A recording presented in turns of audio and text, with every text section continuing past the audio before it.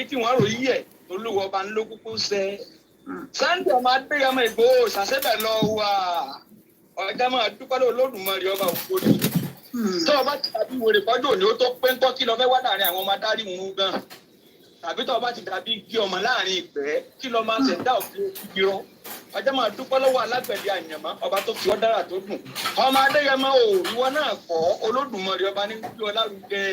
ẹsẹ mo dúpẹ́ o. Sunday o.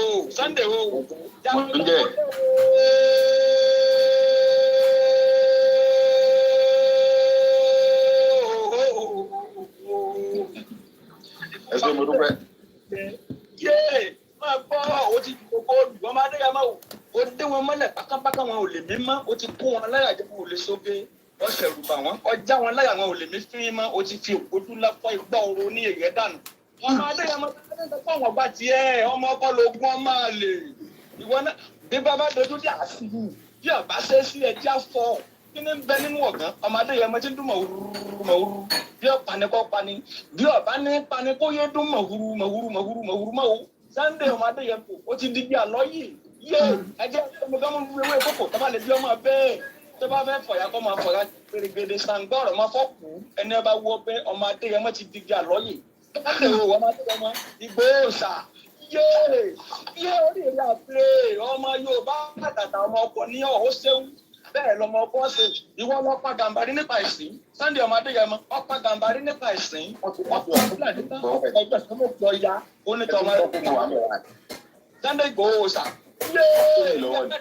pẹ̀lú àwọn bàbá rẹ lọ òròlú ọmọ pẹ̀láwù ọlẹ́nilé mo sùn lẹ́ẹ̀kan ọmọ ajá tẹ̀yàn lẹ́kì kí àwọn bàbá rẹ mo dẹ́lu mo dáàrin òde wọ́n di méjì bá rẹ ta àlọ́ méjì bá rẹ ti àgàdàrin ó di méjì bá rẹ gbẹ̀ndínlógún ó kan ilà àárọ̀ bẹ́ẹ̀ ní kókó ilé wa ṣàgàdà nínú bí àwọn rẹ ọmọ bẹ́ẹ̀ tó lọ́kọ̀ iná ní sọ́wọ́ àkọ́níṣọ́ lọ́kọ̀ iná sì gbà lẹ́kẹ̀ ọmọ Adéyẹmọ Sunday ọ̀pọ̀ sàmà fọ́ ogun ní nánilógún ogun ló ní ilé àárọ̀ ogun ni wọ́n fi jagun dẹ́gbọ́n jẹ́ bó gùn ọ̀yẹ́ ẹjẹ́ anara wọn ló gùn ọ̀nà Sunday ọmọ Adéyẹmọ Ìgbòho ṣà ló ní ilẹ̀ Yorùbá gbòmìnira dandan ni máa wá gbọ́ o ìlànà Olódùmarè ni ọmọ ìlú ọmọ Adéyẹmọ o dákun mọ́ làwọn oníṣẹ́ ẹbí ẹ̀tọ́ kálukú fi dùn wọ́n orí kálukú ló gbé ọdẹ kò tó dùn wọ́n máa gbọ́ o gbogbo ọmọ Yorùbá tàtà ẹni tẹ́wá lóye ẹja fọwọ́pọ̀ ká gbé ẹni tó lùwọ́ fi sẹ́ ká gbé lárugẹ gidi ni ẹ̀mí jù ọ́ wọn ò dùn ẹjọ́ òrodò lọ sí ìbá méjì kọ́ o ẹni tó lùwọ́ fi sẹ́rán ọgàtọ̀ sí ẹni tó fi ra wọn Sunday ọmọ Adéyẹmọ tó fi kọ́lá tiwa akọni jagunjagun ọkùnrin tààrà pọ̀dọ̀kẹ́lẹ́ ọmọ Adéyẹmọ wọn máa gbọ́n fẹ́ sàkó àkọ́ fún wọn ni ẹni tó bá ní kó ògùn ní kékeré kó máa wá dáwọn síra wọn wọn ní kàkọ́ máa ṣe ara rẹ̀ nípò dànù ìmọ̀jọ́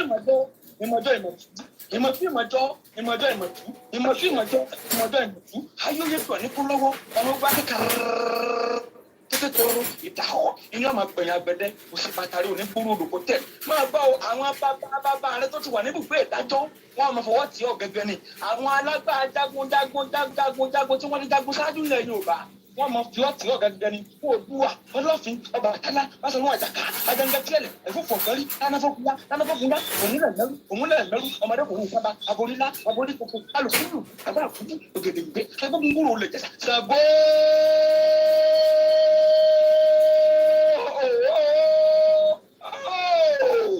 Gbọ́dọ̀ Sunday ọmọ Adéyẹmọ ń bọ̀ ṣàkó tí mọ́ọ̀gùn làyà wáyé náà ọmọ Adéyẹmọ Ìgbòho sáńpọ̀ ló ti rí pẹ̀tùpẹ̀tù tiẹ̀ ṣe ọ̀gbárùgbàlárúgbó lọ́nùgbọ́lọ́ rẹ̀ jó ògùn làyà ọ̀sẹ̀ pààyàn kẹ́ni ẹ̀ máa ń de bàbá rẹ lọ òrùkàtàrí gbàgbà kẹ́ni ẹ̀ máa ń de bàbá rẹ lọ alárúgbó parúmọ́ Sunday ọmọ Adéyẹmọ ní oṣù òrùkù òde gbangba Sunday ọmọ Adéyẹmọ ó ti dìbò bọ́ọ̀lù ó ti wà lókè ẹni ẹ bá ní ọjà kọ́kọ́ máa kú ni máa gbá o sórí má bẹ̀rù ọ̀tẹ̀ mọ́ orí ní gbogbo fùlùfùlù labalábá tí wọ́n ń dìbò lẹ̀ Sunday ọmọ Adéyẹmọ Ìgbòho ṣà orí bí wọ́n ti ń wọṣọ àkísà máa gbá o yẹ gbogbo ọmọ Yorùbá àtàtà bá lóye àkọ́dá ayé ọgbọ́ ọmọ Adéyẹmọ ní ẹja fọwọ́tì yìí débi tó lápẹẹrẹ ẹja fọ tẹ́lẹ̀ èmi tún ẹ̀wọ̀ òkùnrin kò lè kó adé nìkan kan pa àkọ́dá ayé ọgbọ́ ẹja pàwọ́pọ̀ ká bí ẹni tó lu wọ́pọ̀ fi sẹ́ni lárugẹ ni ẹ máa bá oní bó yẹnsẹ̀ wọn máa fara wọn ní igi igbó sórí pọ̀ wọ́n dìgbẹ́ ẹ̀rí ni àwọn àgbàlagbà wọ́n ní bí orí bá dúró tọrùn inú dé ìwọ̀n tọ̀tọ̀ gan ni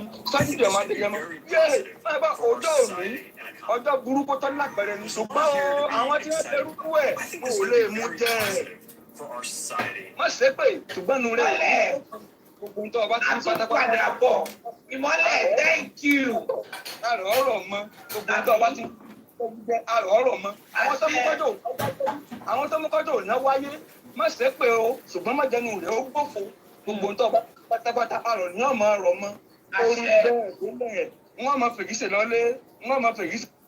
Ọlọ́run ni mo ti bẹ̀ fún yẹn o gbogbo nǹkan tó náà fún bàbá mi láyé bàbá mi ò tí ì yọ̀ǹda mẹ́sàn-án fún mi ń bẹ̀ ó kọ̀ mí títí bàbá mi lọ. gbogbo àti bọ́lá mo lọ sí bàbá mi ojúmọ̀ ní mọ́kànmọ́ dà kọ̀ mí nìkan àyídà kẹ́ sọ́n dáadáa tàbí kẹ́ sọ́n burúkú ẹ̀ sàásọ̀ kan omi lọ́lọ́run fún bí n bá sì kú ẹ̀ lè gbà sí èmi ṣe.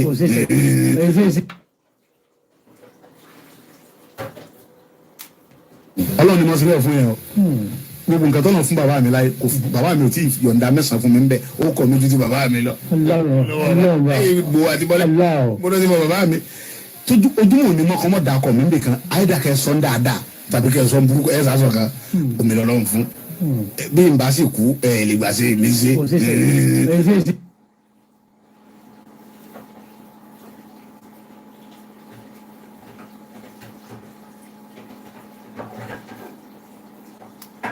wọ́n ní pé ènìyàn ṣe bí ọlọ́run ọba wọ́n ní kò lè pọ̀ sí ipò àmọ́ wẹ́rẹ́wẹ́rẹ́ bàbá bá mi ṣe wọ́n ní bí ó sì àwọn wípé kò lè pọ̀ sí ọ̀rọ̀ ṣì wẹ́rẹ́wẹ́rẹ́ o bàbá bá mi ṣe wọ́n ní kò sáyé lọ ó wáyé gbogbo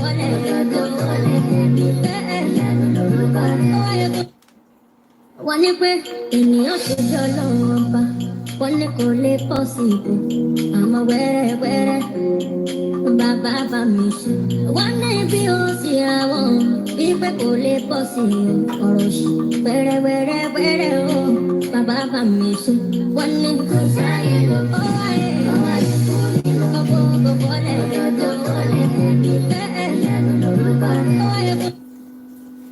wọ́n ní pé ènìyàn ṣe bí ọlọ́run ọba wọ́n ní kò lè pọ̀ sí ipò àmọ́ wẹ́rẹ́wẹ́rẹ́ bàbá bá mi ṣe wọ́n ní bí ó sì àwọn wípé kò lè pọ̀ sí ọ̀rọ̀ ṣì wẹ́rẹ́wẹ́rẹ́ o bàbá bá mi ṣe wọ́n ní kò sáyé lọ ó wáyé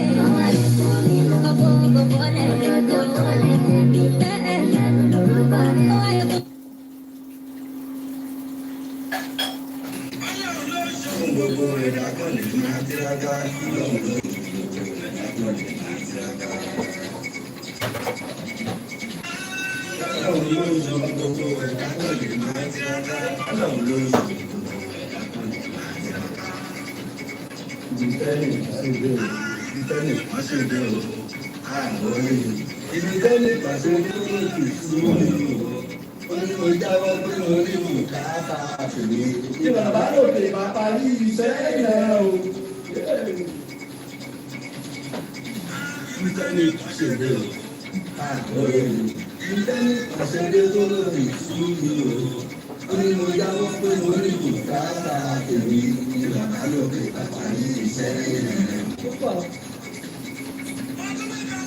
Báyìí ni ilẹ̀ bọ̀rọ̀ tí kò ní ìlú ti bẹ́ẹ̀.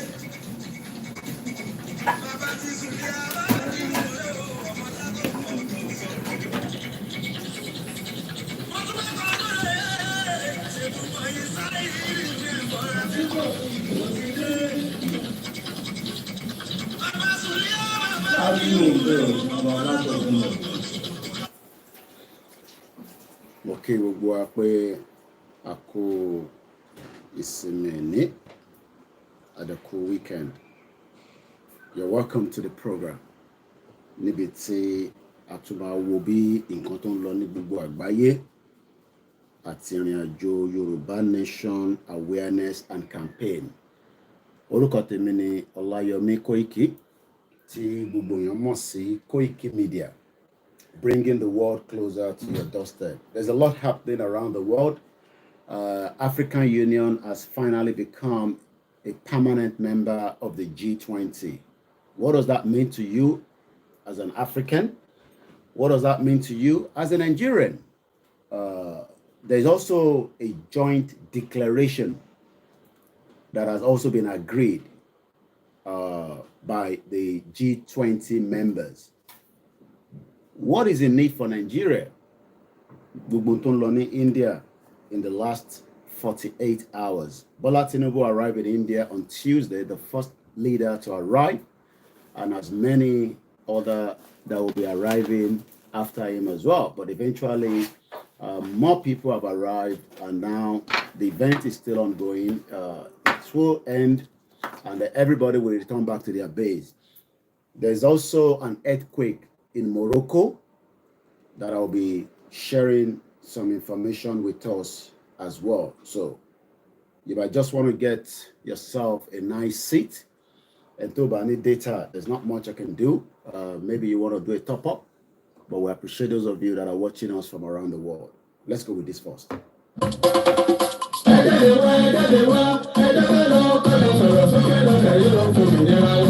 Yorùbá wà lọ̀rọ̀ ìkàn pátápátá la ṣe ń lọ́gbọ́n ẹ̀ tantan sétí ọmọ aládé gbogbo nígbàgbọ́ wípé bẹ́ẹ̀ ṣe ń gbọ́ lẹ́yìn náà máa sọ fún àwọn ìyókù kárí ilé kárí oko tí gbogbo wọn sì péjú pésẹ̀ sí di ìwọ́de àlágbá yamuyamu làlújá tó ń bọ̀ lórílẹ̀‐èdè Amẹ́ríkà yìí Yorùbá Nation Diaspora Mega Rally in alliance with Yorùbá World Media àti Yorùbá Nation Self-Determination parapọ̀ dọ̀kan ṣàgbékalẹ̀ New York Super Mega Rally ọjọ́ mẹ́ta gbáko ló máa fi wáyé bẹ̀rẹ̀ látọjọ́ ìṣẹ́gun Tuesday ọjọ́ kọkàndínlógún oṣù kẹsàn-án títí di ọjọ́bọ̀ Thursday ọjọ́ kọkànlélógún oṣù kẹsàn-án bákan náà látago 7 òwúrọ̀ títí di agogo 4 ìrọ̀lẹ́ New York Times láti máa péjú pésẹ̀ gbóhùn sókè rárá fáyé gbọ́ wípé ó tó gẹ́ Yorùbá Self-Determination is our right Yorùbá fẹ́ dá dúró a fẹ́ kúrò lọ́wọ́ ẹ̀tàn a fẹ́ kúrò nínú ìnira orílẹ̀-èdè Nàìjà a sì ń rọ gbogbo àwọn èèyàn wa jákèjádò àgbáyé tó ń bọ̀ wá síbi rálì yìí wípé ká pàdé lọ́jọ́rú 20 oṣù kẹsàn-án ní rally location 78 UN General Assembly 405 West 45 Street New York City New York 10017 fún ẹ̀kúnrẹ́rẹ́ àlàyé síwájú sí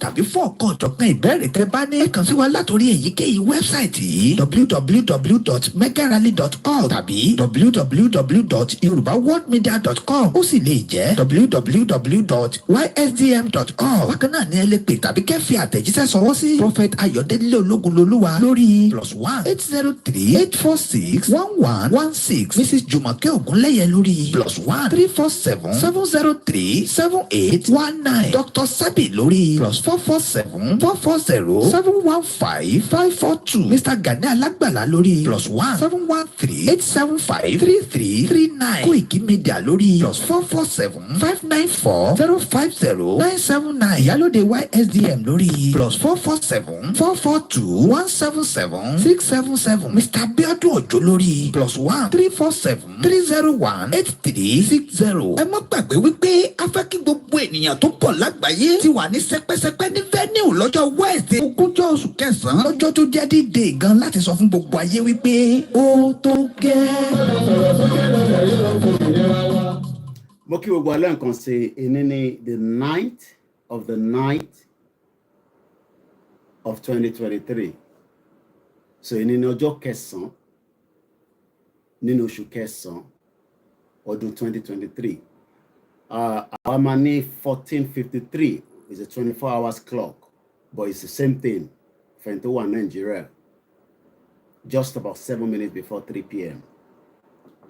Moki gbogbo alẹ́ nǹkan sí. Moki Professor Adebanji Stephen Akintoye. Moki Chief Banji Ayiloge. Mo wá kí gbogbo àwọn ẹ̀ka tó ń bẹ nínú the campaign for the Yoruba struggle, the quest, the inalienable right. Mo kí ìyá tó bí mi lọ́mọ dáadáa, because without her and the kind of training and the background, I'll probably not be here, but I dúpẹ́ fún Ọba Elédùmarè tí ó jẹ́ kí mo ní ìyá tó dáa. Mo wá kí gbogbo àwọn ìyá tí wọ́n ràgàbò gbogbo àwa tí à ń ṣe campaign Yoruba Nation, because it takes a lot of energy to be able to sit every day, because I do program every day, and sometimes I do 3 programs. So mo dúpẹ́ lọ́wọ́ gbogbo àwọn ìyá tí wọ́n dúró tì wá àtẹ̀yin bàbá wa, whether in Nigeria, outside the country. We love you, we appreciate you. Mo dúpẹ́ lọ́wọ́ gbogbo àwọn followers wa tó ń kẹ́kọ̀ọ́ kan àbí méjì We are not fighting the Yoruba. We are not Barawaja. Akon Shirawa Niyi. Latin understanding. Being conscious the world is a very big world. And we also have a role to play. Ti Oba Fun Alaye yen pe ki a play. But Opoloponi, we can play that same role. Tabawa nínú Nigeria. Ibi tí a ti ní a bit of disagreement in here. Èmi náà máa lọ listen to other platforms so that I can educate myself, whether it's the local or international. And I was on one this morning. And I think I learned one or two things from a brother that was on that platform, the one in Germany. Very, very interesting program, Lori Media Kononi. So, telling about what CB by, I think you can either ask yourself whether it is worth sitting down and waste your time or kolowo other programs. There's so much happening around the world, you know. Bashin Jokoba Nisi, there's an incident, ongoing incident in Morocco. Tabarira ba no lale was on social media. But see eventuality a be emergency ba shele, which we don't pray for. It would destabilize family. It would destabilize lives. It will also destabilize society. So if you're not aware, about almost 1,000 people have died already today in Morocco. 1,000 people have died. I saw the news just about early hours of this morning, and this is going to be my second program. Moribiti family were dispersed. Baba yan womo ekoromo. Eventually worry around. Moribiti leti da wole. As at the time, Temin wo incident any about almost 4 o'clock or somewhere around there. I think 4:06. About post the time, so if Facebook me, that means people were awake at that time. So at 4:06, Nemo pick news here.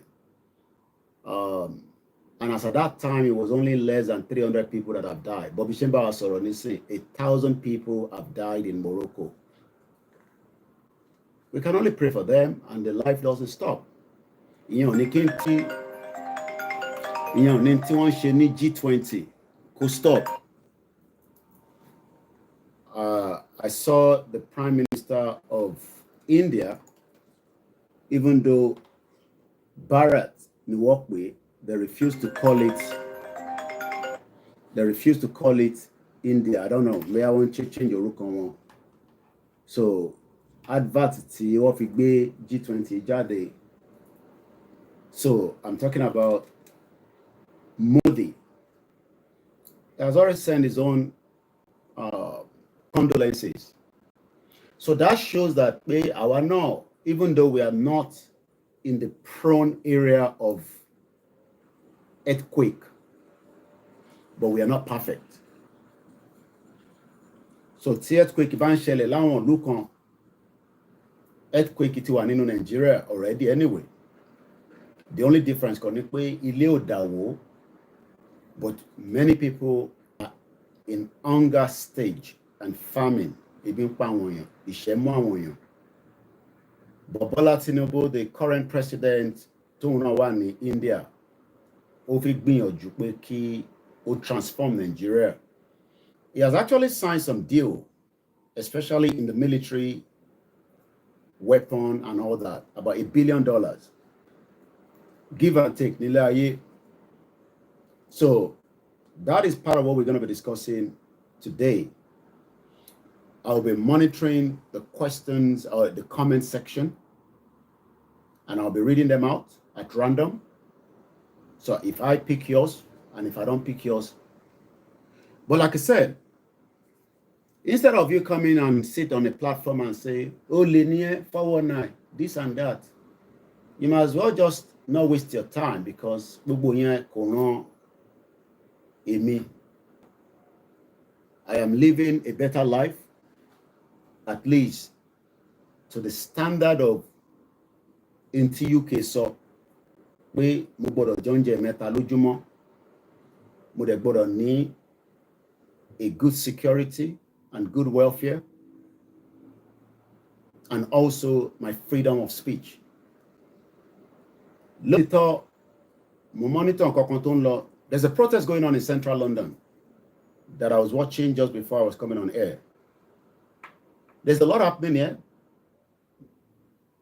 to affect our Africans in the ọlọ́pàá èèyàn kan ní last year nílùú ọmọ 24 years old òun ló ń ṣe campaign fún ní central London pé justice. So nobody is safe anywhere, but I could save Jurawalo. You can come here and put your garbage and your rubbish, maybe because you believe in Nigeria. Ibi tí brain ti every morning here. Ibi tí brain tèmi náà rí mọ́ lèmi náà sọ̀rọ̀ lé lórí, but èmi ní more evidence to back as much of what we are saying. Because future tí gbogbo àjọ ń wá nínú Nigeria, 24 of Bola Tinubu cannot give it to you. Tó bá gbé brain power Bola Tinubu 24 lè rí. But it is entirely up to you to accept what we say or throw it in the garbage. But our job as a journalist is to also tell you what is happening around the world. And what does that mean, to me and you, especially G20? Kilo mean gong. We will find out all that. But somebody said something, some very long time ago. And to Marakunri by voice, woman to Louis Farrakhan. Louis Farrakhan is a very, very advocate and outspoken individual. Let me just give us a bit of background of who Louis Farrakhan is. Some know him, and some might probably have never heard about him before. He's also like an activist.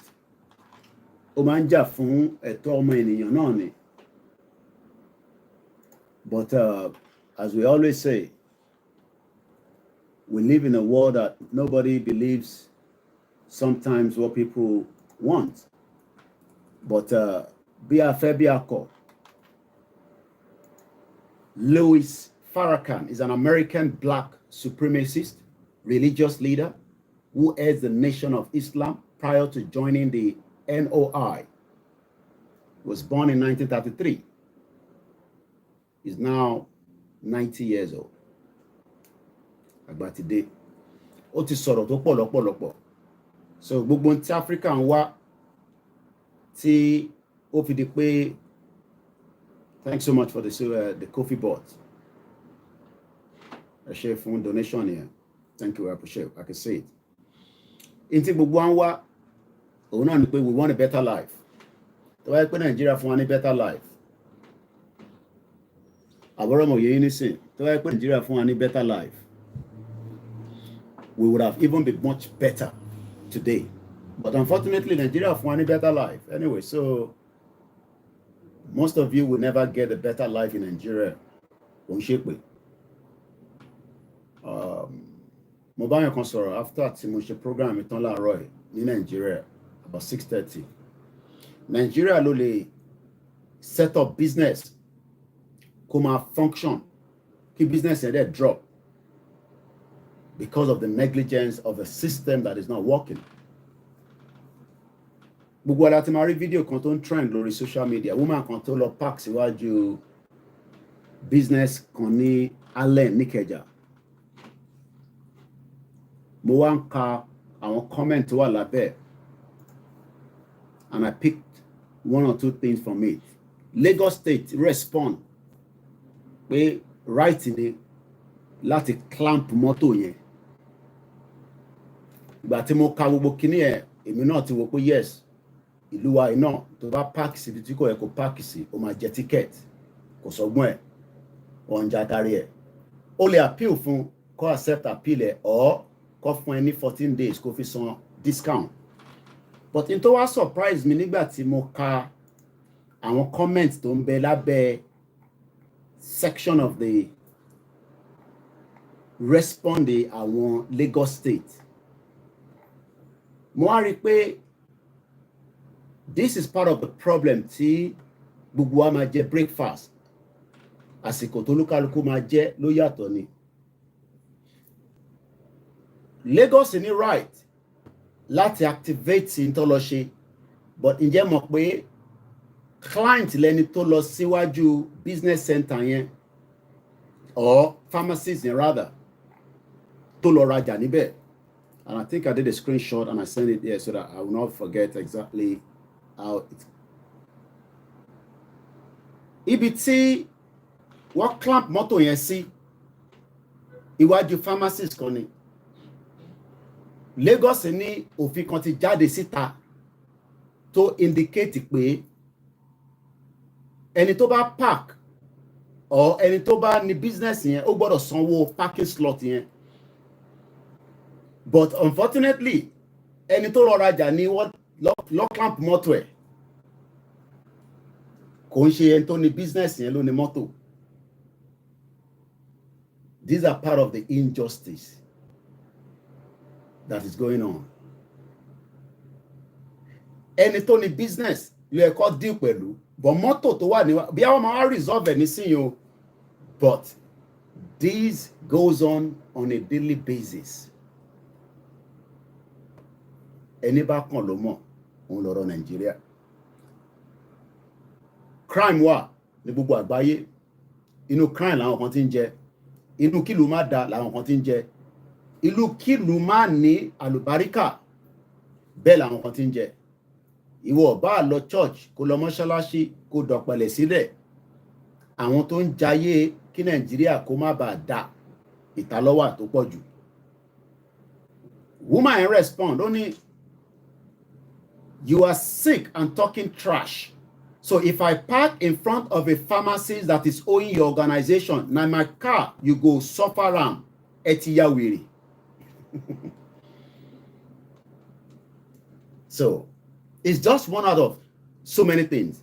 It is only in Nigeria, global set of business, especially with the current economy. Ìyẹn Bola Tinubu ṣe ń wá hope fún yín, ó ti lọ sí G20. He wants the hope for Nigeria. Gbogbo ẹ̀ la máa ṣe analysis ẹ̀ lé lórí. But before we go further, it's just 7 minutes past 3 p.m. Let's go back again and listen to Louis Farrakhan. Kagbon tó sọ nípa Africa. The Africa of our dream kò ní wáyé tá bá ṣì wà ní Nigeria, kò ń ṣépè.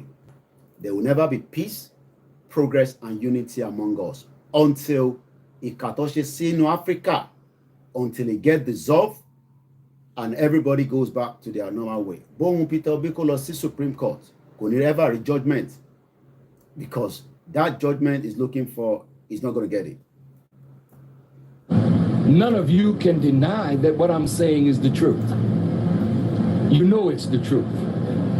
But either you won't write it, or you're too cowardly to speak it, because you want some favor here or favor there. So because you can't talk, you are muzzled. I'm not. I'm a free black man. And I didn't come here looking for a handout. And I really don't think you need one.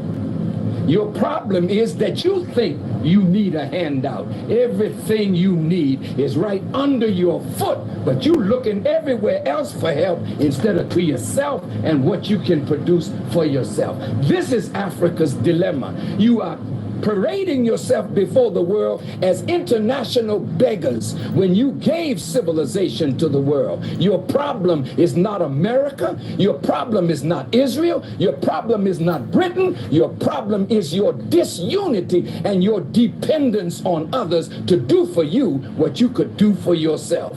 So I don't have to come back here anymore to help you. The help is already here. The knowledge is already here. The land is here. The sun is here. The water is here. The minerals are here. You have some of the finest minds in the world, but they're in Europe and they're in America making money while Africa suffers. Why don't we create politically stable environment and call the children of Africa back home to help build Africa? We are your children. and we will come and help. But don't expect us to come with billions of dollars when we don't have it. We're struggling in America, but you got it all right here under your foot. And you should be ashamed not to look to yourself, begging folk to give you what you could give yourself. What I said today, which one of these countries is going to give you $20 million? America's not going to give you $20 million. You got it right here, but your disunity won't allow you to pool it. It's your fault, and you got to accept that responsibility. That is why my message is atonement, reconciliation, and responsibility. We got to stop blaming everything on somebody else and see what is our responsibility here. And I'm sure I pick one or two things from what you have said, and that will then move us straight into the conversation this afternoon. This start from here.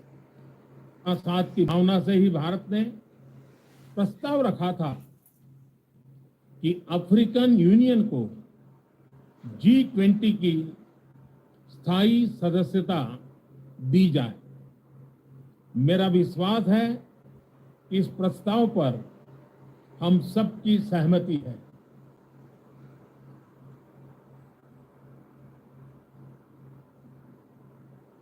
आप सबकी सहमति से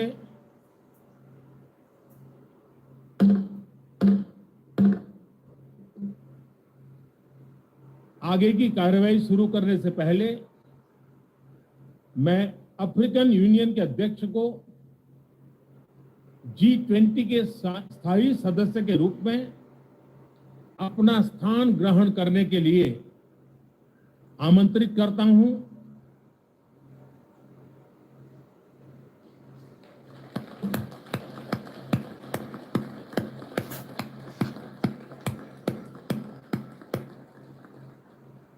Excellency,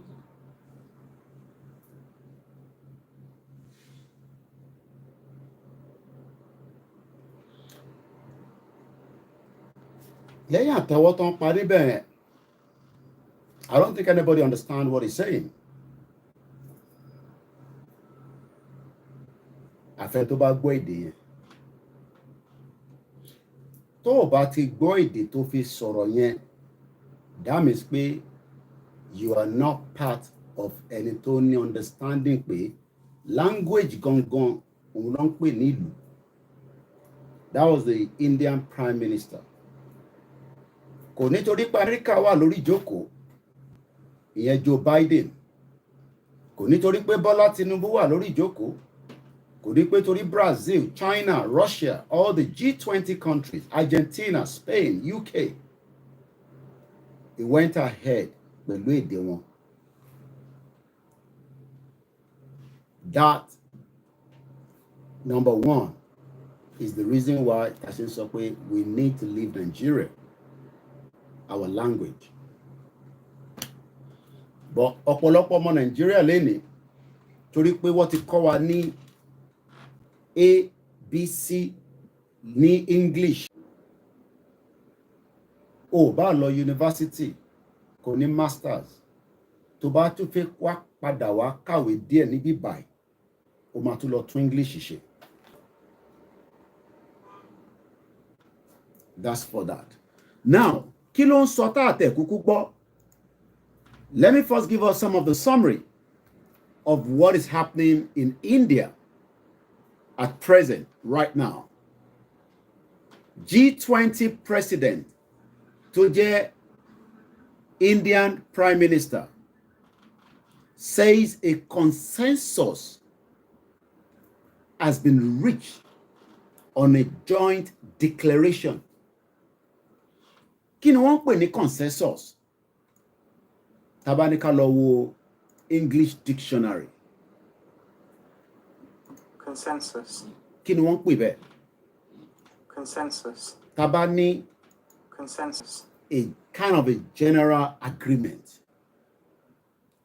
There is a growing consensus that the current regime of Bola Tinubu has failed. That's even though you might disagree with me, but we can say that the previous regime of Buhari failed. Consensus. How do we come up with consensus? Òun ló ṣì ń wà láàárín àwa àtẹ̀yin that believe in Nigeria. Because I till ní consensus. Torí pé many Nigerians still do not agree that Nigeria should be divided into multiple nations. Tó bá yẹ pé a ní consensus, it would have been very easy for us to go. But there's no consensus yet. But today, a consensus has been reached at the G20.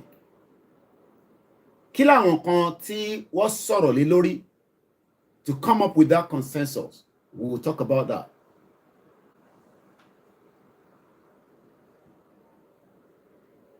But it is a kind of agreement.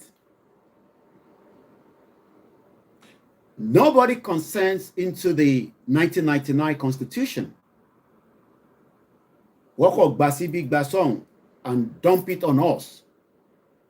Ó wá ń jẹ́ kí life wa kó wà very difficult, especially ẹ̀yin tẹ́ wà below par. Bólówó bá commit crime léde ní Nigeria, ó máa find way around the constitution from the state level or the one tó bá jẹ́ federal wọ́n ní rí lò. But they will use that against those that are asking for the right of the people, like Sowore, Nnamdi Kanu, Omoyele Sowore, àti Dr. Chief Sunday Igboho, and many people like that. What is another word for consensus? Concord, consent, harmony.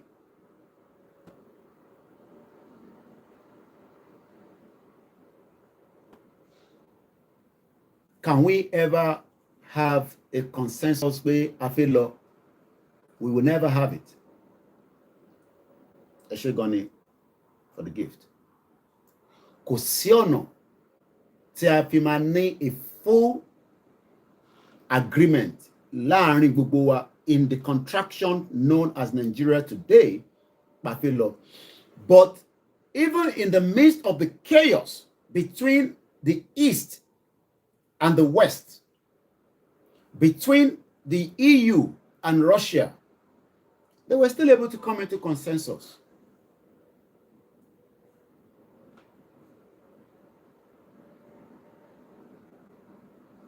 So, if àwọn gbogbo ìlú tí wọ́n ní a lot of disagreement among themselves, if they were able to come into consensus, kí ló dé tí àwọn tọ̀dọ̀ tí wọ́n ń sá to listen to the other side of those asking now the test, the integrity, the peace, the progress of Nigeria? Why are they running? Ìṣọ̀kan. Ǹjẹ́ a lè ever rí ìṣọ̀kan? So táwọn kan bá ní kò sí ìṣọ̀kan láàrin yín, kò sífẹ̀ẹ́ láàrin yín, maybe you want to use the G20 as the eye mark because kò síbi tí máa rí a full 100% consensus. There's no way. You are not likely to get a full 100% consensus between àwa tá à ń ṣe Yorùbá nation, àwa tá à ń campaign, but we must continue to try to see if we can bend a little bit, accommodate a little bit, so that kí ìlọsíwájú lè wà lórí ìrìn àjò yìí. Part of the consensus are the politicians. Part of our consensus, àwọn ọba ilẹ̀ Yorùbá. Part of the consensus are so many stakeholders tó jẹ́ ọmọ Yorùbá.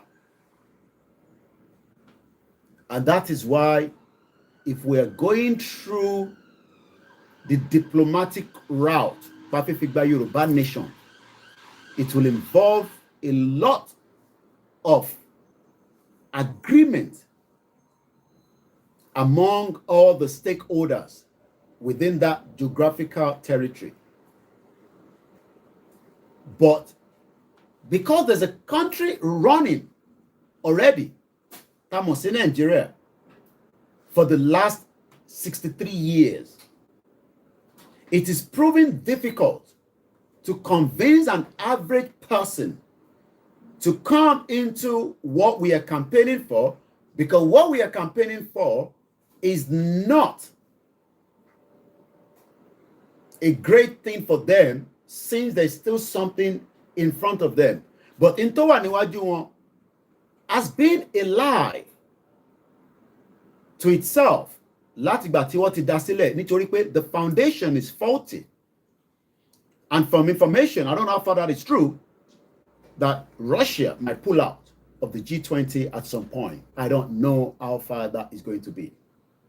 Our focus is still on the G20, but Bashen Soro Yelo won't link more our campaign for Yoruba Nation so that we can learn one or two things.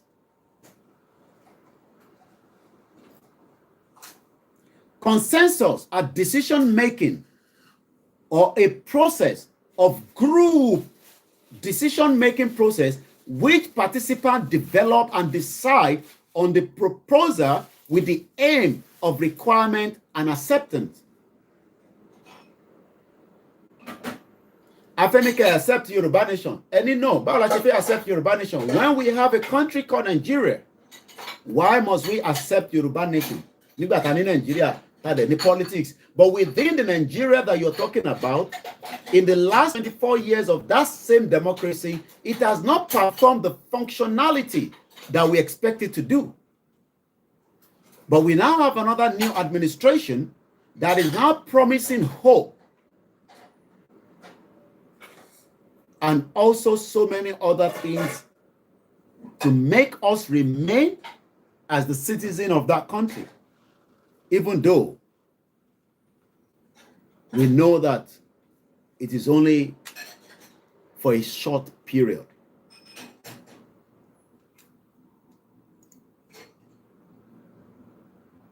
World leaders, including Joe Biden, the President of America, Rishi Sunak of UK, Emmanuel Macron of France, are in Delhi.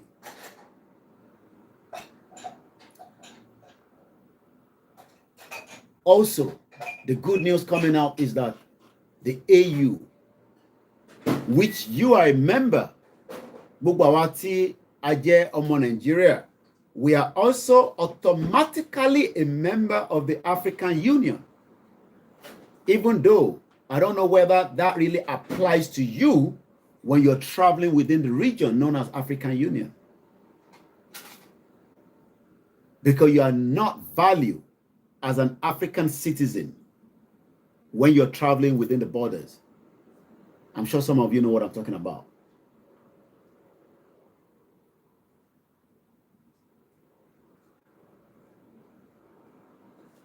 We are not valued as people. Tabani kalo lati Nigeria lo Benin Republic to Sumawa, which is the closest. Koda to ba no fe feserin debe. O come take time depending on bit figbera wa fese wonu Benin Republic. But we are not valued as a Nigerian traveling into Benin Republic.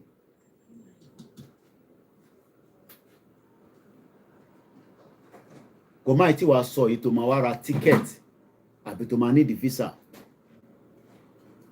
But what we are told today now is the same AU have been accepted as a member of G20 after 24 years.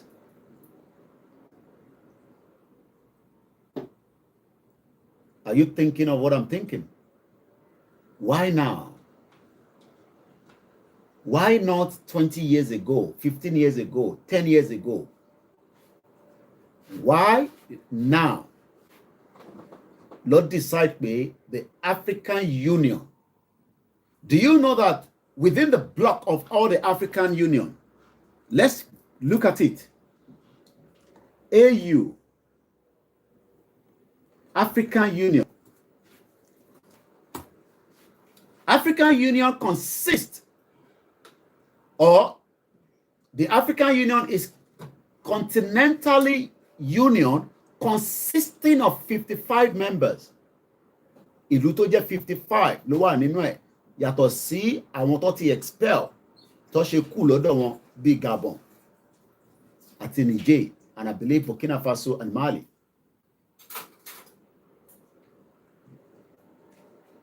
$55. I hope you have a pen and paper because that is the only way you can learn. You take notes. If not, 55 ni the member states. We can go through the names later. Now, àwọn mélòó ló wà nínú European Union? European Union. Mélòó ni gbogbo tiwọn? Gbogbo ìtàn pè ní European Union, which also says the European Union is a supranational. Everybody ṣe pọ́n àwọn lé. Super. Ìkébè super. Bára àwọn ìkébè kan, àmọ́ pé ìkébè gẹ̀mgẹ̀m ni. Ọlọ́run dẹ̀ kí àwọn ìyá wa kan, àwọn auntie wa kan, àwọn sister wa kan, tó bá rí àwọn ìkébè wọn, àmọ́ pé nǹkan kì í síbẹ̀. Ọlọ́run ló dá wọn síbẹ̀. Ó ṣe wá jẹ́ pé wọ́n pè àwọn ní supranational political and economic union. Gbogbo members wọn tó wà lábẹ́ EU as at today, ó lè change lọ́la. As at today, ìyẹn gbogbo member European Union is 27 members. 27 members states. So why has it taken that long to add a union that have 55, a minus 55 away from 27? Kí ló máa fún wa? Ẹ̀yin tẹ́ mọ̀ maths. Tí bá mú 5 lọ sí 5, á fún mi ní 15. 15 minus 7. Tí bá fẹsẹ̀ mi ka 5, màá yọ méjì níbí báyìí, ó kù 8. That means pé we have 8 extra. Happy Jumolo 23. 55 minus 27. It gives us 23. Are we right? Are we sure it's 23? 55 minus 27 is not going to give you 23. Are you sure? Let me check again. Why was African Union not given the leverage which Emi Atewa as a member, because Nigeria is an automatic member of that union? That means Bubu Abai, we are also a member. 55 minus 27. African Union is 55. European Union is 27. When we look at the whole numbers, tó ń bẹ láàrin gbogbo African Union tó sọ yẹn, wọ́n estimated as around 1.4 billion ní gbogbo wa. We are 1.4 billion in numbers. That means pé a ju European Union lọ. Thank you so much. All right. So kí ló wá ń dá Africa dúró tí kò progress?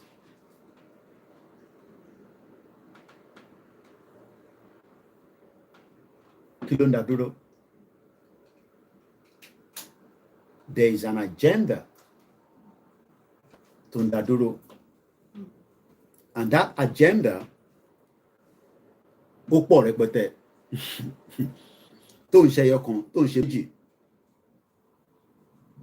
We've heard about Niger.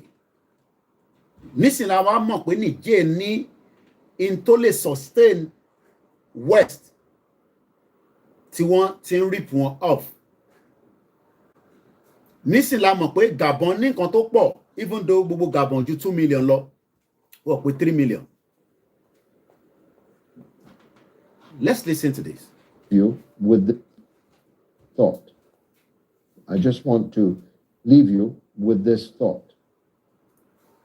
The revolutionary government in Niger has just increased the price of uranium that it exports on the world market to 200 euros per kilogram.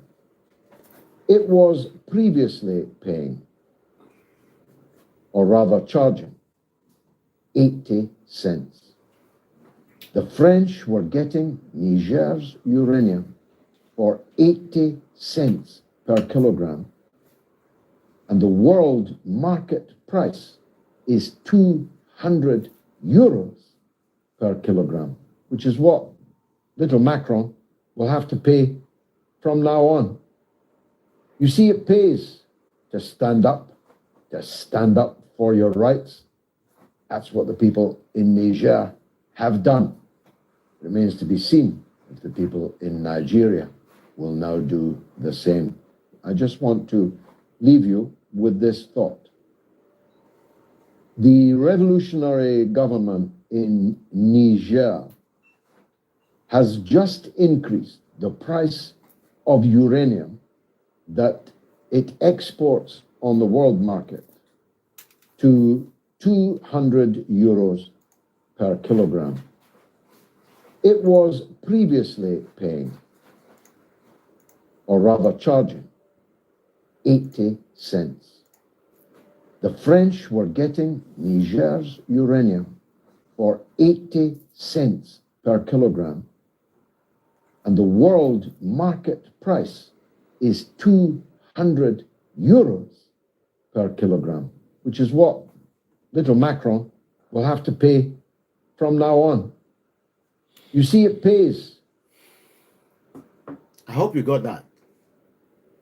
Uranium is a very important part of what the French government needs.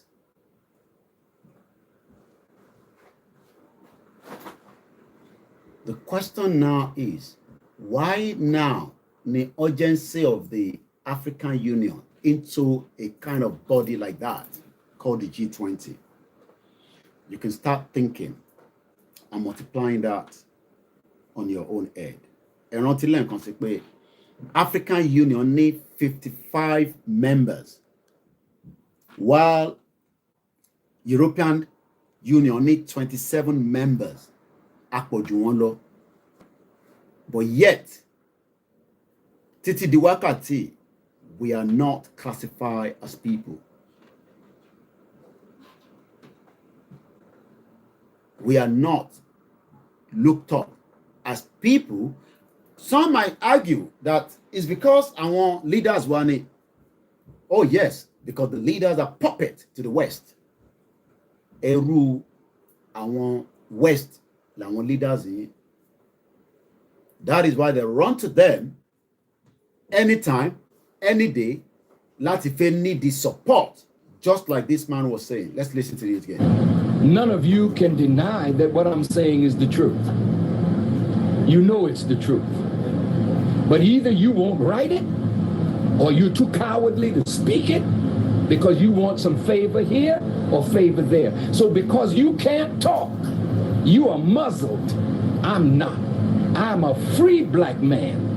And I didn't come here looking for a handout. And I really don't think you need one. Your problem is that you think you need a handout. Everything you need is right under your foot, but you're looking everywhere else for help instead of to yourself and what you can produce for yourself. This is Africa's dilemma. You are parading yourself before the world as international beggars when you gave civilization to the world. Your problem is not America. Your problem is not Israel. Your problem is not Britain. Your problem is your disunity and your dependence on others to do for you what you could do for yourself. So I don't have to come back here anymore to help you. The help is already here. The knowledge is already here. The land is here. The sun is here. The water is here. The minerals are here. You have some of the finest minds in the world, but they're in Europe and they're in America making money while Africa suffers. Why don't we create politically stable environment and call the children of Africa back home to help build Africa? We are your children. And we will come and help.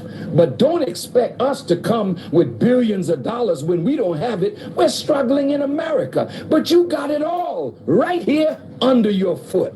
And you should be ashamed not to look to yourself begging white folk to give you what you could give yourself. What I said today, which one of these countries is going to give you $20 million? America's not going to give you $20 million. You got it right here, but your disunity won't allow you to pool it. It's your fault. And you got to accept that responsibility. That is why my message is atonement, reconciliation, and responsibility. We got to stop blaming everything on somebody else and see what is our responsibility here. Is he lying? Waris says African Union is just on paper, while Dizzy said African Union must wake up and innovate in all the aspects of the function of the African Union. The African Union needs to improve to stay relevant in the 21st century with the rest of the world. Ayomi Kundamiju say consensus is what gave birth to Nigeria and the political system. Keep your comment coming. I'll be picking them as we go in the program. Olukomini Olayomi Koiki, Tibubo Imosi, Koiki Media, bringing the world closer to your doorstep. And as I said, whether we like it or not, we are now on the verge of breakup. But Nigeria is not a country that wants it to break. Nigeria could not have its own bloc as a country in G20 at the African Union, Lokosi, while South Africa is the only member since the establishment of G20 in 1999.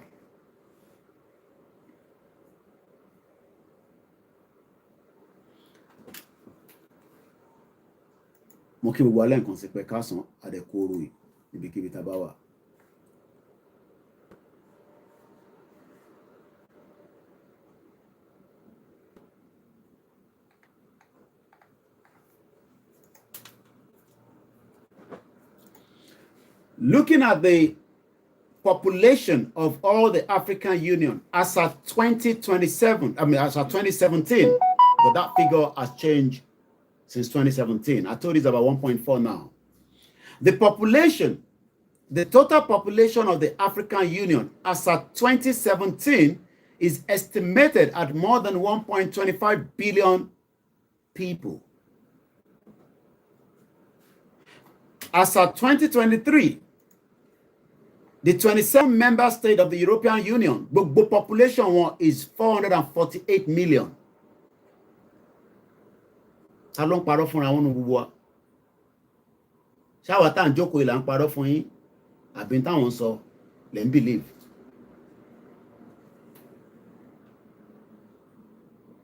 They are not up to 500 million èèyàn tó ń bẹ ní gbogbo 27 member state. The founders, Germany, France, Italy, Netherlands, Belgium, Luxembourg, are the same criminals that destroy and split what is known as Africa in 1884. But now they need the same continent. Now that there's a lot of pressure in the East, Russia alone. So they have no choice than to quickly now accept African Union as a member. But they are not giving Nigeria a preference or a kind of privilege. Nigeria lele yo woko gbogbo amoroga. So ma ko to ba ko yan moroga. Òun ló burú jù. Torí pé wàá máa rojọ́ lọ. Mo kí gbogbo yín tẹ́ darapọ̀ mọ́ wa láti soka. Tó bá kó àwọn èèyàn moroga. Wàá máa rojọ́. Just like some of you always say as well, they play. Yes, we are playing. Oríire náà la wà. Oríire baba suwe. But some of us, pẹ̀lú generation wa kan, àti escape. While some of you are locked in that lock room. Orántí locker mo mọ̀ bí àwọn lọ sí boarding school èmi lọ sí boarding school àwọn kan máa ń fún wa ní a máa ń ní locker tá a máa ń kó provisions wá sí àwọn kan máa ń ja olè ní wọn wà wá ra padlock tó dáa ní méjì wà fi lọ́kẹ̀ tó bá ti wá fi jẹ nǹkan nínú ẹ̀ ló máa lọ ra ṣí wà lọ bu gàrí wà fi powder milk sí àti sugar tó bá dẹ̀ ti wá tán wà wá ṣí sílẹ̀ ẹ̀ tó bá fi jí nǹkan tó wà nínú ẹ̀ but ní private hostel èmi lọ mo sọ fún yín pé èmi gbádùn ayé dáadáa àwọn tó lọ sí boarding school wọn yẹn wọ́n ti já gbogbo lọ́kà àwọn olè pọ̀ nù gbogbo àwọn tó wà níbẹ̀ but ní private ọ̀ bí ẹ̀dá àmàmọ́ ẹni tó ṣe but ní boarding it's just like a public school so nobody cares and I went to Abeokuta Grammar School in case you don't know so I'm also an absorber. I left in 1995 trying to use the same school sat in the UK in 1998 wọ́n ní kí n lọ jù sẹ́gbẹ́ kan pé tí bá ní kan mi tí mo fẹ́ present fáwọn mo ní mo ṣe O level kí n tó kúrò lẹ́kọ̀ọ́ pé bọ̀ mo pass wọ́n ní for the fact that mo attempted pé àwọn nídìí yẹn mo ní mo ò ní details yẹn lọ́wọ́ mọ́ ó dẹ̀ fún mi ní nọ́mbà pé nọ́mbà fún wọn lórúkọ àti date of birth ẹ wá send ẹ̀ sí ẹ wá sanwó fún wọn I did receive it but èyí tí mo mú wá láti Nàìjíríà WAEC certificate mi gbẹgbẹ ẹsẹgbẹ that was in 1998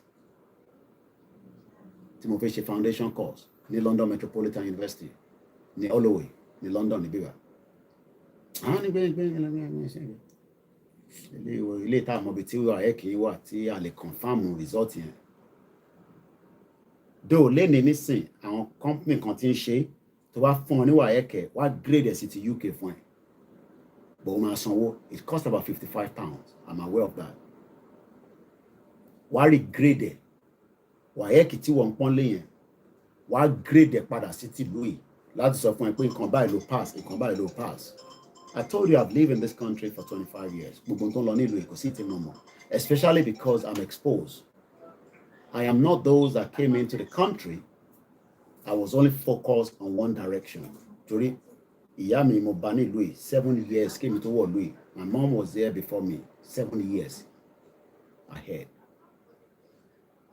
and because she was also an exposed woman so it gave me the full background year tí mo dé lùú if not the second year ni mo attend Labour Party conference ní Brighton ibi tí mo ti kọ́kọ́ pàdé Tony Blair nìyẹn.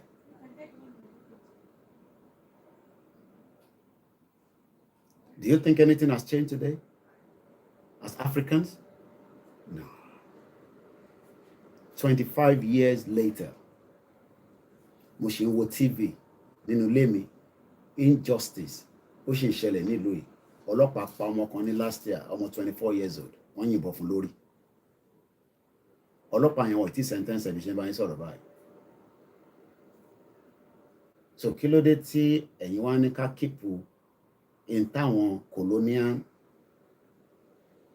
people yìí tó ń sọ fún yín pé kẹ́ keep it èmi dẹ̀ sọ fún yín pé ẹ má ká keep it let's work out of it but I'll come into a consensus an agreement but lately an agreement and a joint declaration has been accepted in India even in the midst of all the chaos Russia and America ń fẹ́rẹ̀ àwọn sójú Putin only travel lọ síbẹ̀ because there's a price tag on him from the ICC. But anyway, to bá lọ wọ́n gbọ́dọ̀ detain him ọbẹ̀.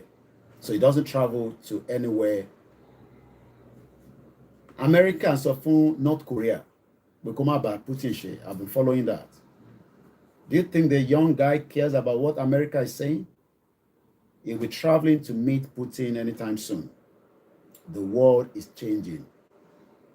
The same Africa tó lò láti fi ja ogun World War I tó bá wo program tí mo ṣe láàárọ̀ ẹ̀ at about 5 o'clock this morning mo ń rí níwájú yìí bó ṣe ja ogun World War I World War II Nigeria sójà wà lára àwọn tó lò títí dọ̀la wọ́n sanwó fún àwọn bàbá yín tó ja ogun yẹn tí wọ́n pẹ́ yẹ kó sanwó fún wọn oníbìbí kan tó ń jà fáwọn Gurkhas nílùú yìí Gurkhas are one of the best. Joanna kìíní kan ni woman yẹn jẹ́ Joanna ó ṣe ń jàjà yẹn for the Gurkhas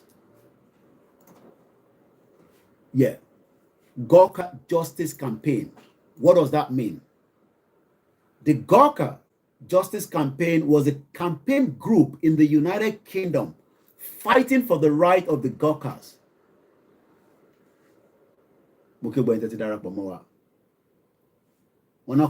West Africa Frontier Forces.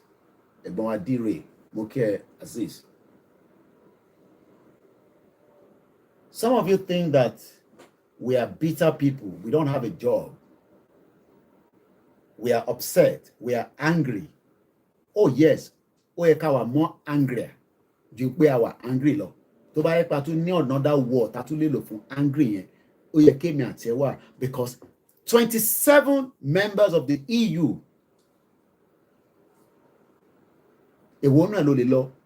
need a visa as an African member. The same African low láti fi sustain lọ́dọ̀ tí wọ́n. Ẹ fún mi ní country tó lè lọ láti Nigeria within the European members tó ní the visa. I don't know off it now, but ẹni tó bá ní idea ẹ kọ sí ní comment section.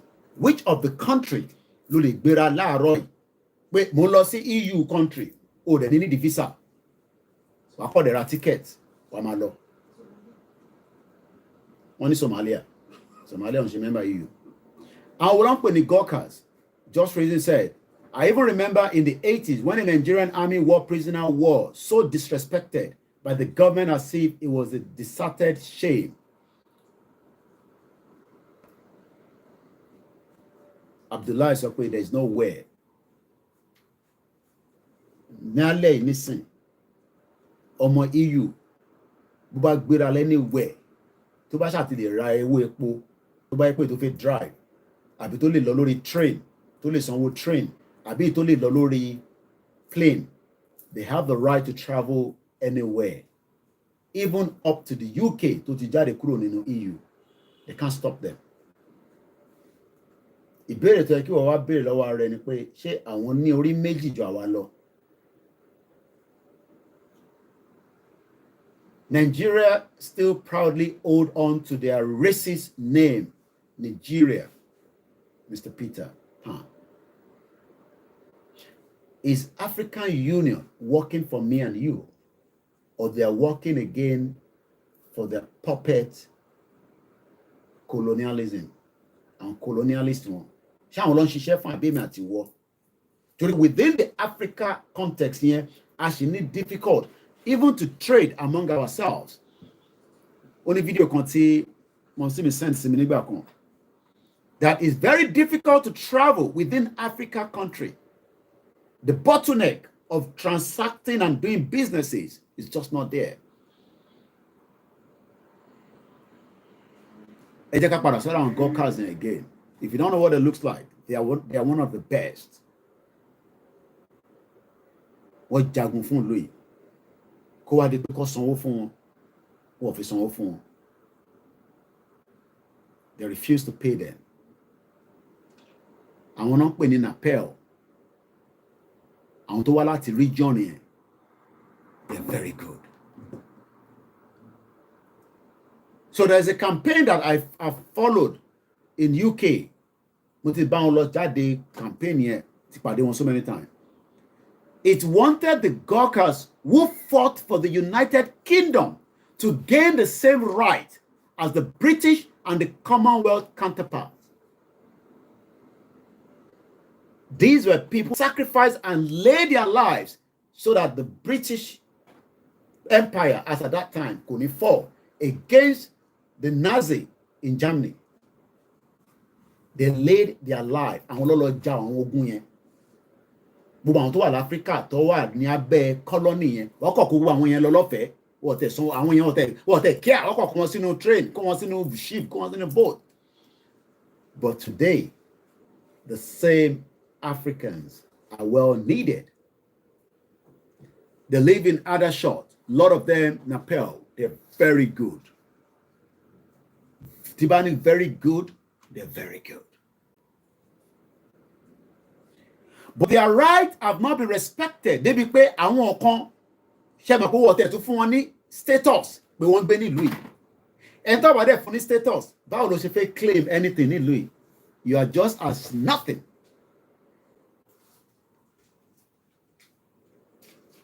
So, essentially, the group wanted the law, UK, to be changed so that all the Gawkers who fought for the United Kingdom will gain a right of abode. African Union are working for their puppet master to control what the revolution that will happen to all the British colonized African countries. That's coming from Ayomiku. Keep your comment coming. I'll read them at random. Moki Editadara Pomowa. Let's listen to this and I'll come back again.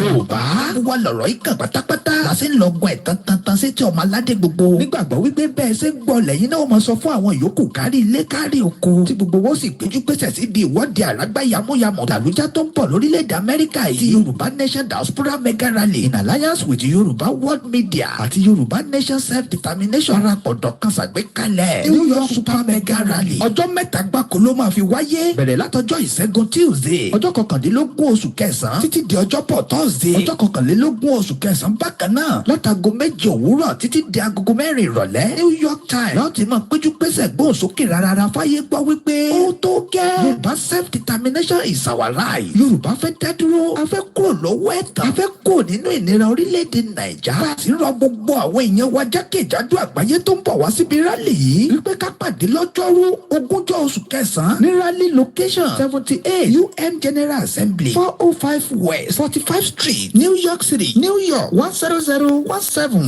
ẹ̀kúnrẹ́rẹ́ àlàyé síwájú sí i tàbí fún ọ̀kan ọ̀jọ̀kan ìbéèrè tẹ́ bá ní ẹ kàn sí wa látòrí èyíkéyìí wẹ́bsáìtì yìí www.megarally.org tàbí www.yorubaworldmedia.com ó sì lè jẹ́ www.ysdm.org bákan náà ni ẹ lè pè tàbí kẹ́ fi àtẹ̀jíṣẹ́ sọwọ́ sí Prophet Ayọ̀délé Ológunlolúwa lórí +1 803 846 1116 Mrs. Jùmọ̀kẹ́ Ògúnlẹ́yẹ lórí +1 347 703 7819 Dr. Sabi lórí +447 440 715 542 Mr. Gani Alágbàlá lórí +1 713.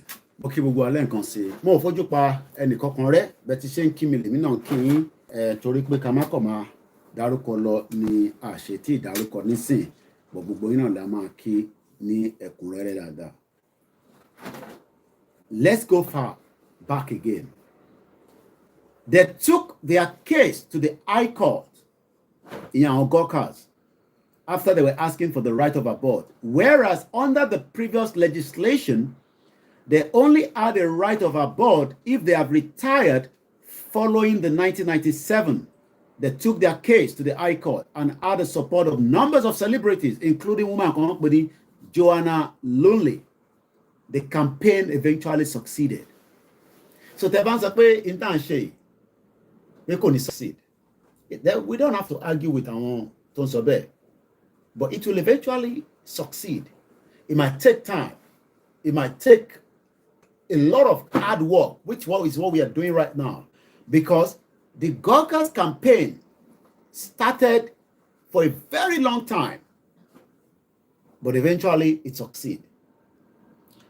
The last 3 countries took by independence: East Timorians, South Sudan, I remember the 3rd country. These are the last 3 countries, but there are so many countries that wants to come out, but for reasons and reasons, they are still pinning them down. And that is why coming back again, because our focus is the G20, there's now what we call a declaration, a joint declaration. So let me read that quickly, because that's the reason why we are sitting down today, so that we can learn something from what is happening on the global side of the world. India officially says that there was 100% consensus from all the countries on all the 83 paragraphs in its declaration. The G20 leaders have agreed a joint declaration. Narendra Modi announced today, Saturday, the 9th of September 2023, alleviating the fears that disagreement over the Russia-Ukraine war will prevent a consensus for the very first time. The next G20 is going to be happening in Brazil. In case you might want to go down there, so that you can start preparing yourself. Speaking at the afternoon section of the G20 in Delhi, the Indian Prime Minister said he had just got the good news that due to the hard work of our teams and your cooperation, a consensus has been reached on the New Delhi G20 Leaders Summit Declaration. To a loud applause, Modi said the declaration had been officially adopted. He said it means that this year G20 was the most ambitious in the history of G20 with 112 outcomes and presidency documents. We have more than double the substantive work from the previous presidencies. Omar rotate Lododun in Brazil, Omar Gbani next year. However, kò sí bí nǹkan ṣe fẹ́ lọ tí kò ní ní kọ̀lọ̀fín díẹ̀. Ó yẹ ká ti gba Yorùbá nation yìí. Irọ́ lẹ pa fún wa. Ẹni kò ní selection. No ma say this, no ma declare what declare, ni Dagboru ṣe lọ declare, and all that and all that. There will always be some other undertone. However, there was a noticeable softening of the language around Russia's role in Ukraine war compared to last year. All references to Russia and Russia aggression and Russia withdrawal in relation to the war in Ukraine that featured in the last year joint statement at the G20 in Bali has been removed. Torito ba remove Russia ma veto ẹ. So that means pé táwa bá sọ pé diplomacy la fẹ́ fi gba Yorùbá nation. Táwọn Biafra bá náà wọ́n fi diplomacy gbà kò sí nǹkan tẹ́ lè ṣe sí. Because that means there's no consensus and there's no agreement between us and them. They are doing their own, we are doing our own. So gbogbo tí wọ́n sọ ní Bali ní last year lórí G20 lórí ọ̀rọ̀ invasion of Russia to Ukraine wọ́n yọ gbogbo ẹ̀ kúrò kó lè bá get that consensus. Ṣáwa náà lè get the consensus? Yes, it can happen.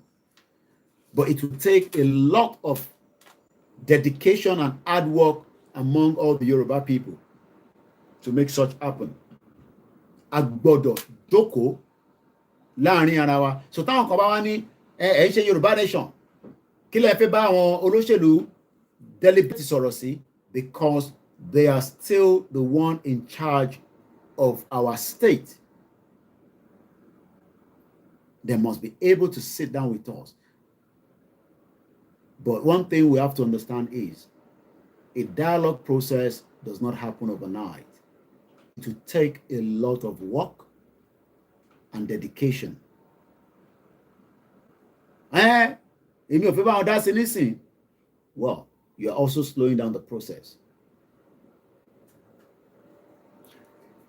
Instead, the declaration emphasized that state must refrain from the threat or the use of force to seek territorial acquisition. I can break it down. Kí ló ń pè ní territorial? Kí ni meaning territorial according to the English dictionary? Territorial. Àwọn tó wà lórí Facebook kò ní gbọ́ ọ̀rọ̀ yẹn nítorí pé èmi ń gbà mo ti ń play. So let's go and listen to it from here. Tabani. Territorial. Kí ni meaning it? Is that not the same thing that we are fighting for? That is the same thing we are fighting for. Àwa nílẹ̀. But òyìnbó ti kó mọ́ Nigeria in 1914. Àwa ní ká jọ ìjókòó àlàáfíà, ìjókòó ìrọ̀rùn, ìjókòó pé kò ní di orí M1 láti máa jábọ́ torí pé ọ̀rọ̀ tó ń lọ yìí abọ́ sórí M1 láìpẹ́ o. ó lè má jẹ́ 2 years from now, ó lè má jẹ́ 3 years, but bí nǹkan ṣe ń lọ yìí, táwa bá náà bọ́ sórí M1, Biafra máa bọ́ sórí M1, ẹ̀ẹ́dẹ̀ lè ṣe kankan sí. Tàbá dẹ̀ lórí M1, United Nations Security Council, wọ́n á máa sọ̀rọ̀ lé lórí. UN Security keeps keeping, wọ́n á kó wọn wá sísàlẹ̀. Á wá di pé ceasefire níbí, ceasefire lọ́hùn fún humanitarian assistance kó lè wọlé. That is the worry of ọ̀pọ̀lọpọ̀ ọmọ Yorùbá lénìí, pé àwọn ò fẹ́rù nǹkan bẹ́ẹ̀ yẹn. Tá a bá wá fẹ́rù nǹkan bẹ́ẹ̀ yẹn, it is important that this territorial that belong to us kò ń ṣe Tinubu ló ní ilẹ̀ Yorùbá. Ilẹ̀ Yorùbá ò sí lọ́wọ́ Tinubu, òun kọ́ ló ní. It's only the president of the Federal Republic of Nigeria. He does not own the land. Bàbá ẹ̀ kọ́ ló ní, ìyá ẹ̀ kọ́ ló ní. So táwọn kan bá dìde tó bá ní àfẹ́ Nàìjíríà mọ́, it is the responsibility of a government to find a solution. It might take time. It might not even happen in the next 3-4 years, but they must start talking to them. But kí wá sọ pé kíá kólúkálukú lọ máa ṣe tó bá fẹ́ ṣe, a máa dí pẹ̀lú yín ni. Ẹ lọ wo tó ṣẹlẹ̀ ní East Timor. If you don't know, go and Google East Timor. EAST space TIMOR. Lọ wo tó ṣẹlẹ̀ sí àwọn England or Britain àti IRA that led to the Good Friday Agreement in 1997 after tí wọ́n ti ṣe kíni tó ti lọ sórí M1. Tálàfíà ò sí nílẹ̀ wọn ní bíbá. Oxford Circus tẹ́ ń rí yẹn was blown more than 3 times. What destroyer? But we don't need to go into that route, but we must be able to come into a consensus just like they've come into that consensus. Jurisdiction. Àwa la ní, kò ń ṣe Bọ́lá Tinubu ló ní, ọmọ Yorùbá náà lòun. Bọ́mọ Yorùbá tó ṣe jẹ́ lọ́mọ Yorùbá lèmi náà. Right tó ní lèmi náà ní. It could be the president, but I have the same right on that territory. Torí pé ibẹ̀ lọ sórí mi kalẹ̀ sí. And it is important that some of you understand these. Kí ló ń pè ní tabani territorial? What does it mean? Territorial. Territorial. Is relating to the ownership of an area of land or sea níbi tó mi wà. Láti Kwara títí dé sàlẹ̀ d'Èkó, àwa la ní. But all that was removed for a purpose. That purpose ó sì ń jẹ́ fún wọn ìyẹn àwọn West, which is what they called 1914 fraudulent amalgamation. Related to a particular territorial district or locality.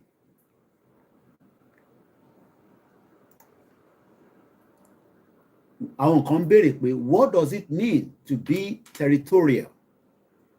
A person or an animal who guards or defends the area she considers to belong to he or her is territorial. You can also use the adjective to describe anything relating to territorial itself. For example, the territorial boundaries, ilẹ̀ Yorùbá, kò sí lọ́wọ́ wa mọ́. That is why they can easily come in and kill and walk away, or also use our papa where Dangote is using advantage against the rest of the businesses in Yoruba land.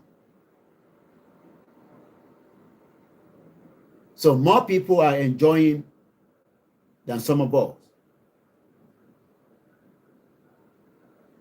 For example, a territorial boundaries are invisible lines that mark the division between one country. We have our own map. Àti ní map tiwa tó ti fún wa ní the breakdown of our territorial part. I don't know where that is now. Anyway, somewhere.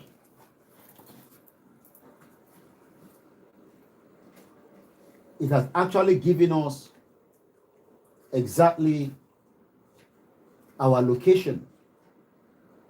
But unfortunately, the Yorubas still want to live in Nigeria. So that is why we are finding it very, very difficult to live together. Because territory tiwa to je tiwa, we are not the one in charge anymore. It has been taken away from us. Let's come back again. So I've given you the meaning of territorial. Now, Ejeka will meaning accusation. What is the meaning of the word accusation? Acquisition. Acquisition. Not acquisition or acquisition. An asset or object bought or obtained typically by a library or museum. They already bought your territory. Some of you don't know that. That territory does not belong to you anymore.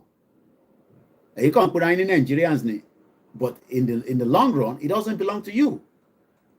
You are no longer in charge of that area.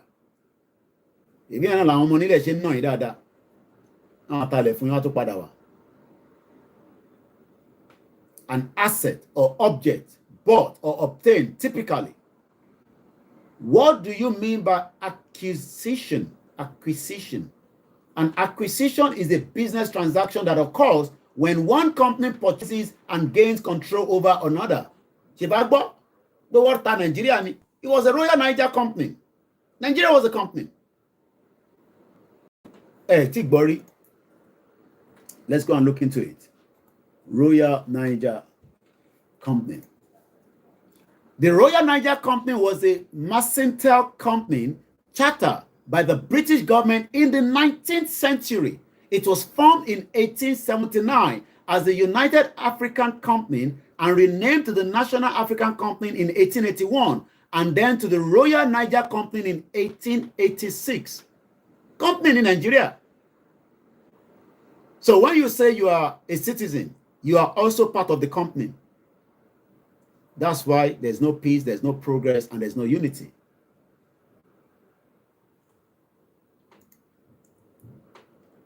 The Royal Niger Company was a mercantile company chartered by the British government. British government. In the 19th century. Our 21st century, nisin. But before 19th century, ni what in shape, which is the 18th century.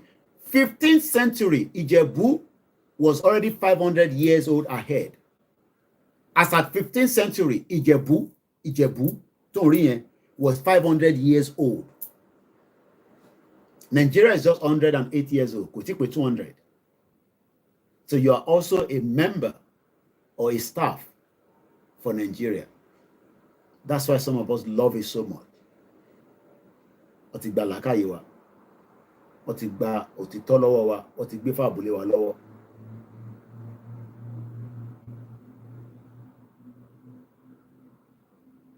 It was formed in 1879 as the United African Company, UFC, UFC. And they were renamed to the National African Company in 1881. 1880 something here, which I think 1884, the Berlin Conference. Just 3 years before that, the Berlin Conference today. Ni Berlin Conference. Berlin Conference of 1884 to 1885, also known as the Congo Conference or the West African Conference, met on the 15th of November 1884. After an adjournment concluded on the 26th of February 1885 with the signature of the General Act regulating the European colonization and the trade in Africa during the new imperialism period. But many of you are so excited. I'm in Nigeria. Get out. Go and find a job. Oh, Nisha. Because you don't know all these histories. So the film. As long as you end up in the UK. But what I Nigeria, I am 100% better than your family. I am much comfortable and better than e-money. Family e-money gone go Nigeria. Àwọn ọmọ ẹ̀ ìwà ló ti school. Come more picture ọmọ ẹ̀ kan rí tó ṣe birthday fún ní London ní bíbá. E-money tó bẹ́ẹ̀ kó dárìn láti Èkó lọ sí ìlú ẹ̀ nílẹ̀ Ìgbò lọ́hùn kò tó bẹ́ẹ̀ kó dẹ̀ drive kó driver rẹ̀ èmi nìkan mo lè ya mọ́tò wà látà máa ṣe insurance sí máa drive ara mi láti bíbá lọ sí Liverpool. màá dẹ̀ dress báyìí wọ́n dẹ̀ kò sọlọ́pàá tó máa dá mi dúró tí máa fi dáhùn tí n bá ti kọjá àyà rẹ̀ mi lórí motorway. You can see what life means. So life for me pé o gbọ́dọ̀ ní owó.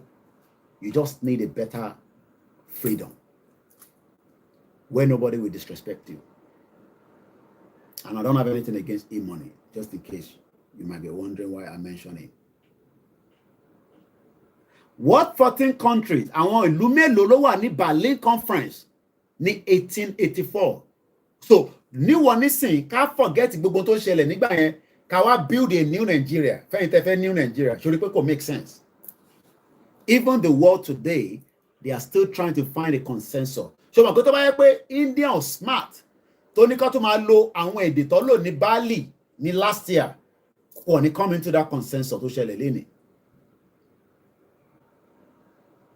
You can see that it takes a lot of time to educate many people láti gbé yín wá sí standard tí ẹ máa lè get message yẹn.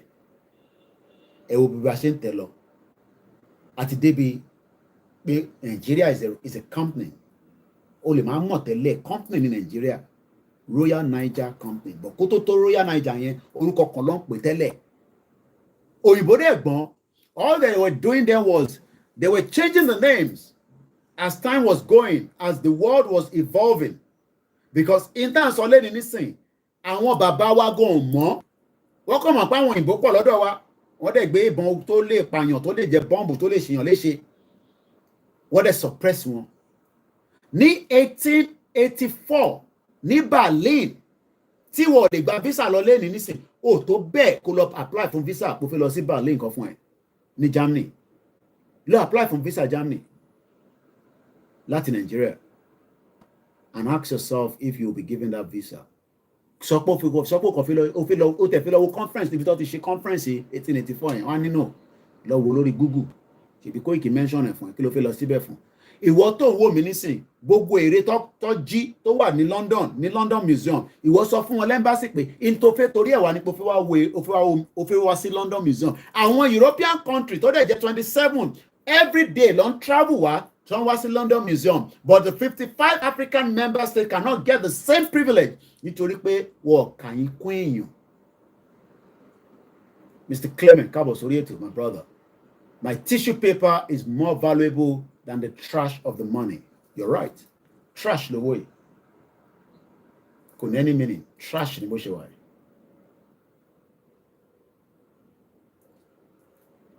Àwọn ìlú wo ló attend the conference at orí G20 láwà? But you can see that I am linking what is happening at the G20 lára pé wọ́n dárúkọ territorial, wọ́n dárúkọ acquisition. From there only kò lọ sí other areas tí a fi ń ṣe analysis ìtọ̀sán yìí. Mo kí gbogbo ilé nǹkan sí. Weather yẹn is very, very beautiful. Gold is the currency of Ọmọ-aládé Yorùbá. Mo kí ẹ̀gbọ́n mi ní Woolwich. Mo kí gbogbo ilé nǹkan sí. Bẹ́ẹ̀ ṣe ń wọlé lọ́tún lọ́sẹ̀. Lórí TikTok, Instagram, YouTube, and the Mixlr. If you don't pay Ọláyọmí Koiki, mo ní èmi ní last man standing.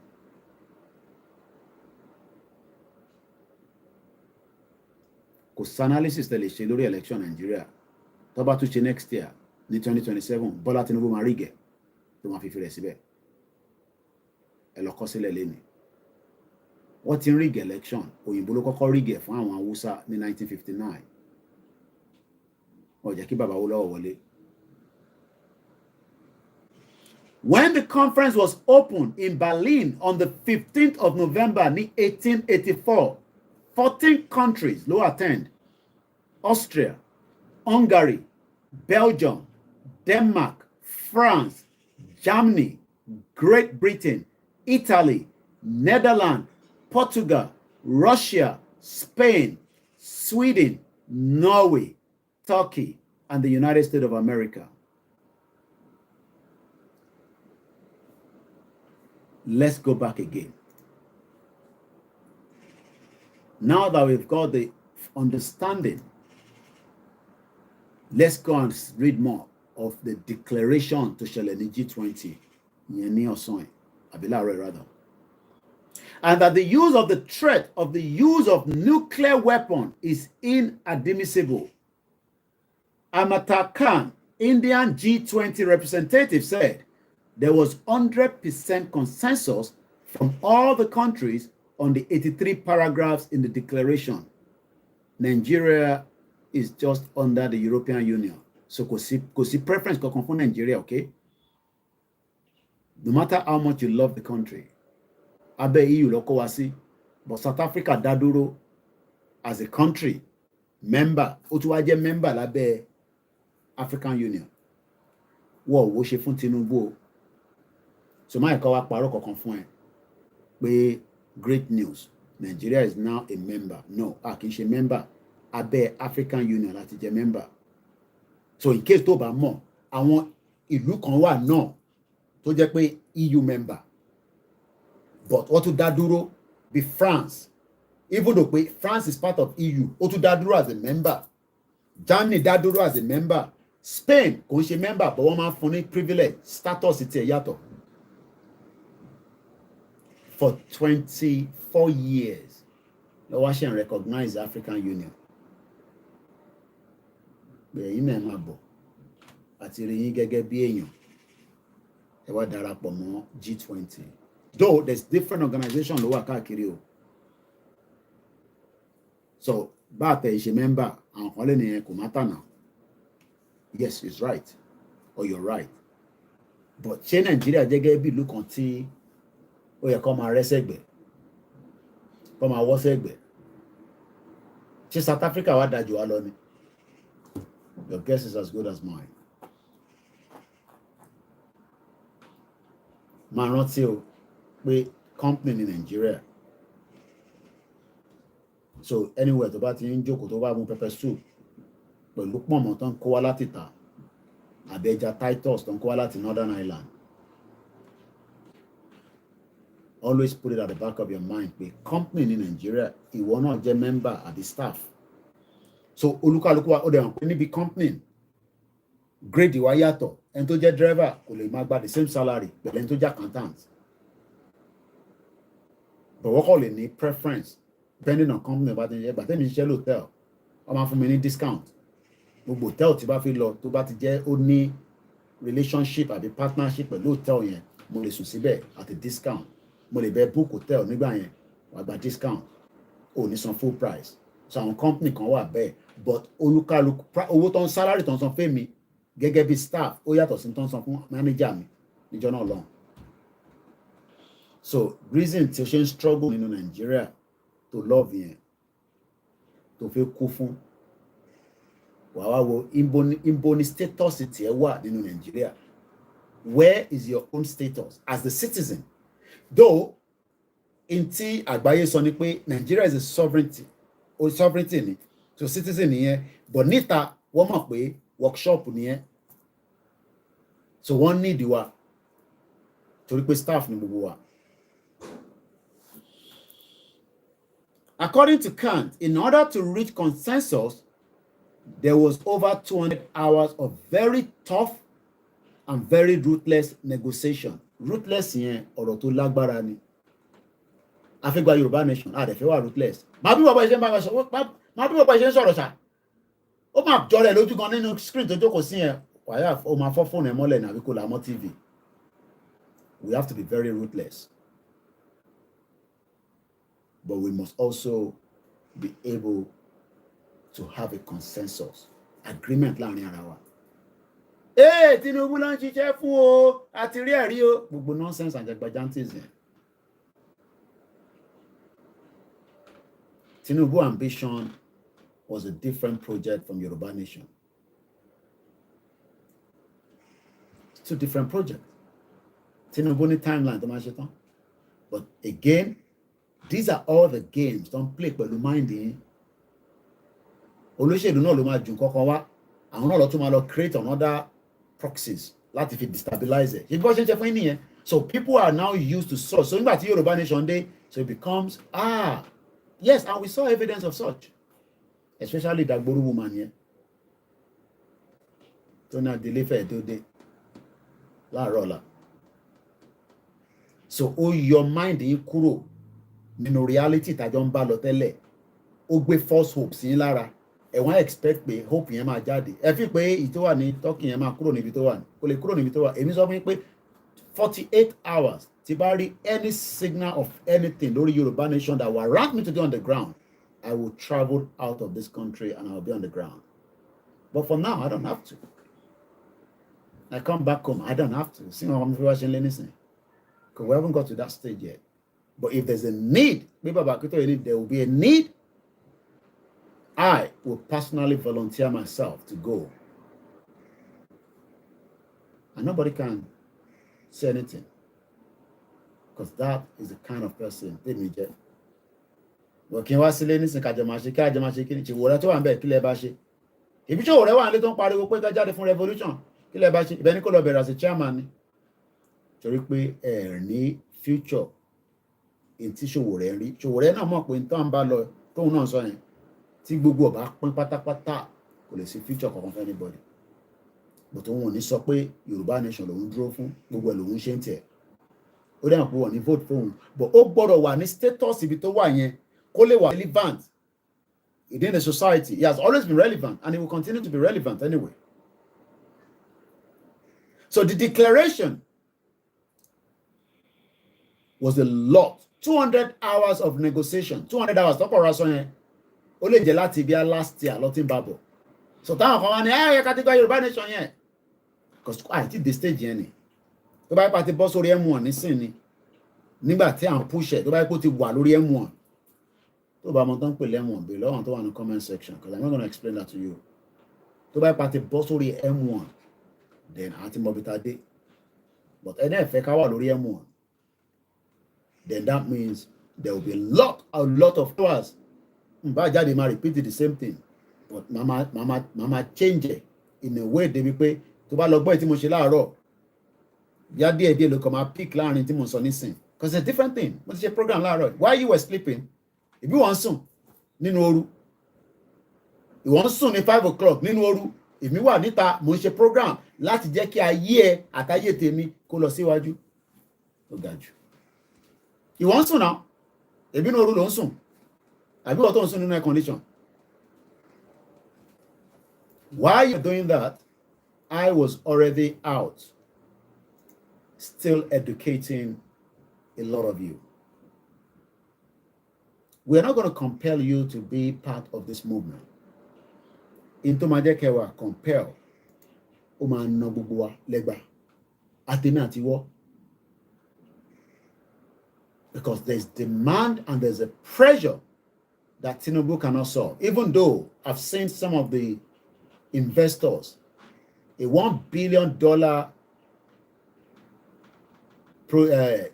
deal have been signed. And what we sign is weapon ni. If you talk about Jalè July ni e. Ṣé wọ́n pé àwọn tó ń tàbọn ló ń jayé tó bọ̀ jù láyé. Ọmọ ìbọn tí Amẹ́ríkà fi sílẹ̀ sí kò ní bàjẹ́ fún láíláí Bakers. Ẹ̀gbọ́n mi dáadáa. Àbúrò boye o, ẹ káàbọ̀ sórí ètò. Bẹ́ẹ̀ ni, ẹ̀gbọ́n mi triple DRS wọ́n ní mọ́tò wè ló ń jẹ́ bẹ́ẹ̀ M1. So àwọn tó yé ó ti yé wọn. I'm not going to start breaking it down. Mr. Ogun sọ pé African Union was finally accepted into the G20 rubbish because of the BRICS rising influence. Africa begs everywhere for everything. Shame, shame, shame. About Augustina sọ pé Yoruba nation has come to stay. But it's going to take a lot of hard work. We are not going to knock Tinubu because he's the president, but we are going to continue to question him. Especially, he wants to bring the better Nigeria for you. Àwa dẹ̀ máa béèrè pé báwo ló ṣe fẹ́ ṣe ọ̀nà wo ló fẹ́ gbà. Ntí iṣẹ́ journalist nìyẹn. Because tó bá náà fẹ́ ṣe èmi láti béèrè lápò ọ̀nà wo ló fẹ́ gbà nítorí pé indices tá à ń rí mo rí Wálé Ẹdùn níbẹ̀ finance minister ó náà máa ṣe this ó máa ṣe that. Tinubu even himself talked about break ó náà ń jẹ dinner tí kò tí jẹ́ ká jẹ dinner Nàìjíríà ti ń jẹ dinner tó yẹ pé orí breakfast ló yẹ ká ṣe wà. We want to live a world that we don't have the opportunity, that we don't have the know-how. A country that is not developing, toward backwards, and we are praying to have dinner. Dinner, our order pizza, láti London, lọ sí Nigeria. Torí pé kò make sense. Mo kí gbogbo èèyàn tẹ́ ń wọlé.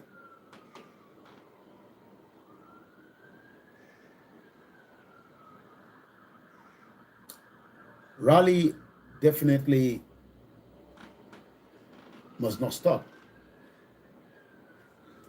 Baba Akintoye ti sọ, I think about 3 weeks ago. But our company, why is there? If you take gbogbo àti jẹ́ stakeholder nìyẹn, ẹ̀yin náà send message sí why is there? Kí ló ń dá dúró? Tó bá need the funding àti àwọn lórí platform kò síjọ́ ti máa ní bẹ̀ fún mi lówó, mo ní fún why is there náà lówó. So I promote it. We can't sit back and do nothing. But the distrust tí Dagboru gbé wọlé pé kí la fẹ́ máa fi ṣe rally fi ṣe ó máa tó sọ àwọn tí wọ́n wà nínú àjò pẹ̀lú ẹ̀ torí pé expectation tó ń fẹ́ lọ́dọ̀ ẹ̀ kò ní jáde, and they will become frustrated and they might now say, you know what, ẹ má bínú, I ṣe mistake ni. Because ìlú tó wà tó lépọ̀n tó lé kan náà gan wọ́n sì ń sọ pé àwọn wà lórí títì.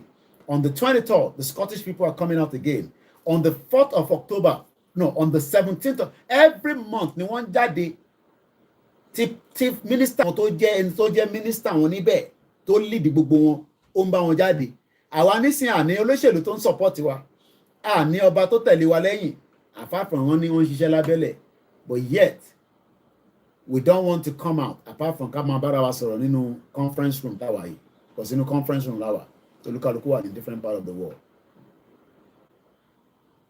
We must not get tired. So G20 last year lórí ẹ̀. The next and the final topic would be what is in for Nigeria gangan as a G20 under African Union. Kí ló wà nínú ẹ̀ fún Nigeria? Ṣé Nigeria fẹ́ gain more ni àbí wọ́n fẹ́ extract more tí wọ́n ti extract tẹ́lẹ̀? Is Bola Tinubu going to be able to compromise and give away much because of a satisfy Nigerians? Ṣé Bola Tinubu àwọn deal tó ń sign yẹn, which one is about $1 billion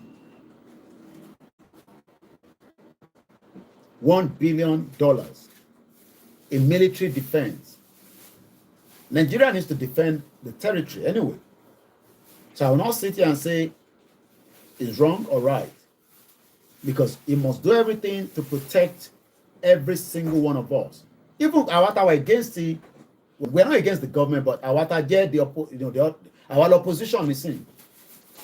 Our opposition, because in opposition, PDP is not opposition, Labour Party is not opposition. You just come and cross-check the government. Cross-check government. Because it's not my job. But because of the nature of what we do, we need to continue to ask. I'm not happy that Akeredolu can go 3 months and then Walondo, you're not having the same opportunity. Could make sense. Mokeyin olólùfẹ́ wa tẹ́tí wọlé lọ́tún lọ́sẹ̀ ẹ káàbọ̀ sórí ètò. Ṣàlàfíà ni grandma wa. So, orí G20 la ṣe sọ̀rọ̀ lé lórí. So wọ́n jẹ́ kó yé wa pé it took a lot of work. Kódà wọ́n lo èdè kan wọ́n ní ruthless. Kí ló ń pè ní ruthless? R-U-T-H-L-E-S-S.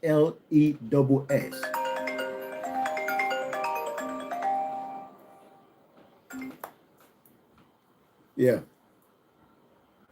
Yes.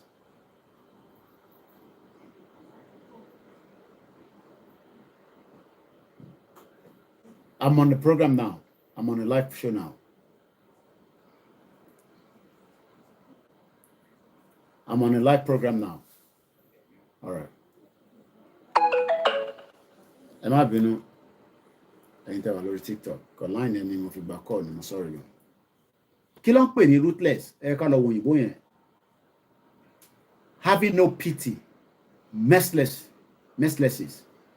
What is the another word for ruthless?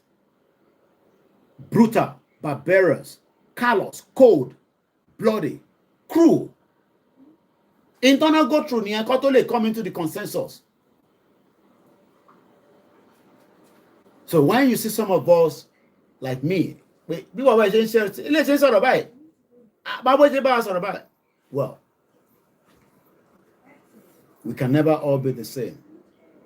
Bí gbogbo ṣe máa gbé kalẹ̀ ní presentation ló máa yàtọ̀, but we want the same message to travel round. So bẹ́ẹ̀ mi ṣe fẹ́ sọ ó máa yàtọ̀ sí bí àwọn media tó kù ṣe fẹ́ sọ. Àwọn kan máa wà very diplomatic, èmi afọ gbogbo ẹlẹ́gbọ́n yan gbogbo ẹ̀kọ́ dàrú. Àdúrà tèmi fẹ́ ní lójoojúmọ́. Àwọn kan yẹn tó bá dàrú ṣé mi máa wà sálẹ̀ lágbára Elédùmarè, èmi máa lò mí o. Àwọn journalist tó ń lọ níbi tó ti ń jagun wọ́n ṣe èèyàn ni. Àwọn kan kú nu wọn ní Ukraine, wọn journalist tó ti kú ní Ukraine. Àwọn kan rẹ̀ BBC journalist wọ́n on the ground in Ukraine tó ń tẹ̀lé wọn lọ lójú ogun. Ẹ̀yin owó news ni tó máa dé pakoto sórí tó ń report.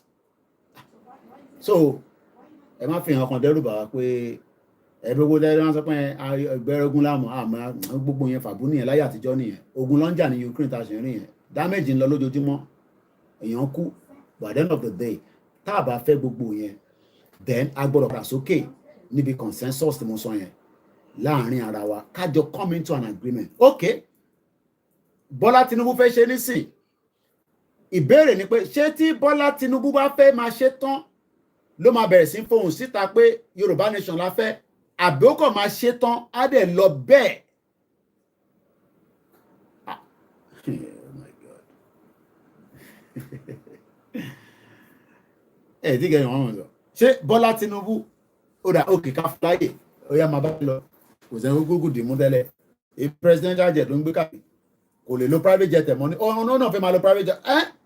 Ìwọ di president kí ló ń jẹ́ bẹ́ẹ̀? Private jet ẹ̀kẹ́ gbé yẹn fún Ṣèyí Tinubu kó máa fi travel, kó máa fi jẹun, kó máa fi ṣe fàájì kiri.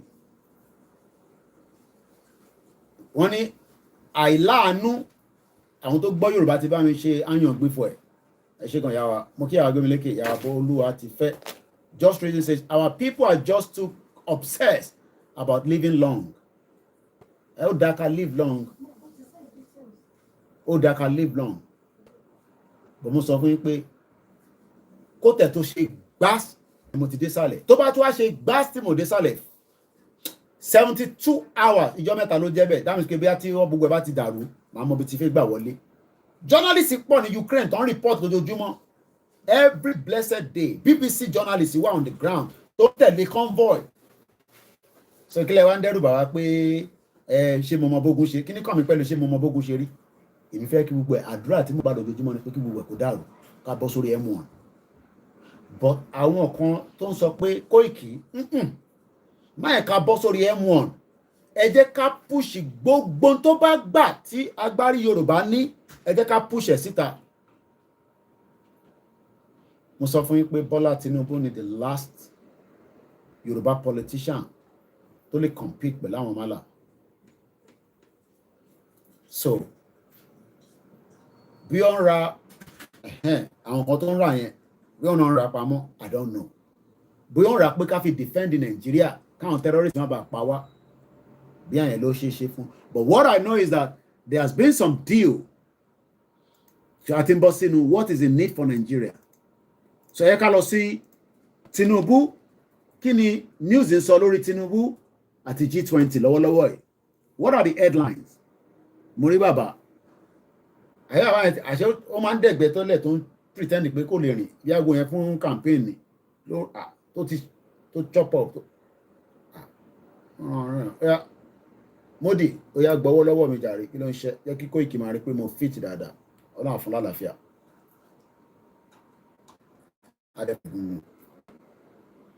Bọ̀ tí Bọ́lá Tinubu bá ṣe tán tí àìtí ìrójú tu Nàìjíríà báwa fẹ́ lọ, tóun dẹ̀ tí wá ṣe tán tí kò dẹ̀ ṣe anything. Pérépéré o. Ṣé ẹ ti ń rò bẹ́ẹ̀ ṣá?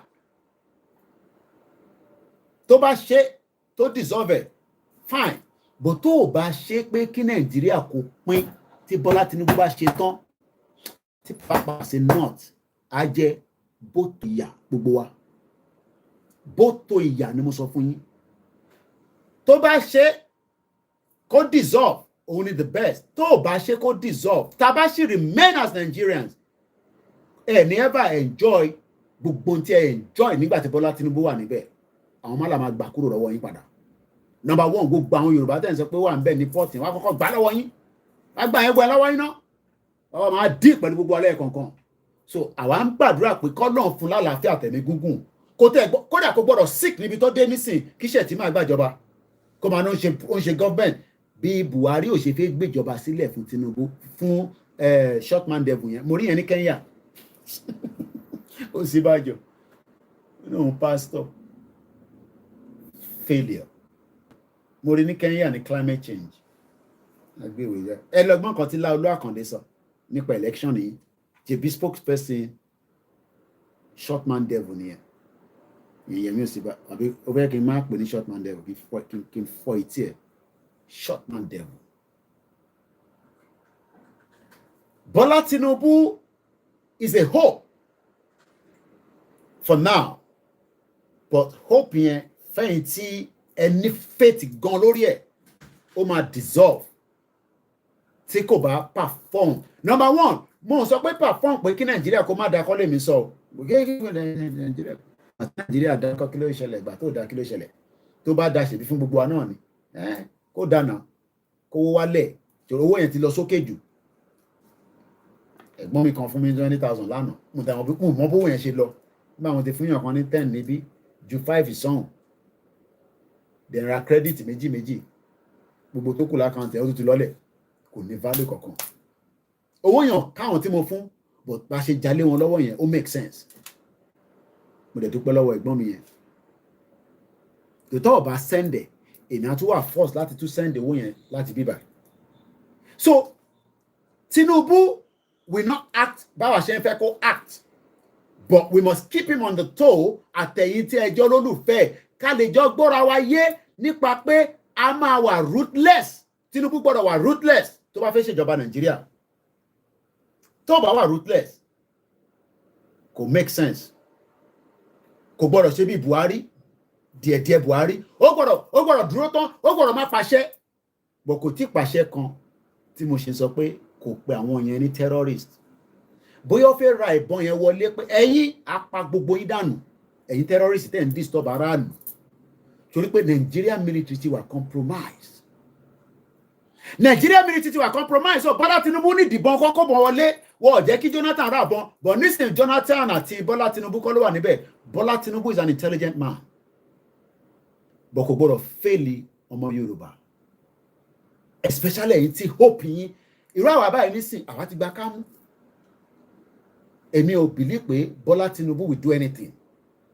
You might say Koiki adẹ̀jọ́ lójú ìyẹn lèmi wá fẹ́ rí torí pé time yẹn èmi ní time yẹn àtèmi àti wọ kọ́lọ̀ kó fún alẹ́ mi gúgùn but economy a máa bá ìtìwọ èmi náà a máa struggle láti fẹ́ support ẹ̀yin kankan gbogbo yín kọ́ la lè support.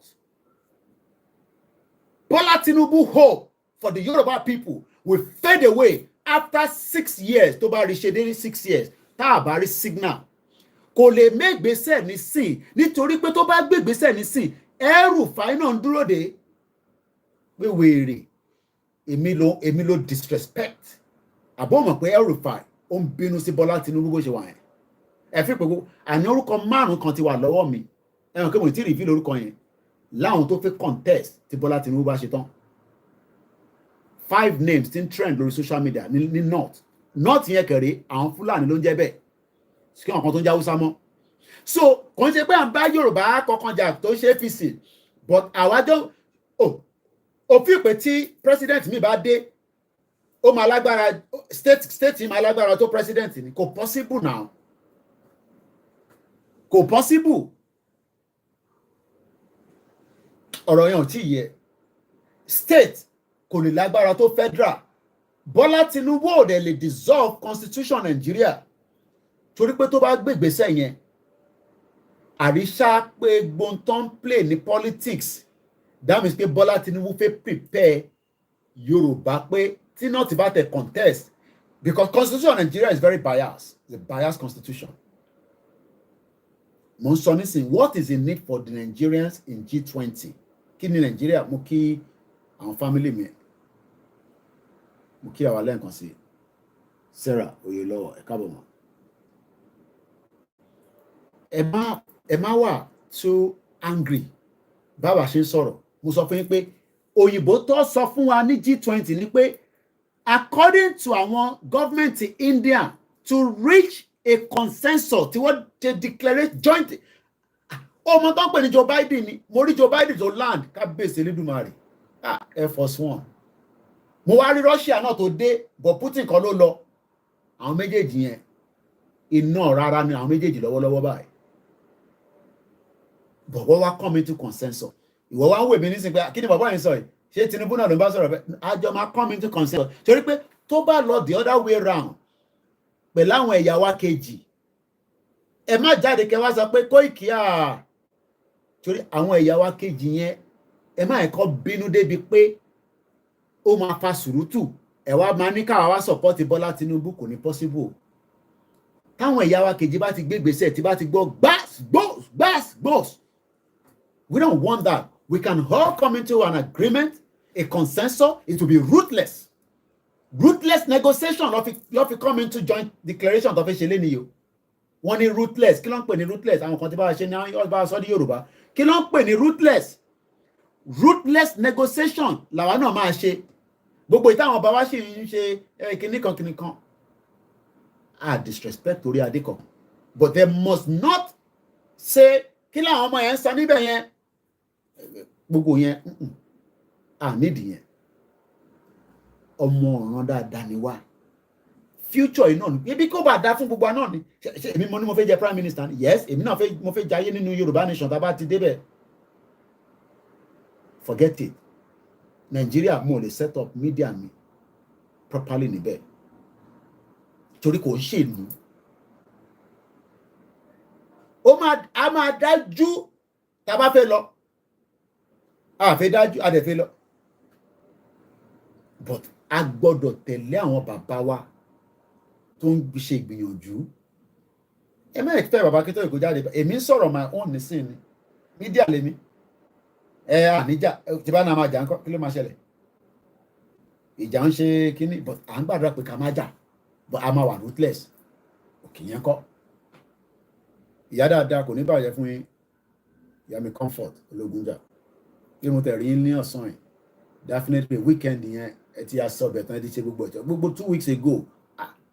Ẹ sọ fún bíṣẹ́ pé díẹ̀díẹ̀ o. Mo tẹ̀ rí rárá. Ọlọ́run bá wà pẹ̀lú ìmọ̀. Mo kíyà mi tẹ́mítẹ́mí. Àtẹ̀yìn sisters wa. Ẹ jẹ́ ká ṣojú òpó. G20 has come out success. Inú India máa dùn gan. That they've been able to achieve something is a pride. Prime Minister wọ́n sọ̀rọ̀ kan nígbà tí ẹ mọ̀ pé mo wo oríṣiríṣi fídíò bọ́ mo wà mọ̀ èyí tí mo ti wò mo nóòtẹ̀ sílẹ̀. Ó lọ padà sí history tiwọn náà which about 7,000 years ago. Nǹkan ṣe lénìí ó reflect mọ́. We want peace. We want care. We want love. But Nigeria did not give us all these. But Bola Tinubu náà fi change it. Ó ní Koiki, ó ní máa change narrative yẹn. Ẹ jẹ́ kí n wò bí mo lè get video yẹn tí mo gbọ́ lórí ṣé kí n lọ sórí Facebook wọn mo ti rí Arise TV, Arise News ló ń jàbí. Jagaban. Àwọn ọmọ tí ẹ kún lórí Twitter bàjẹ́. Ìkan tẹ̀ ní kí DSS wá gbé mi. Mo rí kọ́mẹ́ntì lórí Twitter. Ó táàgì mi wá táàgì DSS Ogungo. MI5 tí gbé mi DSS tó mọ wá gbé mi. DSS tó yẹ pé pangolo ni wọ́n. Mo ń bọ̀. Akérédolú ìwọ ti padà. Ọlọ́run fún alálàáfíà. Ará Oǹdó. Akérédolú ti dé o. Mo sọ fún yín pé àwọn over 800 to 1,000 people have died in Morocco. Kọ́lọ́run wà pẹ̀lú wọn. Kọ́lọ́run foríjì wọn. It is the best time to invest in Nigeria is now. Tony Elumelu tells the Indian investors. We also have people who are intelligent, energetic, hardworking, who provide the human capital that investors need to drive their businesses. Nígbà tá a bá ti play video nọ́mbà kan náà tá a máa ń lò náà ni +44 74 044 05 917 G20 là ń sọ̀rọ̀ lé lórí. Mo fẹ́ lọ mú ibi tí Tinubu ti sọ̀rọ̀ wá fún yín nígbà tó ń bá àwọn Nigerians in diaspora sọ̀rọ̀. Yeah, I think on lele. I was so excited. Verdict affirmed my victory. MEMBER.G20 so okay, family comes first. Hello?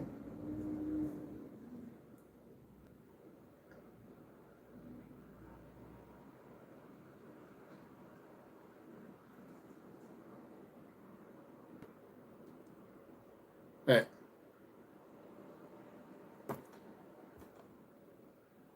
Mumbo?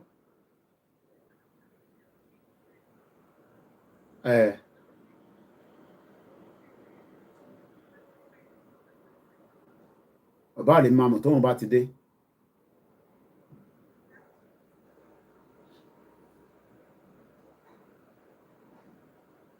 Bàbá ò lè mi ṣe fẹ́ mọ̀ tó bá ti dé ó ní láti pè mí. So, all right.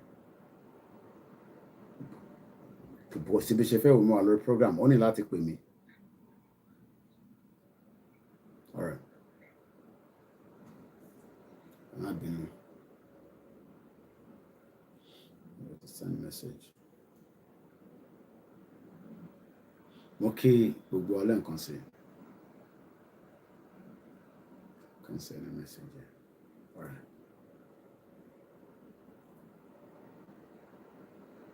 5 minutes away. All right. Màá ṣe àmà bá program yẹn lọ kó tó di pé advantage ìlú iná ni o lè ràn mọ́tò níṣẹ́ láì kúrò nílé ẹ̀ agbèdébi tó ń lọ. Now ẹ jẹ́ ká gbọ́n kan tí ṣóun lè lè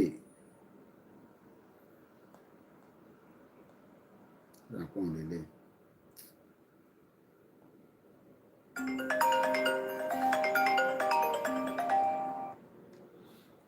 Ó ti dé sálẹ̀.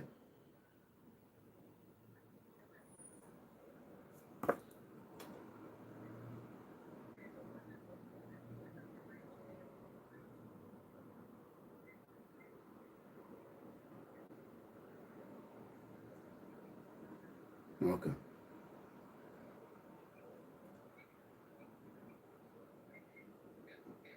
All right.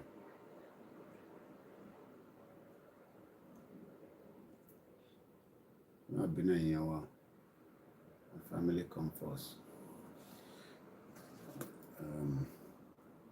LS 72.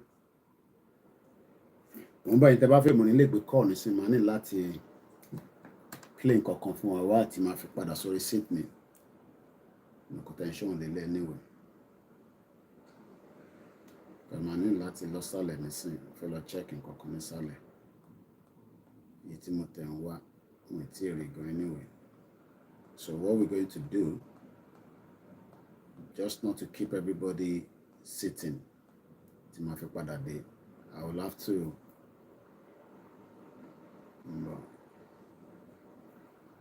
okay, your contact it wa. All right. Again, we don't call him.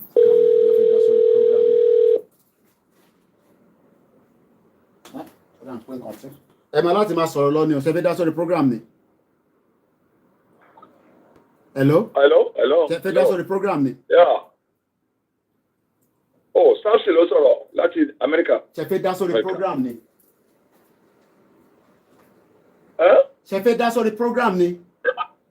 Ẹ wà lórí program mi mọ́ mi. Ẹ máa sọ̀rọ̀ later. Ẹ̀yin èèyàn mi ẹ má bínú, màá ní láti padà sórí seat me just about a few minutes. Mo ní láti dìde lọ ṣe nǹkan kan nísàlẹ̀ quickly. Ẹ má bínú sí mi. So, ẹ má bínú. We have to come back. Ẹ má jókòó kẹfì jẹ́ kí n padà. So I'm gonna get something played while I'm coming back.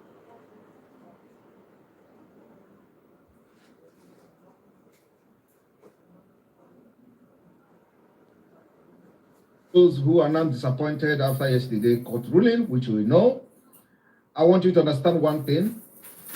There is still room to join the Biafra liberation. The door is open for you to join, so you don't say, had I known.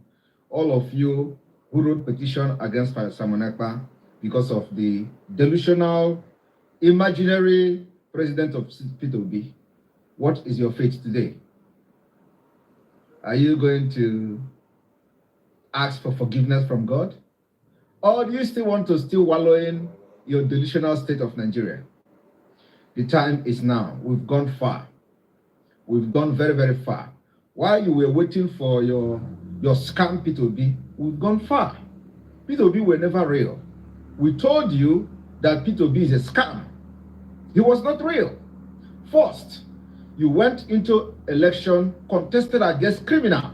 And then after that, you come back and start saying he was a drug dealer, he forged the certificate, he was this and that. What he did not fight during the primary election is a scam. What P2B did, what they used P2B to do, was to lure some of the Moron Biafras, the gullible ones, into campaigning for one Nigeria, so that by the time it fails, just like it failed now, you will come back again, oh, Nigeria is not working again, and they will tell you, go and sit down. Is it because you lost the election?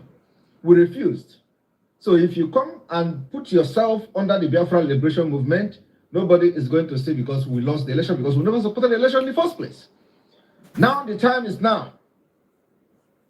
We need your support, financially and otherwise, to make this a reality.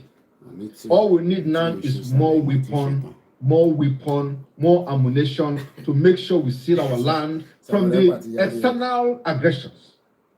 The external aggression from the terrorist government, the external aggression from the Islamic movement, Islamic State of West Africa, ISWAP.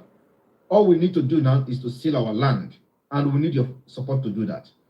The government of Biafra in exile is working assiduously to make sure that our people did not go to IDP camp. The Biafra de facto government in the homeland is also making sure that our land is secured. So in the coming weeks, it is going to take an interesting turn, this Biafra liberation. So the question is, where do you belong? You want to stay to continue hoping on a failed state called Nigeria, or it is time you switch side? Biafra door is open for you to join. We're not asking you to go and wear military uniform or wear Biafra liberation army uniform. No, we have men, enough soldiers that have volunteered to fight for your future. Your future is not in Nigeria. Your future is in Biafra. Your future is in Oduduwa. Your future is in Arewa. Can never be in Nigeria.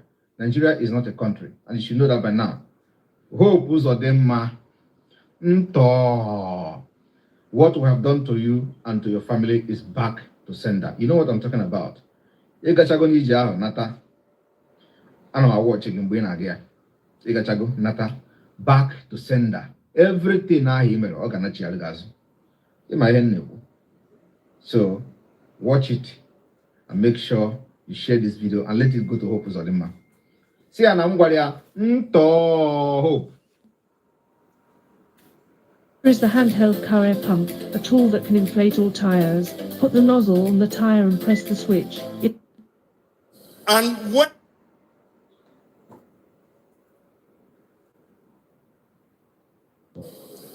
is the credo of our republic? It says unity and faith, peace and progress. The truth is, whatever a man sows, the same he will reap. And that goes for a family, that goes for a tribe,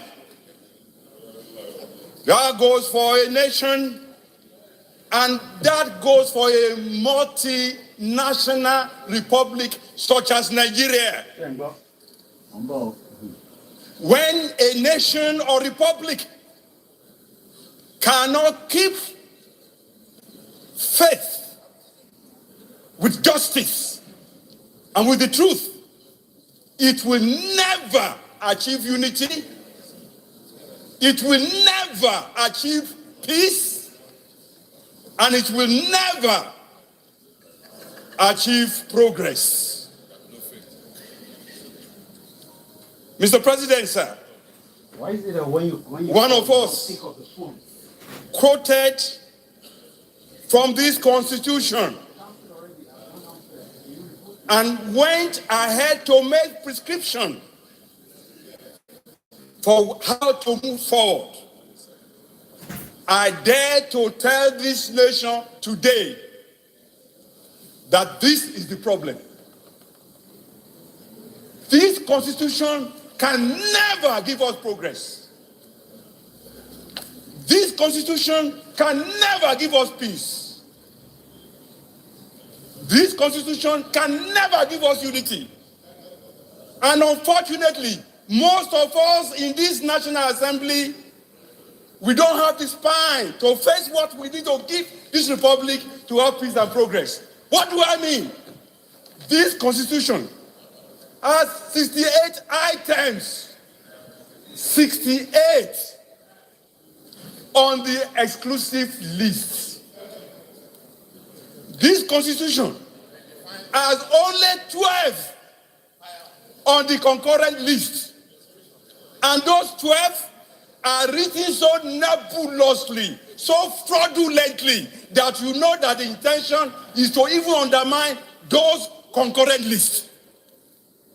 That is why those who want unity and peace in Nigeria must first remember that the name of our republic is not just Nigeria.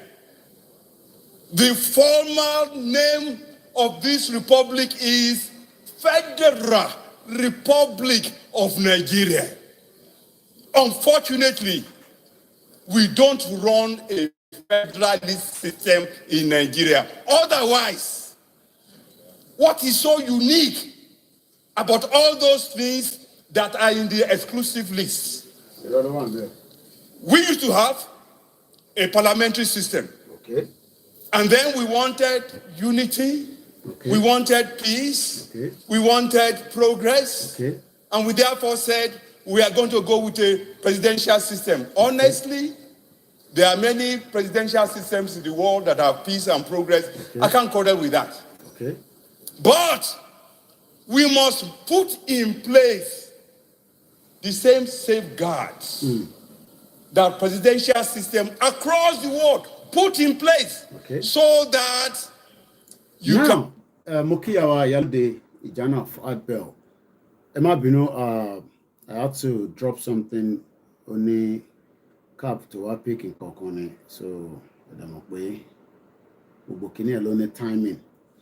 So, but it's been resolved now. That's the beauty of a system that works. And I think it's almost the same thing in Nigeria anyway. So I'm allowed to start TikToking about that because what we are disconnected. And that was Senator Adeyeye ló ń sọ̀rọ̀ lọ́lẹ́ nǹkan mo kí gbogbo ẹ̀yin bàbá wa àti ẹ̀yin àwọn àtẹ̀sẹ̀wà lórí ètò G20 ni à ń ṣe review ẹ̀ lọ́wọ́ àti bọ́ sórí abala kẹta àti sọ̀rọ̀ lórí G20 tẹ́bà wà where African Union is now officially a member of the G20, in case you are not aware of that. So it's now a full member. So, well, for Nigeria, any preference? Preference to moment where South Africa is a member, but is also a member under the African Union. So Nigeria is saying, for any membership on our own. So we have to be on the AU. Emo ojú tí wọ́n fi ń wo Nàìjíríà níta àti ojú táwa náà fi ń wò gẹ́gẹ́ bí ìlú wa ó yẹ kó ti rìn jìnnà ju the current state of things but wọ́n fi wò níta bẹ́ẹ̀. Now mo kí èyí oge mo kí gbogbo yín lẹ́ẹ̀kan sí má bínú pé àìtí ìdárúkọ yín gbogbo náà ni máa kí properly dáadáa. Mo ń béèrè nísìn pé what is in it for Nigeria? Mo wá ń sọ kó tó di pé mo dìde mo wá fídíò Tinubu kan bá àti èrè bọ̀ máa wá later anyway kó tó di pé mo kàn play in tí mo play yẹn So let's go back and say, what are the deals so far? Nigeria is ready to play a vital role in the G20. Bola Tinubu. President Bola Tinubu has expressed Nigeria's readiness to play a major role within the G20 and contribute to shaping a more equitable world. What does he mean by that? I'm not being on TikTok. We're back now. Kí ni Tinubu mean by pé òun fẹ́ shape a more equitable world? Àti shape tó wà Nigeria. Our politicians love to live in denial, especially gbogbo script yẹn ó máa ń kọ fún wọn ni, especially tí wọ́n bá ti dé stage yẹn. Even Joe Biden, tẹ́ bá lọ wò gbà tí Joe Biden dé India, mo monitor ẹ̀ nígbà tó wọnú mọ́tò kéde ó fún ní paper kan ó gbé dání, wọ́n zoom camera yẹn lọ síbẹ̀ wọ́n dá padà, so wọ́n sọ nǹkan tó máa sọ. So they prepare them. It's a big role to be a president of any country. Kò sí, not even like in Nigeria anyway, kò sí country kan tó kéré. But the question ni pé statement yìí nísìn àjúrì ìgalálè ẹ̀ṣẹ́ àwọn ọ̀bọ̀n tó dàbí àbínú òun ni special adviser to the president. Ẹ mọ̀ pé gbogbo wa ń rò pé Délé Aláké àṣeyàn tẹ̀ ní ambition mi, òun fẹ́ máa sọ̀rọ̀ fún wa, òun fẹ́ wà níbi tí òun náà máa jẹ́ mínísítà gidi. Ẹlọgbọ́n kí Délé Aláké sọ, ó náà òun sọ fún Tinubu ní tóun fẹ́, wọ́n lẹ̀ tíjọ wà tipẹ́ torí pé Délé Aláké was bá ṣe gbọ́ commissioner for information ní Lagos State. Ẹni Ọlọ́run dá sọ pé no equitable in Nigeria, not to talk of West Africa, but aṣíwájú bẹ́ẹ̀ ṣe máa ń pè ìyẹn Jagaban ó ní Nigeria máa play role nínú G20 yìí o, but role tá tún máa wá play yìí kò ní wá jẹ́ láàrin ara wa tí àìtí resolve gbogbo problem tó ń ṣe wá, àìsàn tó ń ṣe wá pọ̀, but even equitable world. But ẹ ti mọ̀ pé it's just a statement. Ìyẹn ń ṣe implementation. Lẹ́ẹ̀kan sí mo kí gbogbo ẹni tí ẹ ti darapọ̀ mọ́ wa. Báyìí tí ìdárúkọ yín, a mọ̀ pé ẹ ti darapọ̀ mọ́ wa, ẹ wà lórí ètò. But à ń ka comment at random. Bàbá Ọláwálé ní ọpẹ́ ló máa end the story wa lágbára Elédùmarè. Mo kí bàbá wa Ọ̀túnba 1010 àtẹ̀yìn tẹ́ wà lórí ètò pẹ̀lú mi. Pinky Dora mo kí ẹ ṣé gan ni mà. Comrade Plan B sọ pé investors without energy, ara investor tó máa gbé wá náà ni pé kó provide energy fún yín. Ṣé mọ̀ pé tààrí ti lọ sókè owó electricity, ẹlòmíì ò tẹ̀ kí àmọ́ torí pé gbàtà ọ̀tẹ̀ fún yín níná, owó náà ti lọ sókè nísìn ní Nàìjíríà. Mo kí Akin Games tẹ́ ẹ̀ báyìí tí ìdarapọ̀ mọ́ wa rí lórí backup channel YouTube wa, ẹ bá wa darapọ̀ mọ́. Ibẹ̀ láti máa stream ní Monday to Friday tá bá ń ṣe Star Radio, mo ti ṣàyẹn fún wa. But tẹ́ ẹ̀ bá gẹ́tẹ̀ fún díkan àbí díkejì, ẹ má wọrí, tá bá ti parí Star Radio àwa upload fídíò yẹn sínú Koiki Media, kò ní jẹ́ pé live lẹ́ ń wò ni. Ẹ rí pé tí bá parí live mi, mo tún máa re-upload fídíò wa padà sínú Facebook, YouTube wa. It's just so that because ẹlòmíì gbogbo kìíní òye wọn wọ́n dẹ̀ fún yín ní notification mọ̀, kò ń ṣe fault yín. Ìtẹ́mi gbé dání àwọn social media platform wọ́n like nǹkan táwa ń ṣe. Ẹ̀hàn pé kò ń ṣe content máa, mo rí bèbí kú máa kan kò ń ṣe bèbí tí wọ́n ti bímọ méjì. Oríkàlùkù lórí content tó ń ṣe very, mo jókòó lórí Instagram, comment UK ń bẹ̀ lọ́wọ́, èmi náà lè máa ṣe kìíní ẹ̀ skit máa fi dẹ́rìn pa yín, but èmi ò wá bá ọ̀rọ̀ ẹ̀rín kan, ọ̀rọ̀ tó wà nílẹ̀, ọ̀rọ̀ tí ó ń dùn àwa lọ́kàn, èmi ò mọ bó ṣe ń dùn ẹlòmíì lọ́kàn. Sorry, I have majority of my family scattered around the world, but also most of them in Nigeria, and they are struggling. Bẹ́ẹ̀ ìwọ ṣe ń struggle, àwọn tèmi náà ń struggle, kò mí pé torí pé mo wà labroad, because economy yẹn ó ti affect gbogbo wa.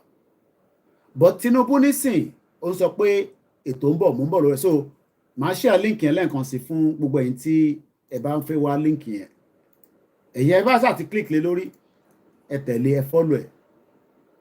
Those are our link that can give you the backup. So that is on that. But the line is open. Tẹ́ bá fi dá sí ètò tá à ń bá lọ ẹ̀. Tabarẹ̀ tó fẹ́ pè, the line is open. Okay, ẹ̀gbọ́n tó pè yẹn lẹ́ẹ̀kan sẹ́ni kankan sí mi ni. My brother, I didn't know you're on the program. Okay. All right.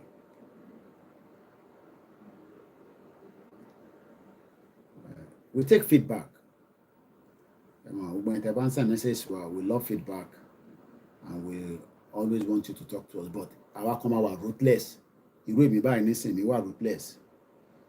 Mi ò fẹ́ gbogbo bá ṣe ń ṣe tó bá fi dídẹ̀ mi nìkan tí kò ń sí bàbá kí tó yẹ níbẹ̀. Àti wà lórí ẹ̀mọ̀ tipẹ́. Ní tó bá máa ṣẹlẹ̀ ló máa ṣẹlẹ̀ ni. Mo dẹ̀ sọ fún yín pé Tinubu tí ọ̀pọ̀lọpọ̀ ń fi ọkàn sí. Àwọn àìkí Tinubu lọ disappoint yín. So bó ṣe jẹ́ nìyẹn. Let's continue.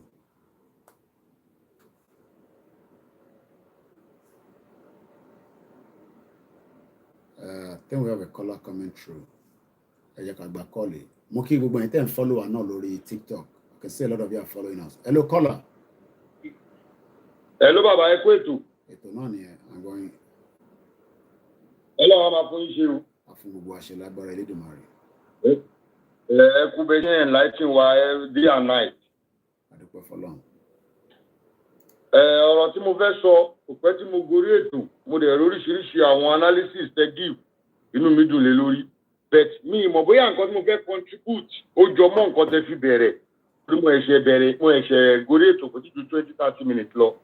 Now nǹkan tí mo fẹ́ contribute ni wípé ẹ má nu o tí ó bá jẹ́ pé mistake ni ẹ foríjì mi ṣé n get me sí ma. I'm going. Àwọn sọ̀rọ̀sọ̀rọ̀ wa lórí Yorùbá nation mò ń gbọ́ lẹ́nu wọn mi ìfẹ́ dárúkọ anybody specifically. Wọ́n sọ wípé ká má sọ̀rọ̀ ẹ̀sìn àgbọ́rọ̀ ẹ̀sìn dání. Yes, àgbọ́rọ̀ ẹ̀sìn dání lóòótọ́ but èmi mi support pé ká má sọ̀rọ̀ nípa ọ̀rọ̀ ẹ̀sìn àkànjàjẹ̀ ẹ̀sìn ni nítorí wípé ọ̀rọ̀ mánu ta lọ́lọ́run yìí ó tàṣírí nǹkan tó fà wá sẹ́yìn táàfin Yorùbá nation achieve ní last year. That is to say, number one, nígbà tí dàlúrú máa dé, Ọlọ́run sọ pé òun ló fi divide àwọn èèyàn wa.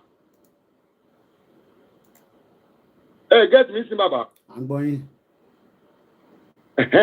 Then number two, bọ̀bọ̀ ta lọ́lọ́run yẹn òun ló la àwa ọmọ Yorùbá lójú. Kò ṣe pé afọ́jú tẹ́lẹ̀ o but ó là wá lójú in the sense that wípé èmi àtèèyàn kan sìn gẹ́gẹ́ ṣe mọ̀ mí mo mọyé hundreds of èèyàn tó jẹ́ tèmi tí mo campaign Yorùbá nation fún tí wọ́n gbọ́ sí mi lẹ́nu tó jẹ́ pé gbà tí iṣu ta lọ́lọ́run yìí ṣẹlẹ̀ náà ẹ̀ṣẹ̀ wá ń rẹ́dì láti be a member of Yorùbá nation. Nítorí pé wọ́n ti fi ẹ̀sìn dọ́ọ̀lù wọ́n ń jẹ́ kó máa rí wa bí ẹni tó fẹ́ kó wọn lọ sí inú náà. Ẹ̀rẹ́ rí pé nígbà tí Yorùbá nation hàn tí bàbá wa Ìgbòho kọ́lọ̀ jẹ́ kán pẹ́ fún wa tí wọ́n gbé pẹ̀lú bàbá Akíntóyè tí wọ́n ń gbé bóyá yẹ kán gbé ẹ rí wípé ààrá wọn tó lẹ́nu nínú àfà àti pásítọ̀ tó sọ̀pọ̀tì wa yàtọ̀ sírú àfà Akeem ẹlẹ́yà Ìgbòho àti some pásítọ̀ tí wọ́n fi dé lẹ́nu. So a máa sọ̀rọ̀ ẹ̀sìn àkànní jíjẹ ẹ̀sìn ni àdẹ̀ ní búyàn to liberate our people. Ṣé n get me bàbá? Opinion tèmi nìyẹn o. Nítorí pé bọ̀bọ́ yẹn là wá lójú tí ò ṣe díẹ̀ látara wípé tí ẹ bá rí fọ́múlà tí wọ́n lọ fi gbé bọ̀bọ́ yẹn fọ́múlà tó fi àtáàkì olórí wa nìyẹn. Number one wa ẹni tá a gbà fún ẹni tó kó wa jẹ which is Chief Dr. Adeniyi Adeyemo Sunday Igboho.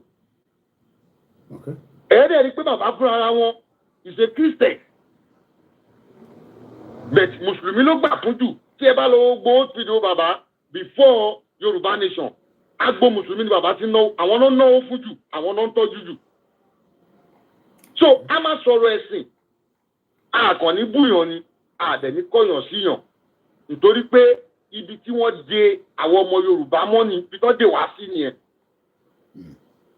so contribution tèmi nìyẹn o Ọlọ́run á máa gbà fún wa. Ashedumare, great contribution,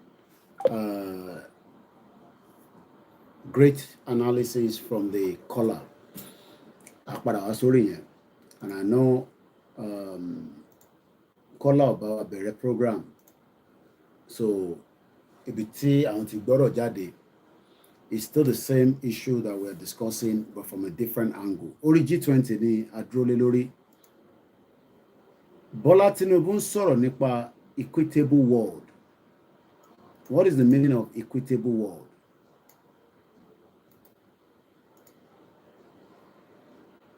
The problem of the religion is being played from outside. I've told you that so many times, but a lot of you will not want to understand that. Equitable. Equitable. Equitable. Fair and impartial. We cannot gauge Bola Tinubu fully. Bóyá ma wà partial. Àbí kò ní wà partial, bó ma wà fair. But already, àwọn kan ní wà partial. Torí pé ministerial position office bí kan ju bí kan lọ. Again, part of the marginalization. Àwọn kan ní kò tí wà fair. But Bola Tinubu assure wọn ní India pé Nigeria máa contribute sínú G20 o. A dẹ̀ máa make sure pé a shape àgbáyé tó máa wà equitable. But this is a statement tí Ajuri Ngalale àbí kí ló ń jẹ́ special adviser to the president on media tó ń sọ ní Saturday l'Abuja. Addressing the world leader at the 18th G20 Leaders Summit in the New Delhi, India, Tinubu called for global unity. We can take note of our global unity. Will Tinubu be able to resolve the unity within Nigeria? Especially àwọn Biafra.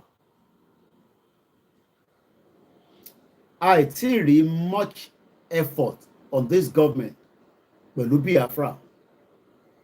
I see much effort pẹ̀lú Igboho àti government yìí.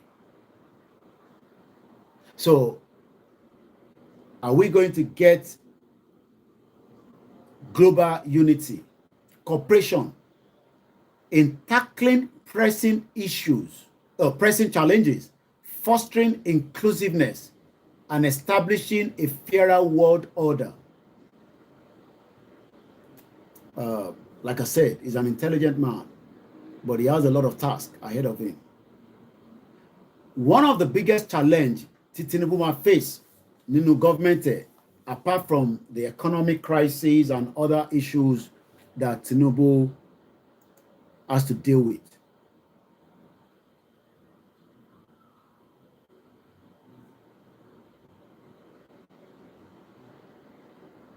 Bola Tinubu will have to deal with those agitating.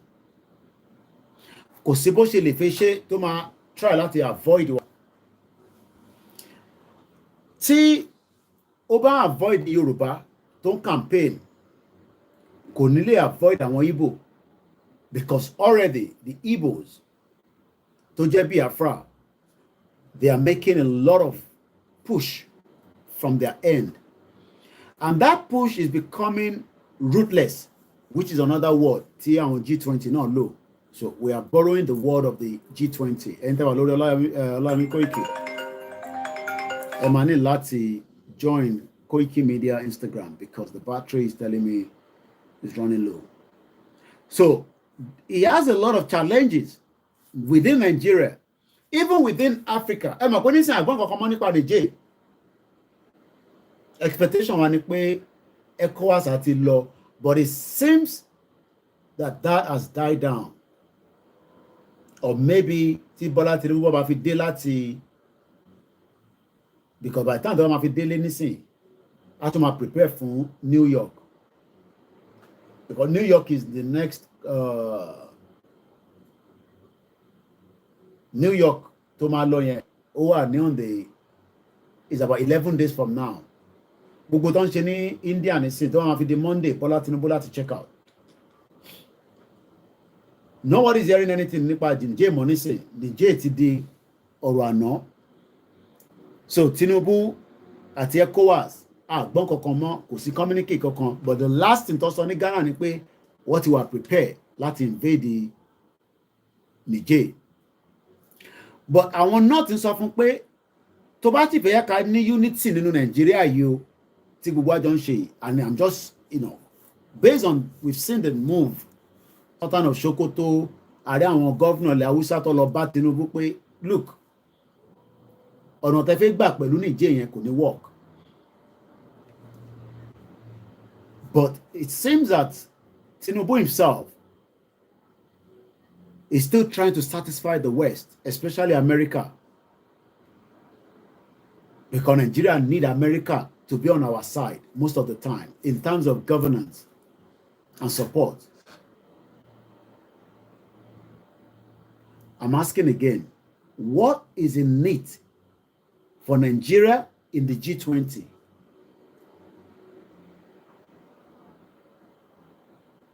Kí lẹ̀yin rò?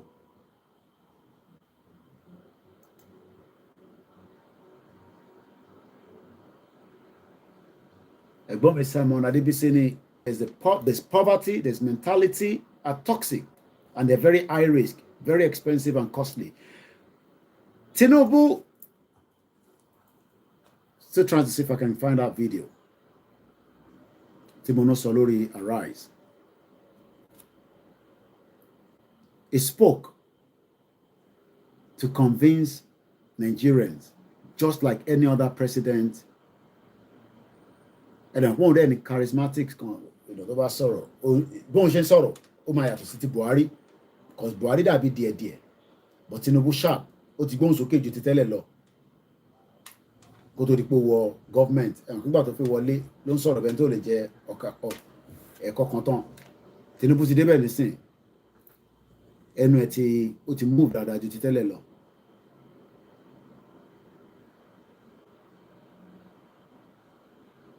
Ibi tí Tinubu ti sọ̀rọ̀ ni mò ń wá o, mo gbọ́ láàárọ̀ ẹ̀, mo fẹ́ kí gbogbo àjọ gbọ́, so that ẹ lè ní understand ẹ̀ kò tẹ́ bá gbọ́ látẹnu tiẹ̀ ayé yín ju bẹ́ẹ̀ mi ṣe fẹ́ sọ lọ, torí èmi fẹ́ ṣe analysis lé lórí ni.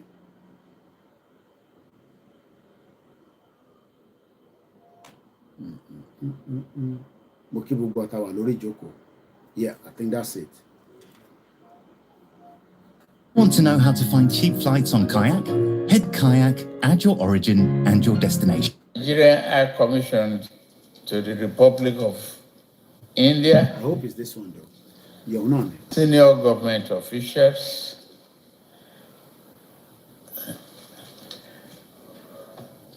Tony Elumelu.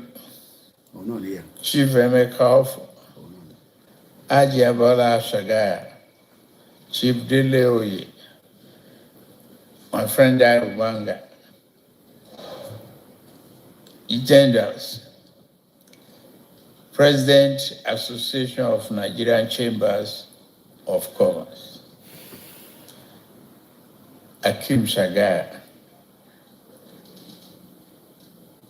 and many of you private sector leaders who are here to support Nigeria and the country. I say thank you very, very much. Thank you.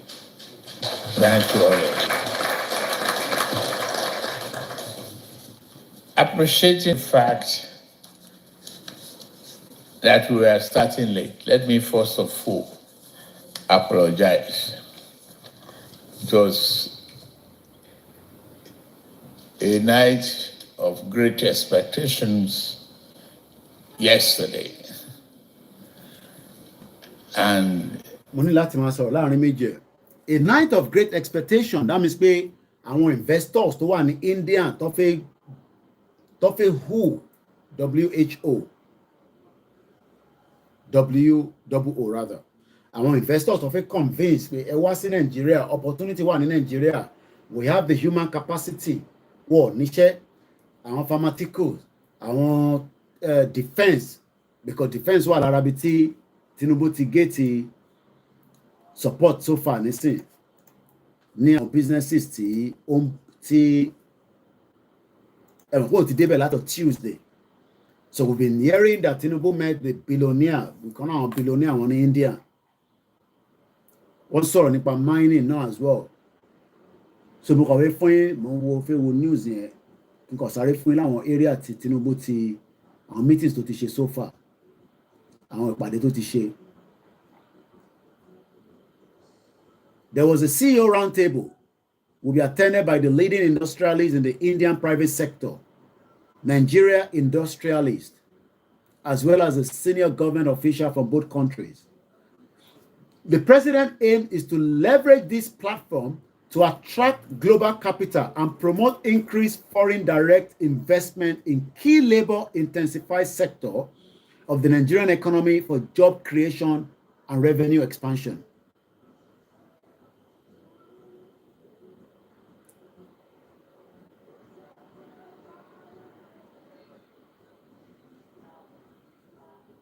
You can be a question, monitor, come favor respond. One name, Mr. Koike, God bless you for the job well done. Quick question. Is Nigeria among the G20? No, but Nigeria has been accepted under the AU. The African Union is now a full member of the G20. South Africa is a full member, while also a member under the African Union. So membership in South Africa and Jamfani, just like some European countries now. European countries in Jamfani, be France, or Daduro, or to EU, the same thing with Germany. So Nigeria does not have an automatic membership as an individual entity, as a sovereign nation. But Nigeria is under the AU. So AU has been accepted. If it had a program, Lori discussion. So Africa have been accepted. I mean, African Union. Bí a ṣe join wa ni mo ti sọ̀rọ̀ débi pé African Union gbogbo members wa they are 55, European Union are 27, Africa is 1.4 billion as of today, European are 443 million, wọ́n pé 500 million. Ìyẹn gbogbo àwọn population wọn. A dẹ̀ ti bèrè pé kí ló dé tí African Union kò ṣe darapọ̀ mọ́ G20 láti 1999 tó dá sílẹ̀, which is 24 years ago. It's because there's now something in need for them. So I hope that clarified the issue. I play video actually I can play that again. Bọ̀bọ̀ kan tó ń pè ní kíní ní UK. Kí lorúkọ ẹ̀? I just want to leave you with this thought. The revolutionary government in Niger has just increased the price of uranium that it exports on the world market to 200 euros per kilogram. It was previously paying, or rather charging, 80 cents. 80 cents. The French were getting Niger's uranium for 80 for cents. 80 cents But per the kilogram. market is 200 euro. And the world market price is 200 euros per kilogram, which is what little Macron will have to pay from now on. You see, it pays to stand up for your rights. That's what the people in Niger have done. It remains to be seen if the people in Nigeria will now do the same. I just want to leave you. So, but our focus is still on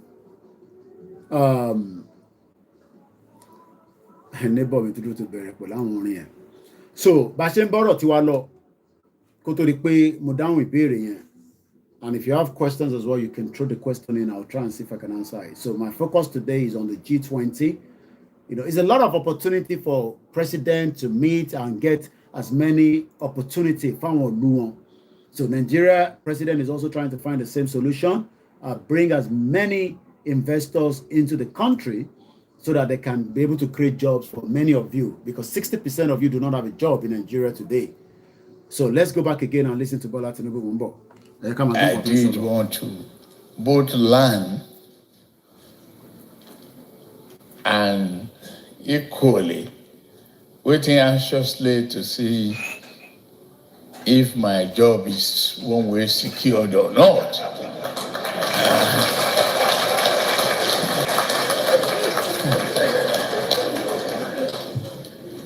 So from that,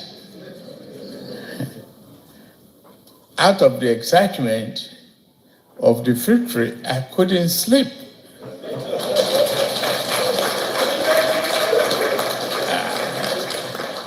When I look at the time difference between is another problem.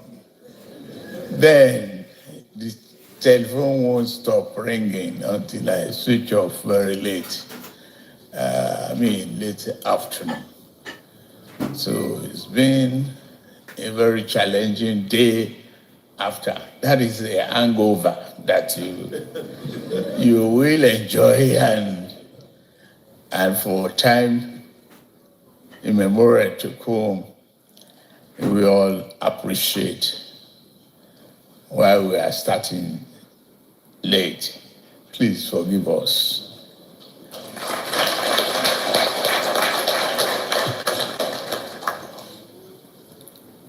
We are here not to talk politics.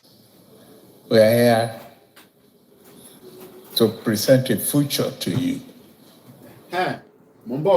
If you want to make a full-time income from home working part-time, you need to know this one concept. He wants to bring a future for us. That's the reason why he's in India. Is it a future that will last during his tenure, or a future that will be a continuity? Because we know that government is continuity. Advantage APC in this Waris in 100 days hangover. Waris also say all this lavish lifestyle trade summit. Well, at least Bola Tinubu no lati jaye. Buhari lo gbadun ju. He was traveling everywhere. So, but the president wants to bring the future for us. But the future that can last forever. But we cannot have that future because erotically it was saying something about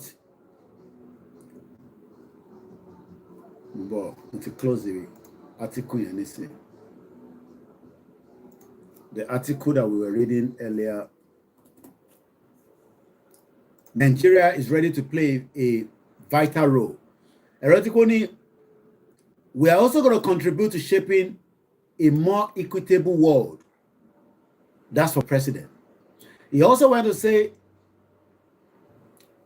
Tinubu called for global unity and cooperation in tackling pressing challenges, fostering inclusiveness, and establishing a fairer world order. That is one of the reasons why the president is in, India. Can Bola Tinubu, the president of the Federal Republic of Nigeria, guarantee me and you that future regardless of whether APC is still in power or PDP takes over, that future will still be there for me and you? He can only hope for that for at least 44 months of his tenure. This is where we have disagreement with Bola Tinubu. He wants to give me a future of 4 years to start with anyway. If he manages to get another 4 years, that will be 2 terms. Then what happened? Even if Bola Tinubu say, Koiki ma ni le ma worry, gbogbo tó bá fẹ́ sọ sí mi ma sọ jàre. Mo ti sọ fáwọn DSS kó má wẹ kódà wá establish sílé. We need a lot of your brains like this. Tó bá wá ṣe tán, can I still operate the same in Nigeria? because àwa gangan ni target ẹ̀yin tẹ́ wà ń lé ẹ̀yin ò ṣe target but àwa báyìí nísìn we're a target so ó gbọ́dọ̀ fún mi ní that same future pé it has to be fairer war because India tó lọ yẹn àwọn Indians ń criticize ìjọba wọn kò dẹ́ ṣe gbogbo wọn lọ ń lé but gbogbo àwọn ìlú tó lọ tó fi lè come into that consensus tá sọ̀rọ̀ lé lórí Saudi Arabia pa ọmọ ìlú wọn ní embassy wọn ní Turkey. I don't think some of you remember that.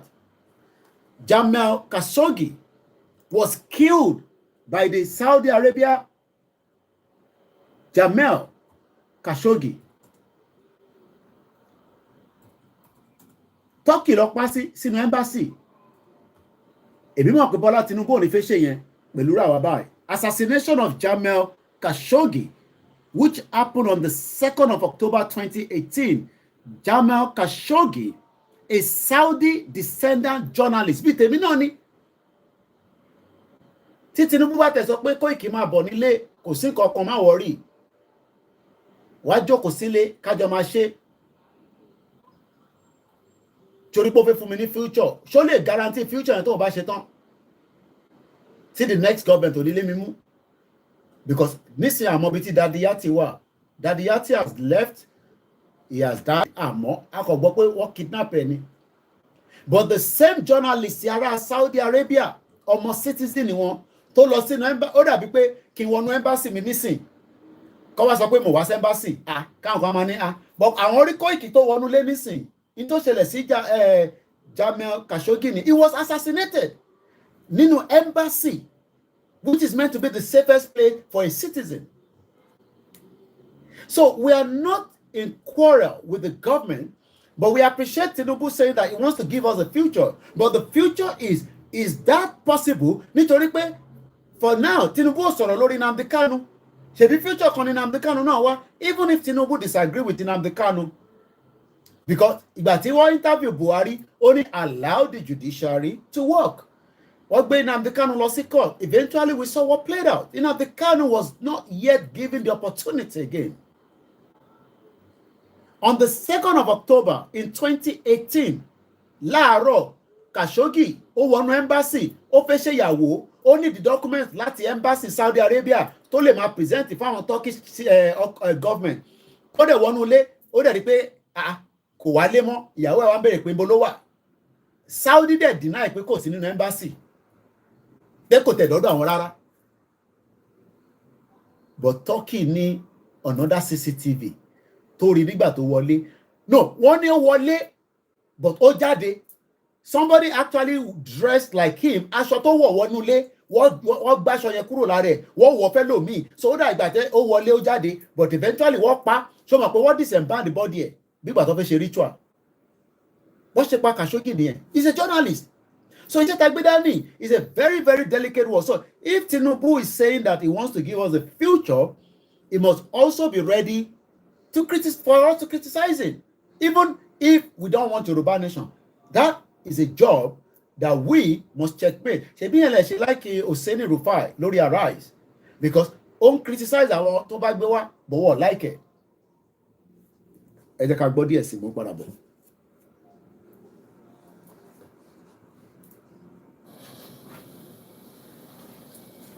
A future of a country that is so rich, endowed, and highly populated, very dynamic, unique in its culture, unique in our tradition, unique.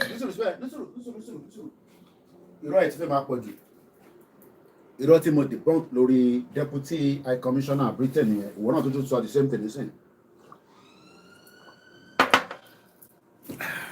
Tinubu ní ń sọ̀rọ̀ nípa culture wo ló ń sọ níbẹ̀? Torí nígbà tó lọ nísìn ó múra bí Igbo, gẹ́gẹ́ bí aṣọ tó wọ̀ àrípọ́mọ Yorùbá ni. Mo rí pé múra tí Tinubu múra kò múra Hausa. So tó bá ń sọ̀rọ̀ culture, ẹ bá ń béèrè lọ́wọ́ ẹ̀ pé which of the culture Because any Yoruba culture, any Hausa culture, any Igbo culture, any Kanuri culture, we have 250 ethnic groups, so about Jubelo, and about 500 language. So which culture need Tinubu sorry lórí ẹ tẹ́ wà lórí bíbá mo ní láti disconnect anything. Ẹ lọ bá wa join Koiki Media lórí Instagram so that ká lè rí phone in charge. Ẹ má bínú. Which of the culture need Tinubu sorry lórí? Culture èwo níbẹ̀ ló ń sọ̀rọ̀ lé lórí because Nigeria ò ní culture. Nigeria doesn't have anything called a culture.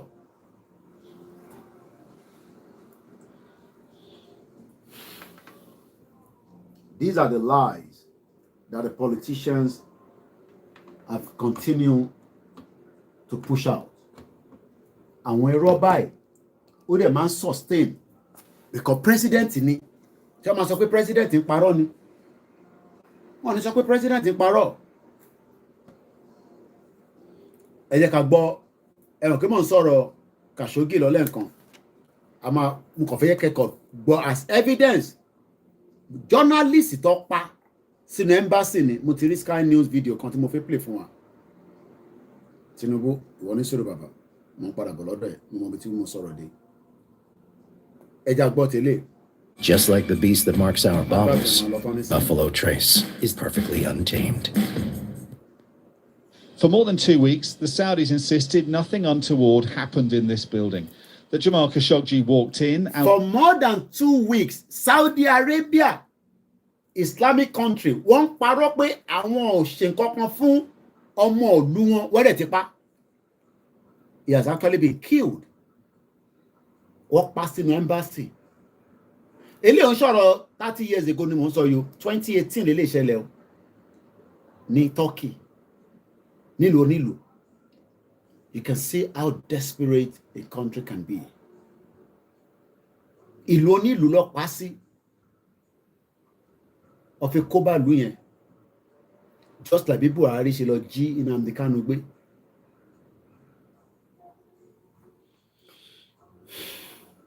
Let's continue.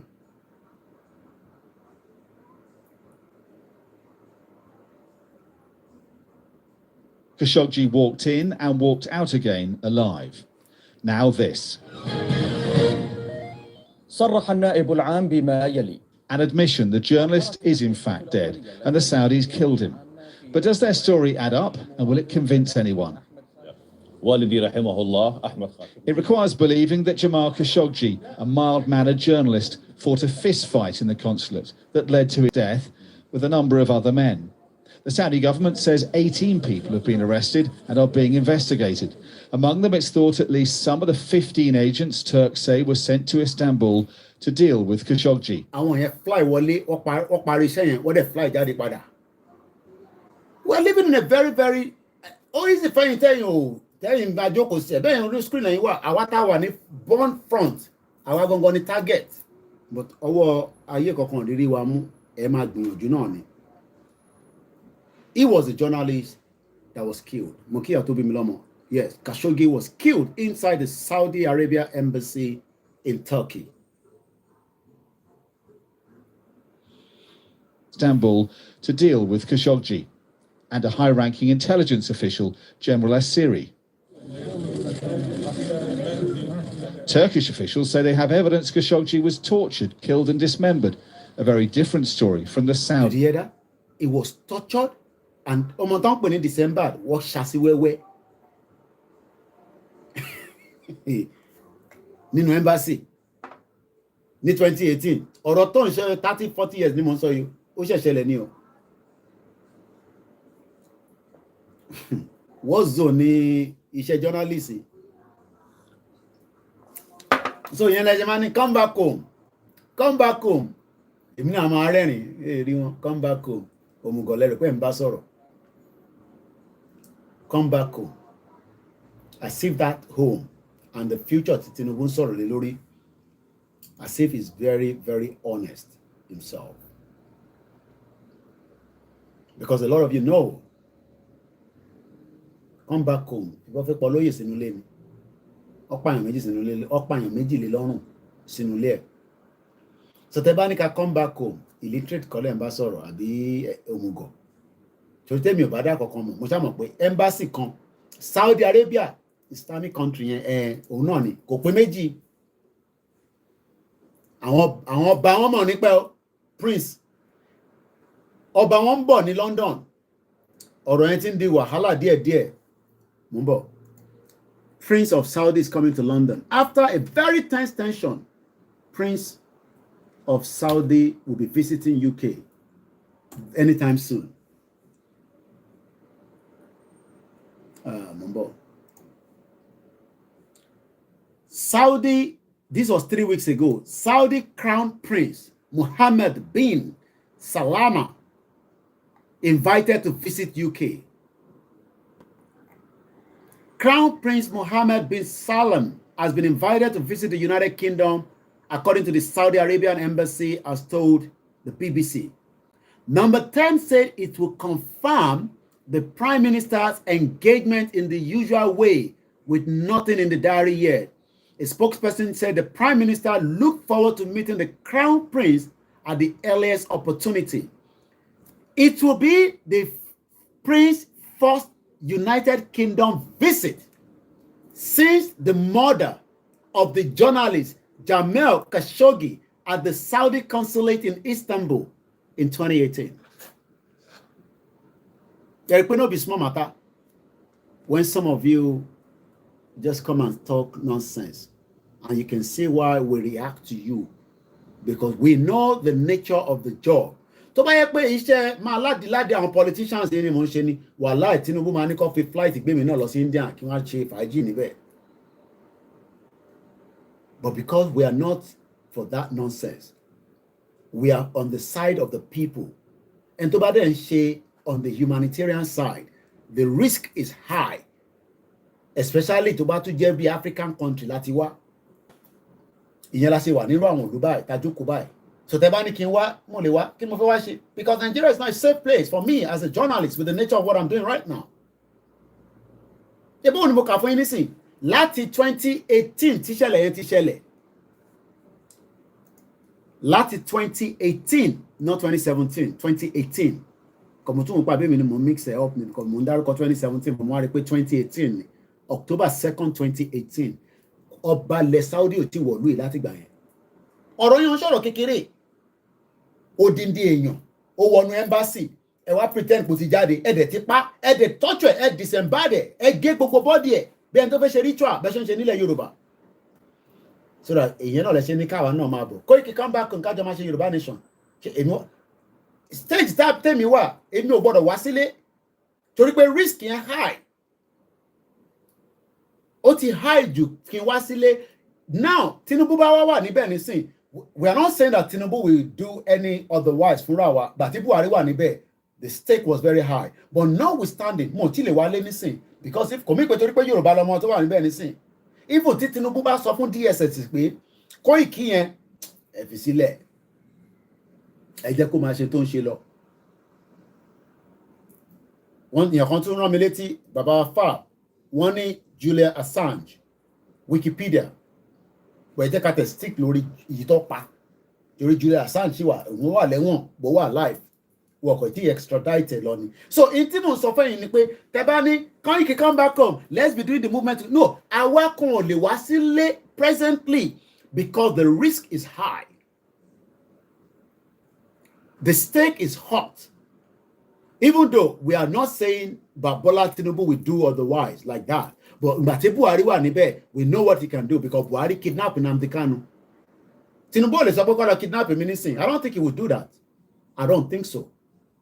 Because etí Tinubu ń jà fún nísìn, ó ti jà otherwise ẹ̀ bẹ́ẹ̀rì nígbà tó wà ní UK in exile.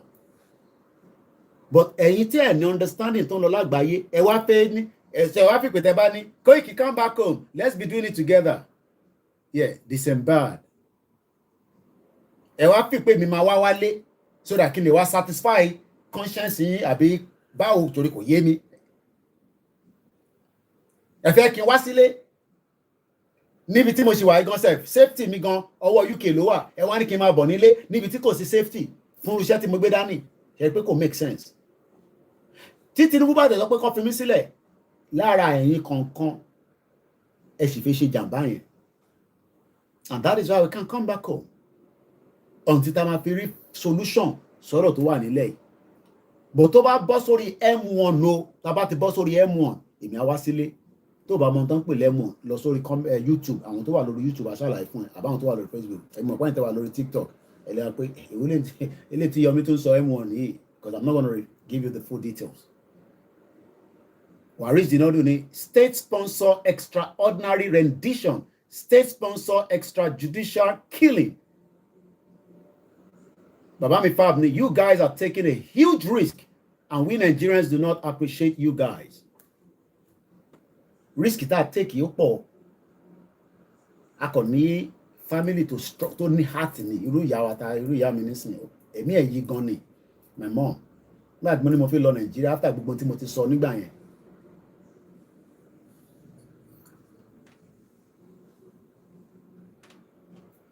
We are more concerned about the people murdered in Igbo's residence. Yeah, we are concerned.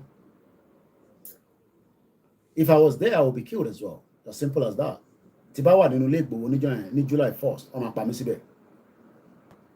There's no doubt. They'll take me out.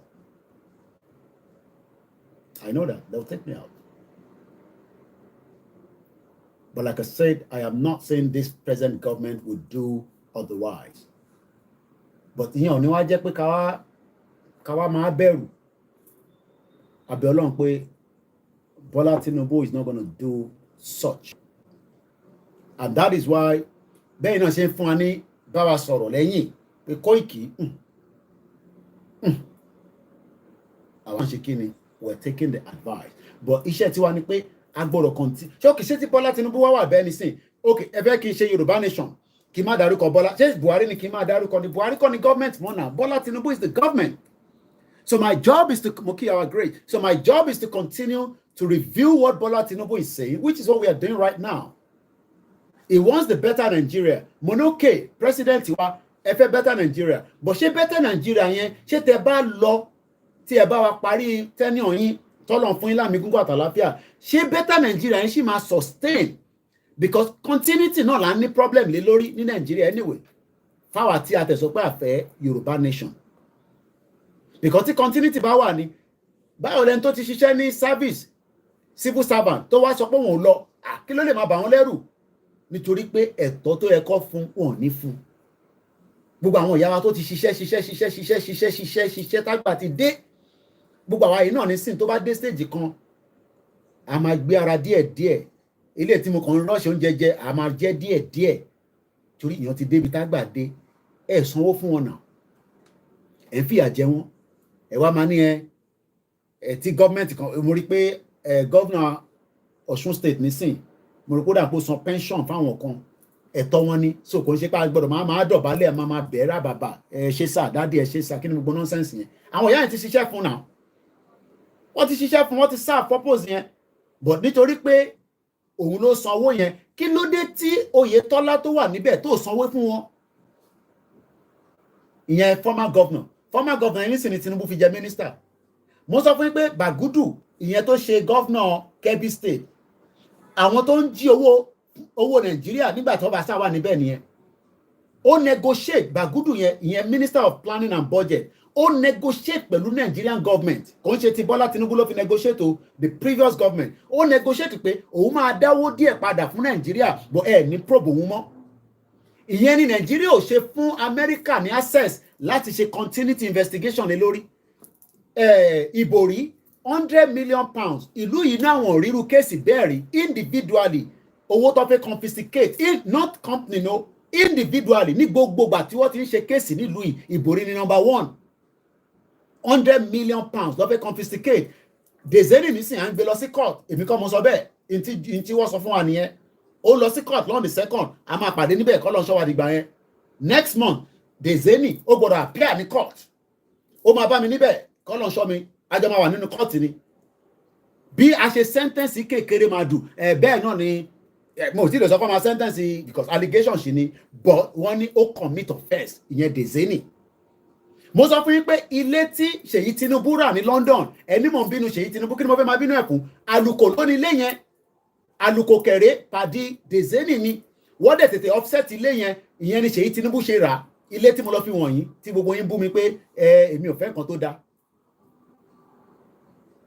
Ẹ jẹ́ ká gbọ́ ọ̀rọ̀ yẹn ká tó wá padà sí ọ̀rọ̀ bàbá Bọ́lá Ahmed Tinubu.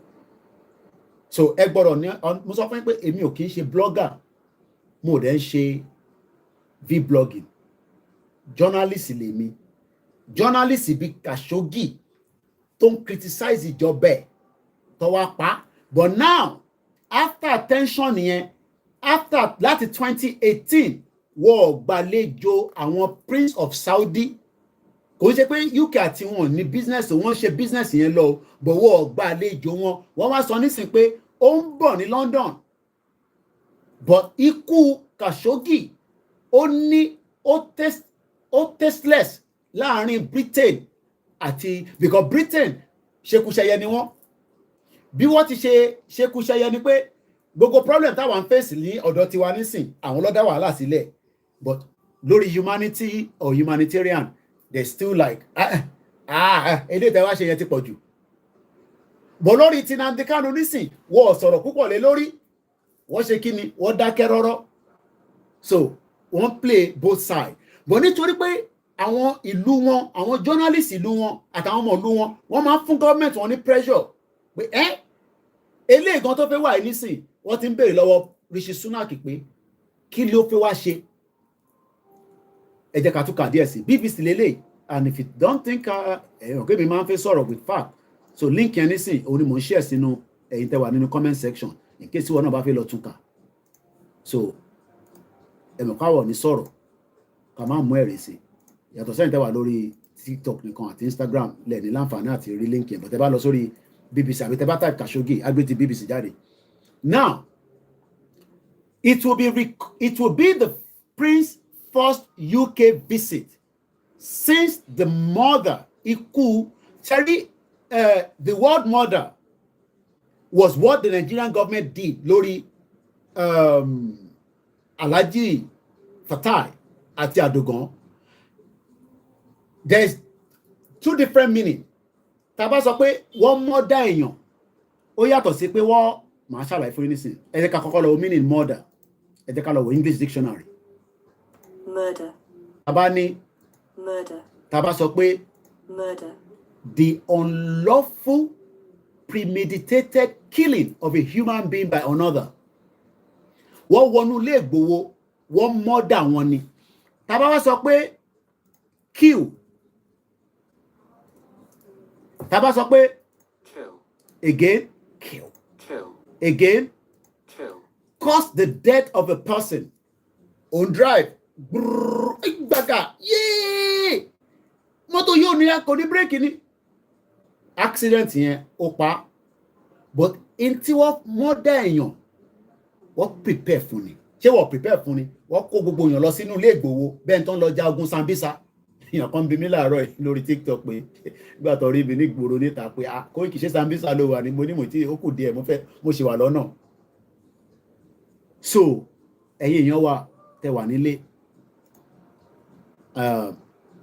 ní kẹ́ má nífẹ̀ẹ́ Nàìjíríà, but Bọ́lá Tinubu fẹ́ fún wa ní future, ó gbọ́dọ̀ fún wa right ẹ̀ ni. Ṣèbí kọ́rẹ́ ẹ̀ lẹ ṣe vote fún fẹ́ǹtẹ̀ vote àtàwọn tá vote fún náà àtàwọn tá gbogbo èèyàn ló gbọ́dọ̀ ṣe tiẹ̀. Ìtọ́ ṣe ń pè ní president nìyẹn, president máa ṣe gbogbo tiẹ̀, but Buhari was a sadist.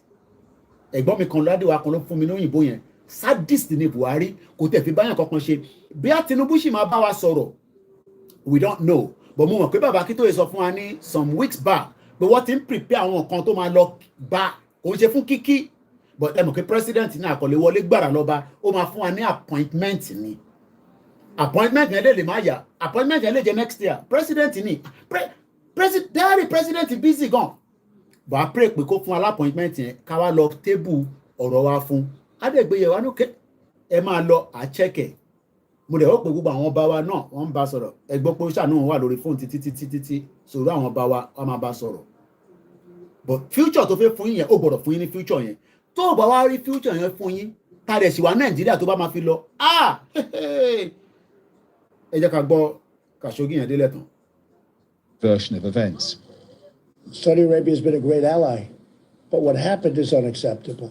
It's unacceptable. I would prefer, if there is going to be some form of sanction or what we may determine to do, if anything, Trump, Trump sọ, only Saudi Arabia is yeah, we must hope for the best. Even in Tinubu's government, you must hope for the best because Buhari's government was a bad. Hey, ṣé mo ti tàbọ̀ báyìí? Bad náà ni.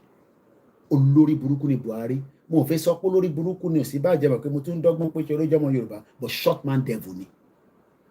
Orúkọ yẹn ni màá máa fún. Short man devil. Mo rí ní Kenya. Mo ní sọ pé olórí burúkú lòun. Torí pé òun kàn ṣe pẹ̀típẹ̀tí lẹ́yìn ẹ̀ ni. Bọ̀bá bá wèrè ní Buhari. Sadist ni Buhari. Mo kàn pọ́n Ọ̀ṣínbàjò lé gẹ́gẹ́ bí ọmọ Yorùbá ni, but short man devil ni. Pastor Ruga Basha Mayegun. Ẹ̀gbọ́n tí Donald Trump sọ ilé ti pọ̀ wọ́n mọ̀ dá ẹ̀ wọ́n wá pín sí wẹ́wẹ́. Èèyàn kan ní don't swear again my brother ara tá à ń sọ nìyẹn. Ẹ ṣẹ̀ join wa ní àbí ó dà ẹ jẹ́ ń lọ fún yín ní tí G20 sọ ẹ pé ẹ̀yin tẹ́ bá ṣẹ̀ ń dé ẹ̀yin understand bí nǹkan ṣe ń lọ mọ́ ń bọ̀. G20 according to Kant ìyẹn negotiation tó fi come across tó fi ní declaration lẹ́nìí. In order to reach a consensus, there was over 200 hours of very tough and very ruthless. Kí ló ń pè ní ruthless? Ẹ fẹ́ kí mi máa ṣe bí Ṣẹ́wọ̀n Kínbalóyè, ọ̀rẹ́ mi. Ẹ fẹ́ kí n máa ṣe bí Jídé Òtítọ́jú. We're all different people. I am not them. So kí ló ń pè kí n máa swear? Ẹ ṣọ́ra yín o. Mo sí Nàìjíríà o. Mo ní mo ti pọ́n Ọ̀ṣínbàjò gan lè swear fún ẹ tún ní kí n tún swear fún Ọ̀ṣínbàjò ni. Please èèyàn kan ló tún divert wa.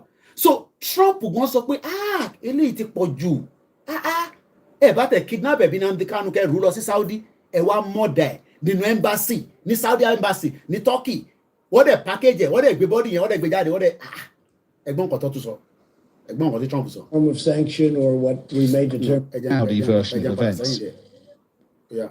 She'll say they have evidence Khashoggi was tortured, killed and dismembered. A very different story from the Saudi version of events.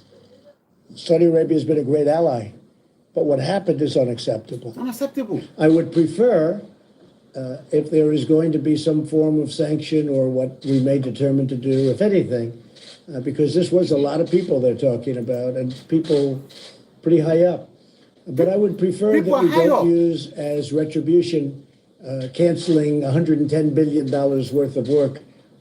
Crown Prince Mohammed bin Salman emerges unscathed for now, appointed head of a new committee to restructure Saudi intelligence in the wake of the debacle. The affair has already damaged his reputation as both competent ruler and reformer. So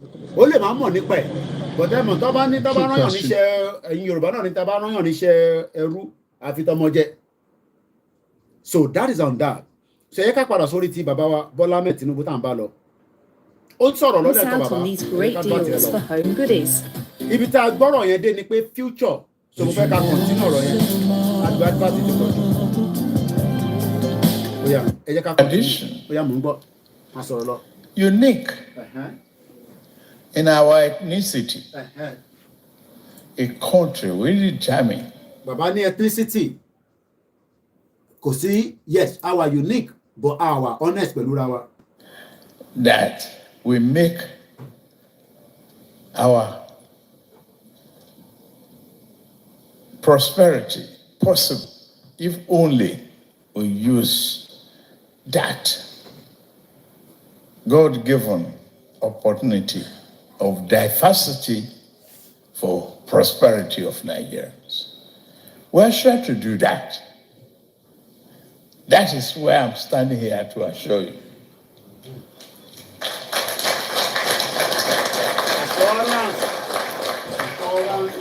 We're in doubt. We can do it. Okay. And you heard the names of people that I mentioned. Okay. Many of them are here in their own private jets.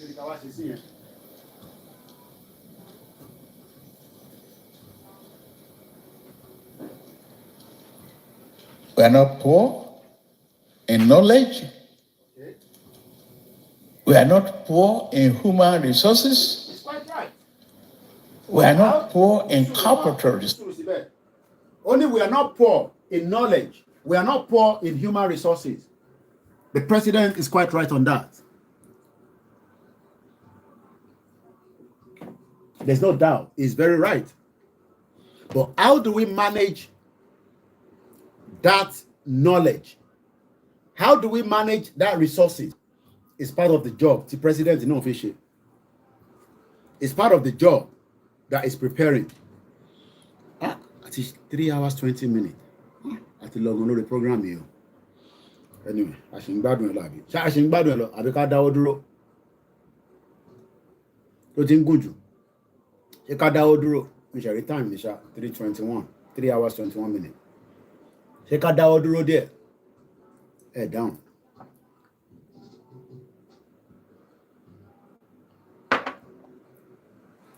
Ali Dauduro there. You can never complete a program in one day. Kamaiti Dauduro. All right. Everybody, Baba Jagaban. Mo fẹ́ wá mí nìní ẹni tó bá mọ̀rọ̀ sọ dáadáa. Ṣé orator ló máa ń pè wọ́n? Orator. I think that's it. Yeah. Bola Tinubu is a material meaning. Orator. Oni Bola Tinubu. Tó bá sọ̀rọ̀, ẹni tó bá gbọ́rọ̀ yẹn lóòótọ́, ọmọ ọ̀pọ̀lọpọ̀ níbẹ̀. Kò yẹ tí gbọ́tàn, èmi ti gbọ́tàn, máa ṣe clear fún yín. Okay, àwọn yẹn ní ká go on. All right. I gbọ́dọ̀ check. Let's continue. Ẹ kì í show video yẹn díẹ̀ fún yín. Wá tó bá ṣe ń sọ̀rọ̀ yẹn. Ó yá, gbóhùn sókè. We are not poor in capital resources. Okay. We are only poor in management and leadership. Okay. Now, our Nigerians problem nìyẹn. Kí ló ń pàtẹ́wọ́ fún? Princess, àwọn oníyẹn náà wà níbẹ̀. No, mo ti rẹ̀ bọ́dì. Àlàáfíà mo wà. Èmi kan dẹ̀ mo wà ní base ní níbà. Ìgbàtọ́ sáré níbà wà tó ń fi tẹ̀ pariwo. Ó ní management yẹn ni Bọ́lá Tinubu ló fẹ́ change. Ṣé ẹ rí pé níbi iṣẹ́ kan fáwọn àtàbá ti ṣiṣẹ́ àtàwọn táwọn ti ṣiṣẹ́ tí wọ́n bá ti lè fẹ́ di pé wọ́n fẹ́ change management ó máa ń dá wà lálẹ́. Wàrísì ni poor in management and HR. So Tinubu fẹ́ ta Nàìjíríà padà síta nítorí pé ó ti ní bad image. Image wọ̀ dá rárá níta. So ó fẹ́ ta Nàìjíríà síta pé look, I can understand. Òun náà ti ẹ máa gbọ́ níbi tó ti sọ. Ó náà ti ṣe security guard rí. You know, ẹgbẹ́ wọn tó sọ bẹ́ẹ̀. Just the same thing táwa náà face labroad nísìn. But gbogbo tó ń sọ yìí as an orator ni. Kí ló ń pè ní orator? A public speaker, especially one who is eloquent or skilled. So Moke Aziz lẹ́ǹkan sí. Tinubu mọ bí tí ó ń dùn Nigerians. Buhari ò mọ̀, but Tinubu mọ̀ torí pé Buhari ò ní exposure tó Tinubu. Tinubu ti gbé l'Amẹ́ríkà rí, ó ti gbé ní UK rí. Ó lè gbé nílùú méjèèjì yẹn, kò má ní exposure. Níbo ni Buhari gbé? Lẹ́yìn àwọn ẹran tó ń dà káàkiri bí wèrè. Ẹran tó kò grow, kò lọ sísàlẹ̀, ojú kan ló wà. So Tinubu ní understanding tó ń ṣe Nàìjíríà, but òun náà sì fẹ́ ṣe the same thing to serve the same puppet àwọn West indirectly. Ẹ jẹ́ ká padà gbọ́ nǹkan tó fẹ́ sọ. A ti gbọ́ 5 minutes. So mo fẹ́ ká gbọ́ tán délẹ̀, but mo gbọ́dọ̀ máa ṣe analysis lé lórí láàrin méjì. We are only poor in management and leadership. Okay. Kí ló ń pàtẹ́wọ́ fún? Tó bá ń sún mi yẹn. Kí ló ń pàtẹ́wọ́ fún? Àtẹ́wọ́ ló ń pa nísìn. And that is why I ran for president. Okay. Now, ó nítorí ẹ̀ lòun ṣe ran for president. No. Gbogbo jàgbátẹ́ ń ṣe yìí. Our knowledgeable, our skilled, ethnicity wa da, even though pé rọ́ ni gbogbo yẹn. We are one people, one language, and one culture. But for the fact that many Nigerians, tẹ́ bá rí àwọn comment tó wà lábẹ́ ti Facebook yẹn, mo ka gbogbo comment yẹn, the hope is there. Àti rí hope wa. There's nothing wrong to not have that hope. But our concern is, ṣé ẹni tó máa gbàjọba lẹ́yìn tí Tinubu bá fún gbogbo wa ní hope yẹn, ṣó máa lè continue the same agbárí tó ń bẹ lórí igba orí bọ̀bọ̀ yìí arákùnrin torí pé Tinubu ní exposure lóòótọ́ ó ti travel ó ti wà níta l'Amẹ́ríkà ẹ̀ bá fún ní gbogbo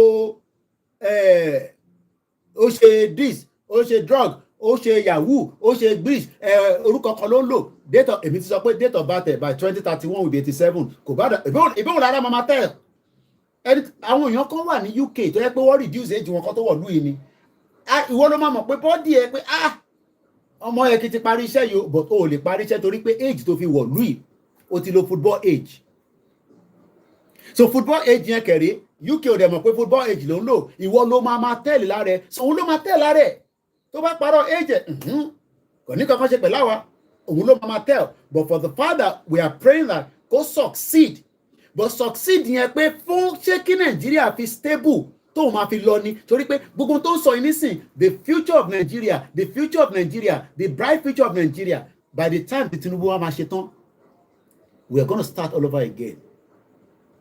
The whole management structure that he's talking about, which is very great, is talking about management, leadership.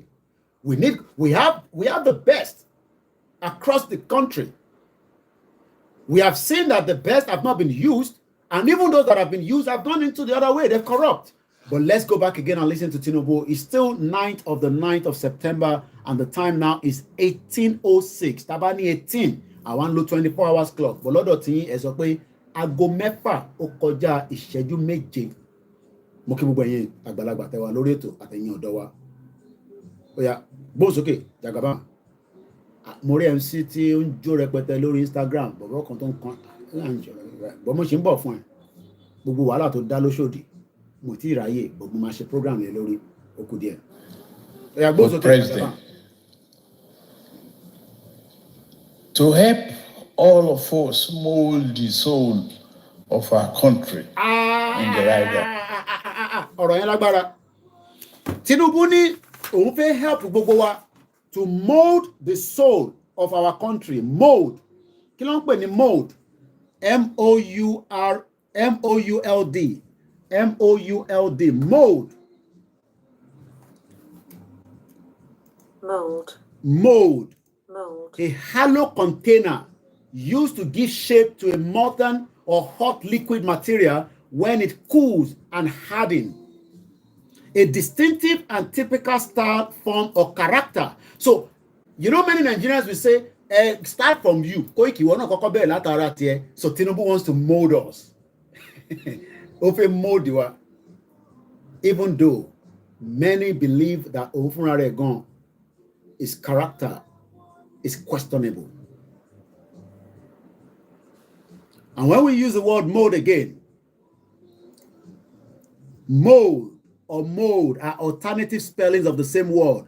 But a mode, M-O-L-D, is an American form, while the M-O-U-L-D is popular in British, or in Britain, is a British spelling. Both can mean a fury growth or fungal. So Tinubu fẹ́ grow Nigeria.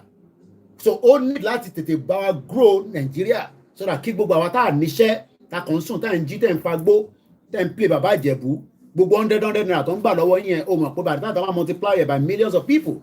Àwọn máa lówó lọ́wọ́ yes èèyàn bíi mẹ́wàá wá jẹ ó jẹ èmi náà tó lọ play tá bá fún ẹni tí bá fún 500 naira pé kò fi jẹun wà kọ́kọ́ lọ yọ 200 ọ lọ fi play bàbá Ìjẹ̀bú. Let's go back again and listen to Bola Ahmed Tinubu, the president. Ó ṣì ń sọ̀rọ̀ lọ́wọ́lọ́wọ́. All of us mold the soul of our country in the right direction. Which direction? Don't care where you come from. Mo like ibi báyìí. Kò síbi tó wọ̀n tó ti wá. It's the only country that you and I have. Ìrọ̀lùpá mẹ́. Emani Koiki, báwo ló ṣe wà pé ìrọ̀lùpá? Only is the only country that you and I have. There was a country before Nigeria. Those countries are we, the indigenous people, Tahon. But Oyinbo facilitated what changed in 1914, which gbogbo Nigeria tá ń pariwo is less than 108 years old. Ẹ̀yin tẹ́ bá ṣe darapọ̀, ẹ gbọ́ nínú ìtì tẹ́bá rewind ẹ̀ Nigeria ní 1880, just before the 19th century, it was a Royal Niger company in Nigeria. So the president is smart. Àwọn tó máa ń kọ speech president wọ́n gbọ́dọ̀ ní ọpọlọ torí ọ̀rọ̀ tó bá sọ ó gbọ́dọ̀ penetrate ara tèmi àtara tiẹ̀ but irú àwa nísìn ara wa ti yí bí pọ̀ mọ́ so gbogbo tó ń sọ yẹn àwọn ìgbàyẹ̀ ìrọ̀ àríyàrí but ìwọ tí ò tí ní better understanding tó ń pè Nàìjíríà wàá bẹ́ẹ̀mi náà ṣe ń accept tẹ́lẹ̀ nìyẹn kó tó di pàwọn náà wá ní better understanding pé kò sí nǹkan tó ń jẹ́ Nàìjíríà. So if he's saying that it is the only country that we have, ironic, because the country has a lot of country inside it. Multinational country in Nigeria. Yorùbá ń bẹ níbẹ̀, Hausa ń bẹ níbẹ̀, Edo ń bẹ níbẹ̀, Kanuri ń bẹ níbẹ̀, Efik ń bẹ níbẹ̀, Ibibo ń bẹ níbẹ̀. So ó ṣe wá sọ fún wa pé is the only country that we have because that is what the international country, our West, that's what they wanted to be telling us. When they are smaller countries. Now, mo sọ fún ilé nǹkan pé gbogbo àwọn tó wà ní EU 27 ni wọ́n gbogbo member state gbogbo Africa 55 níbo ni Nigerians ẹ lè travel lọ within that 27 countries tó ní gba visa wọn mo béèrè lẹ́ẹ̀kan gbogbo yẹn sọ pé kò sí mo tún béèrè again the 27 countries that are member of the European Union where can our passport the Nigerian passport níbo ló lè travel lọ níbẹ̀ tó ní need visa tó kọ̀ máa ra ticket tó dẹ̀ máa travel lọ. So why is he now telling us that is the only country that we have? Yes, right now, presently, Nigeria is the only country, but there are so many countries under it. That is if Bola Tinubu is ready for negotiation. The country that you and I have. Okay. Whatever you experience here, I've gone through it. Kó tó sọ̀rọ̀ yẹn so tí Bọ́lá Tinubu sọ ni pé Koiki London yẹn èmi náà ti gbé bẹ́ẹ̀rì mo ti fọbọ́ rí mo ti wa taxi rí ṣé mọ̀ pé Fáyẹmí ó ti tóbi jẹ̀jẹ̀ nísìn ó ti jẹun ó ti yó wọ́n fi gbé wa mọ́ra ẹ̀yin tẹ́ máa ń kọ Yorùbá yìí èmi náà ti ń kọ́ èdè dáadáa o in tí mo sọ náà nìyẹn pé iṣẹ́ president ni pé kó bá gbogbo ọmọ ìlú sọ̀rọ̀ kó tẹ̀ wá nínú kí gbogbo ẹ̀dọ̀ wa kó lọ́lẹ̀ pé ọmọ Jagaban hope yìí pọ̀ jù ta ló fẹ́ gbọ́ ilé lóòótọ́ àfiwọ̀ tára tiẹ̀ bá ti ní understanding nǹkan míì but tí ò bá ní open mind gbogbo tó ń sọ yẹn máa accept ẹ̀ tí Bọ́lá Tinubu máa fi ṣetán lọ́dún 8 àbọ̀dún 4 ó máa dàbí eré ni. We want him to succeed but my question is can the next president máa reveal àwọn orúkọ yẹn fún yín àwọn orúkọ 5 ti jáde tó fẹ́ gbàjọba lọ ẹ mọ̀ pé gbà tí Buhari náà wà níbẹ̀ láti ń gbọ́ pé Bọ́lá Tinubu ni the next person but Buhari wá fẹ́ ṣèkà fún Tinubu ó fi ga lẹ́sẹ̀ ó lọ gbé Emefiele jáde ó gbé Ọ̀ṣínbàjò jáde ó wá kówó fún gbogbo wọn ó ní gbogbo yín o a máa change owó a máa make epo ẹ mọ̀ pé Buhari gan sọ pé tóun bá gbé subsidy jáde kò likely pé KPC wọlé but Bọ́lá Tinubu ní a máa dìbò a máa wọlé. So Bola Tinubu is a smart politician. Ó ti rí handwriting bí tí Buhari fẹ́ gbé òun lọ. Primaries yẹn dẹ̀ ni ibi tí iṣẹ́ wà sí jù. Ẹni tí Buhari gangan fẹ́ fi sílẹ̀ òun ni former Senate President Ahmed Lawan. But Bola Tinubu sọ pé a máa ta tán ni. Easy dollar. Ìwọ lè má ra coffee bot fún wa. Oníbàjẹ́ fún ẹ kò lè ní tán bẹ́ẹ̀. Mo sọ pé tí wọ́n máa wá sí America, Miami ni màá kọ́ wá. Màá yọjú ẹ̀. Ó kù díẹ̀ ni. Àbúrò mọ̀ yé yín nísìn. Iná dà lọ tàn yín nísìn. Kókò bright díẹ̀ náà ni. Lọ́sàn-án gan. Bọ́lá Tinubu mọ̀ pé wọ́n fi rẹ̀ wọ́n jẹ. Àwọn north pé rẹ̀ jẹ. Ó ti rí gbogbo handwriting yẹn. But bí ṣe bá ń sọ̀rọ̀ àwọn 5 kan ti jáde no wọ́n ti jáde but that is the name wọ́n ti ń prepare àwọn yẹn sílẹ̀ pé àwọn tó máa gba government is going to the north after Tinubu bá ṣe tán so gbogbo tó fi ṣe yìí is great is good. Mr. Richard ní Tinubu is just talking sake. He can't do nothing. Emma te can he can't do. Tell about he can't do nothing here. I'm against it. And as a person, we should not be against him, but we should be able to cross-check and act the reality, the fact. Reflection here. Kí ló ń jẹ́ kó reflect padà wá? Nǹkan kan tá padà wá. Ẹ má bínú mọ́ wọn tí ọ̀rẹ́ yẹn ti wá. Okay, ti data díẹ̀ bẹ́ẹ̀. Torí ẹni tó bá ń wò lórí TV àpá Koiki má bà wá lójú jẹ́, ẹ má bínú. Ààrẹ ló software, fóònù mo fi stream. So, even if Tinubu has the ambition to repair the damage to some extent, our concern is she continuity máa wà. Okay, ó bá wa ṣe títì tó wá sí ilẹ̀ Yorùbá. I expect him now to pump money to the southwest. Báwo yẹ pump owó síbẹ̀? Why not? Buhari gbé $2 billion project lọ sí Niger. Project yẹn ti sọ báyìí nísìn. Railway yẹn tó ń ṣe lọ yẹn. Owó tí wà invest, àwa la máa san gbèsè yẹn kò ń ṣe Niger. Nigeria ló fund ẹ̀, Buhari ló authorize ẹ̀. So Tinubu náà gbọ́dọ̀ authorize gbogbo yẹn kọ́ ni future tá à ń sọ. Our future should be far, because the government náà bá dé, it will still be the same. Òun náà tún ṣe sọ́dọ̀ tiẹ̀. Mo rẹ̀ rò pé ready láti gbé fún ọmọ Igbo. I don't see the Igbo presidency anytime soon. Mo sọ pé 16 years from now. Because tí náà ti bá ṣe tán, àwa Yorùbá wà kan ní, a tún lè dọ́gbọ́n. A tún sọ pé àwa àtàwùsá tún ni. That means pé a ti máa generalize àwọn Igbo nìyẹn. Ẹ jẹ́ ká gbọ́ nǹkan tí Bọ́lá Ahmed Tinubu ń sọ lọ. Ó kù díẹ̀. Indian ló ti sọ̀rọ̀ yìí. You are not new. I've been a guard man. I've been a tutor. Okay. Mo fẹ́ sọ̀rọ̀ nípa Fáyẹmí, ẹ rán mi létí. Ó sápá mi lọ. It was ó ṣe taxi. Kàbí ló máa kò tí sí Uber nígbà yẹn. Ìyẹn Dr. Fáyẹmí tẹ̀rín yẹn ní London. But ẹ mọ̀ pé politics Nigeria, tó bá ti débẹ̀, wà the big man lẹ́sẹ̀kẹsẹ̀.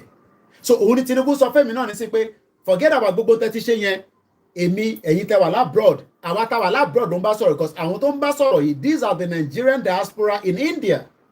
Ẹ má worry, ó ti ṣe gáàdì rí, ó ti ṣe tíṣà rí, ó ti ṣe kinní kan, kí ló máa wá ṣẹlẹ̀? Ẹgbẹ́ advice tó ń fún wọn. Bí àṣàyàn kan, ó ń gbé àwọn èèyàn mọ́ra. Jagaban. Mo sọ fún yín pé kí ni mo pè lẹ́ẹ̀kan? Òun lélẹ̀. Orator. Buhari tó máa sọ̀rọ̀ bí ẹni tí ó lè ó tẹ̀lé. Ẹ mọ̀ pé Buhari gan bá sọ̀rọ̀ máa kí báwo lélẹ̀ ṣe ń sọ̀rọ̀. But Tinubu ti gbé lábúrọ̀dì rí. Wọ́n dẹ̀ ti òun náà ti láwọn coach tó máa sọ pé ó yá sọ báyìí kí Koiki lè ṣàlàyé fún wọn pé ó yá gbóhùn sókè bàbá. Tó bá wá ṣe gbóhùn yẹn tó kí ló máa tẹ̀lé. I've been a tutor. And I was a brilliant student. I know that. Okay.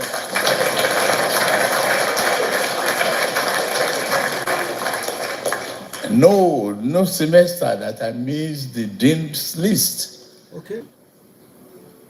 Kò sẹ́yìn kan tó ń bá argue yẹn. Ó ní wọn brilliant student, no problem.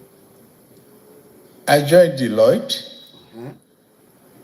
one of the biggest accounting firms, trained me.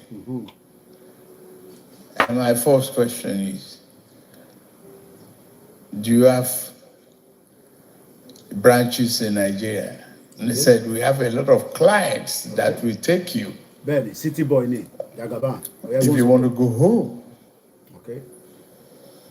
And I started winding my way back until I got to ExxonMobil. From there? With ExxonMobil, I was a very successful accountant. Okay. Auditor General, Treasurer. Okay. And then venture into politics. Now, if you can do.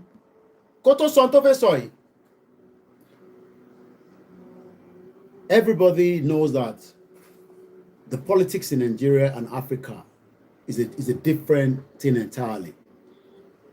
Ṣé ẹ jẹ́ ká wà honest, ṣé bí Baba Jagaban ṣe sọ̀rọ̀ tán yìí tó fi venture into politics, ṣe fi pé àwa ta jẹ́ ọ̀dọ́ ní youth wa yìí ní 40 yìí àtẹ̀yìntẹ̀wà ní 30 àti 20 ṣé a lè venture lọ bẹ́ẹ̀ in the current state of things ní Nàìjíríà bó o ṣe sọ nísìn because bí Jagaban ṣe sọ nísìn tó fi venture into politics tó fi di pé àbátà fi pa tó fi sá jáde is it the same process is it the same kind of politics náà ṣì ń play yẹn ó yá ó sọ̀rọ̀ kankan ó yá gbóhùn sókè Jagaban ó yá bá ń sọ̀rọ̀ kí ló sọ gbóhùn sókè. Attitude.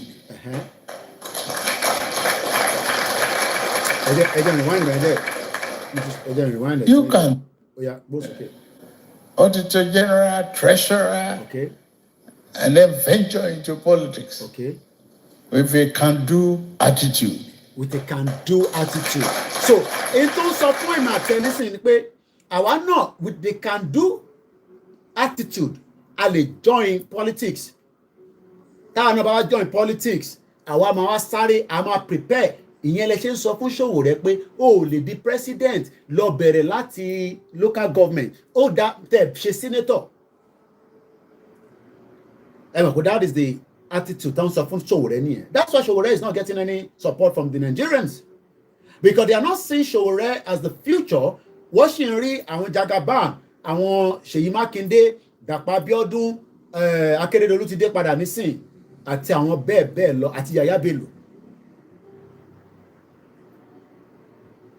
Yawa Grace, no one is asking you all those questions. Tell us something different. We don't want your story. Orator ni o gbọ́dọ̀ sọ story. O gbọ́dọ̀ sọ background ẹ̀ náà. Èmi ò sọ background tèmi fún yín ni. Àwa Yorùbá nìyẹn. We are very proud people. We love who we are. Èyí náà máa sọ fún mi pé ẹbí ẹ̀mí náà máa sọ lẹ́yìn kọ̀ọ̀kan mọ́rọ̀. So o gbọ́dọ̀ sọ. Ọmọbọ́lájí ni àwọn guy man. Ẹ̀yin tàwa lórí mixella kí lẹ̀ ń sọ mọ̀ gbọ́n yín látẹ̀ nǹkan. Comrade Plan B ni Tinubu just dey run mouth like water. Lágbára ó yá gbóhùn sókè Jagaban wọn náà run water. Jagaban ní rọlẹ̀ ń pàjáre ó ní kò yé yín ni ó ní máa tó yé yín nísìnyí ó yá bá ń ṣàlàyé fún wọn dáadáa mo gbọ́. Attitude.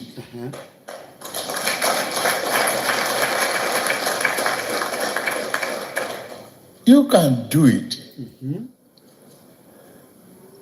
Don't be despondent in any form, any way. Jagaban we despondent. My boy, who then sọ̀rọ̀ ọ̀fẹ́ di ni o? Despondent.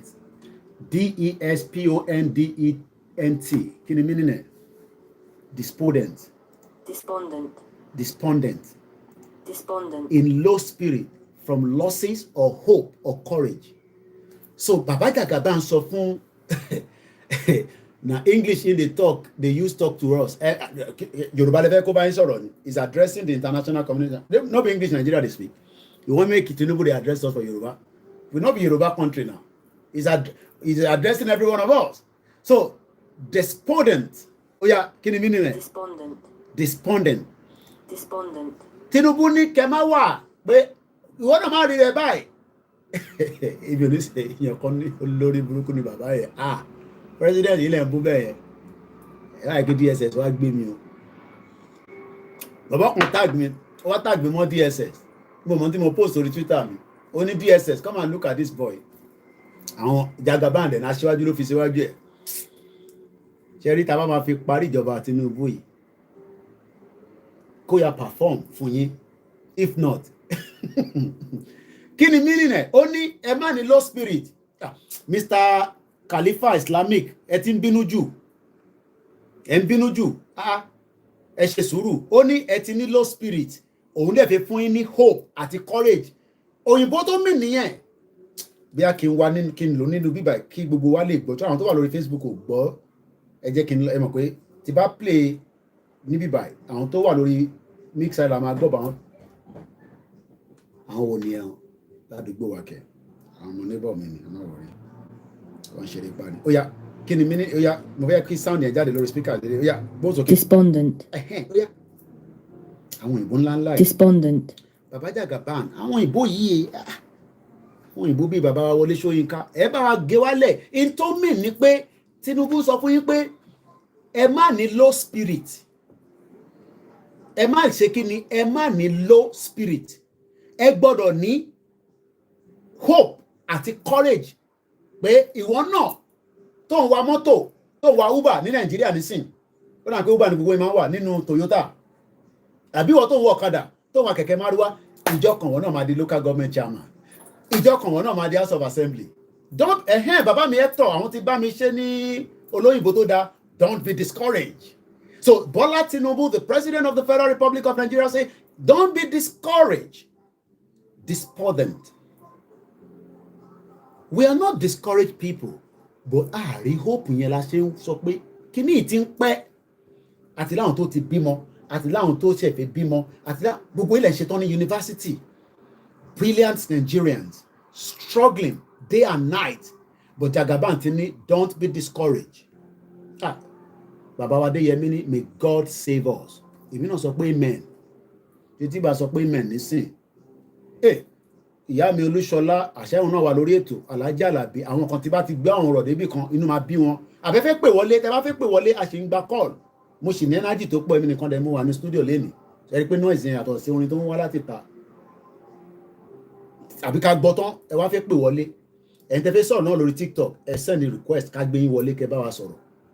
Mo sọ fún yín pé àwọ̀ ní kankan ṣe pẹ̀lú Tinubu but gbogbo tí Tinubu bá ń ṣe àwa gbọ́dọ̀ máa analyze ẹ̀ fún yín àti dé o eléyìí ni must you criticize everything no iṣẹ́ journalist ni láti criticize láti checkmate in tó ń jẹ́ kí gọ́ọ̀mẹ̀ntì move síwájú nìyẹn protest ní London lẹ́nìí wọ́n shut down gbogbo Westminster wọ́n shut it down wọ́n jẹ́ kó move so ẹ fẹ́ ká criticize Bọ́lá Tinubu ẹ má bínú. Sorry. Fẹ́ kí n criticize Bọ́lá Tinubu àwọn èèyàn ti bínú ọ̀dà ẹja gbéyàn kan wọlé láti TikTok. Àwọn ti TikTok ti yarí o. Ó yá hello Mr. Alabi ẹ gbóhùn sókè. Ẹ ò mítà ara yín ká gbọ́ yín o. Tí tẹ bá ti sọ̀tà máa yọ yín àfẹ́ kí ọ̀kan jókòó papẹ́. Ẹ ò mítà ara yín ẹ gbóhùn sókè sà. Ẹ bá sọ̀rọ̀ sókè dáadáa. Kó máa yẹ pé ẹ kúrò lẹ́sà ń gbọ́ yín sà. Like, ṣẹ́rí nǹkan tẹ́mi rí ní pé ó lack nínú democracy wa ṣe ń bọ̀. Loud and clear, à ń gbọ́ yín sà. Ẹni kan tó lack nínú democracy wa, mo lè máa ṣe bí àwọn jánọ́sì ṣe máa ń ṣe, à ń gbọ́ yín sà. Kò sí presently kò sí opposition. Mo like ọ̀rọ̀ tẹ́ sọ yẹn. Mo ti sọ mọ́rọ̀ kọjá lénìí, wàláì. Mo ní PDP ò kì í ṣe opposition, Labour Party ò ń ṣe opposition, àwa Yorùbá nation ní opposition tó nísìn, èèyàn kan tó ní mọ̀ ń criticize, mo ń gbọ́ yín. Àwọn tẹ dárúkọ yẹn, àwọn kan lé power ni, wọn ò lè gbò, wọn ò ready láti. Kò sí opposition. Iṣẹ́ wo l'opposition máa ń ṣe? Ṣé bó ní báwọn Tinubu ṣe ṣe nígbà tó wà l'opposition? Okay. Wọ́n fún PDP ní breathing space. Okay. Ṣé yẹn sè? Yeah. Go and flashback. Every day they organize protests, they talk in the newspaper, you know. Ṣé mọ̀ pé Dr. Fáyẹmí, former governor of Ekiti, ṣé mọ̀ pé jáde ó sọ pé ká má bínú pé protest tó lọ ṣe ní 2012 yẹn, ó ní it was a politics, ó ní kò jẹ́ káwọn ṣe. Of course now. But protest ṣé mọ̀ pé protest yẹn mọ̀mísí mi há sínú ẹ̀ nígbà tó wà Nàìjíríà, wọ́n lè padà wá sí London, mò ń gbọ́ yín. So wọ́n play game yẹn ó dẹ̀ jẹ lọ. So ti yẹn sìn. Ẹ mọ̀ ọ̀dẹ́ bá rántí náà gbà ẹ́ Alhaji Lai Muhammed. Yes. He was the spokesperson of the APC. Èmi ò tẹ̀ mọ̀ dáadáa bẹ́ẹ̀ yẹn but yeah. Yeah. But so the thing is that the beauty of democracy is that there must be a strong opposition. Okay. Yes, but we don't have it presently. So that mistake kò ní jẹ́ kí government kó function dáadáa tó bá sí. Now lórí federal ẹ̀ ń sọ̀rọ̀ yẹn ṣé àtẹ̀ ní state a ní opposition kankan ní state ṣá.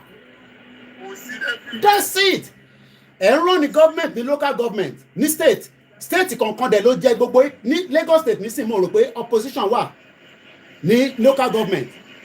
So ta ló fẹ́ checkmate wọn. Kò sí everywhere. No, kò sí even one. Kò ń ṣe ilẹ̀ Yorùbá nìkan títí dé south east náà ni o títí dé north náà ni o kò sọ position. Everywhere bẹ́ẹ̀ni kò sí even ní grassroots. And you cannot have a good governance. So that's my point of view. Ẹ ṣé gan ni bàbá wa, thank you so much. ẹ make a request màá tún gbé wọlé àwọn tí bá wa sọ̀rọ̀ nìyẹn bàbá rẹ̀ tó tún fẹ́ sọ̀rọ̀ náà ẹ̀yin náà ní right ibi báyìí lórí platform wa ó bá jẹ́ APC ó bá jẹ́ PDP but àwa lórí Yorùbá Nation làwa dúró lé but a máa fún yín ní reason tí a fi sọ pé bí Tinubu bá ṣe tán mo ti calculated by 2031 àtèmi àti Tinubu kọlọ fún gbogbo alẹ́ mi gúngùn Tinubu will be 87 years old ó sì máa ní access sí opportunity tó pọ̀ but èmi àti ẹ ṣá máa ní that same opportunity Ọ̀ṣínbàjò ló ń káàkiri nísìnyí ẹṣọ oníwòlí mọ̀ ṣèbó ṣí ṣọ́ọ̀pù fún ọmọ ẹ̀ tó ń gbádùn ẹ̀gbọ́n sókè IMTR. bàbá mi ẹ káàbọ̀ lágbára Olódùmarè. ẹ ní mọ̀ nira. àṣẹ Èdùmàrè. ẹ wo ìlú yìí ó ní agbára àfi kí Ọlọ́run bá wa yanjú ẹ̀. tẹ bá ní lágbára òun yí àwa tá wà níta ẹ mọ̀ pé ìta lèmi ń gbé èyí lẹ máa wá ṣàlàyé fún yín gbà tẹ bá ní lágbára. ṣẹ́yìn gbé mi.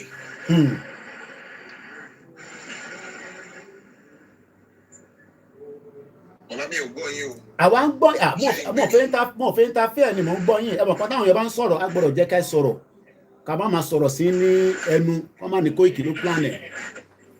ẹ nílùú ní agbára mo wá ní ẹ̀yin lẹ́ máa ṣàlàyé fún wa irú agbára olóní lágbára Ṣàngó ni agbára Ògún àbágbára Jésù àbí ti Ànábì Muhammed. ẹ wo ẹjọ́ mẹ́ta yìí ó dàbí ọ̀rọ̀ tí bàbá yìí sọ ni ṣé wọn ní opposition wọn ní strong opposition. ok. ẹ wo ẹjọ́ mẹ́ta yìí tí wọ́n gbé lọ sí kóòtù ṣé bàbá wọn ló win.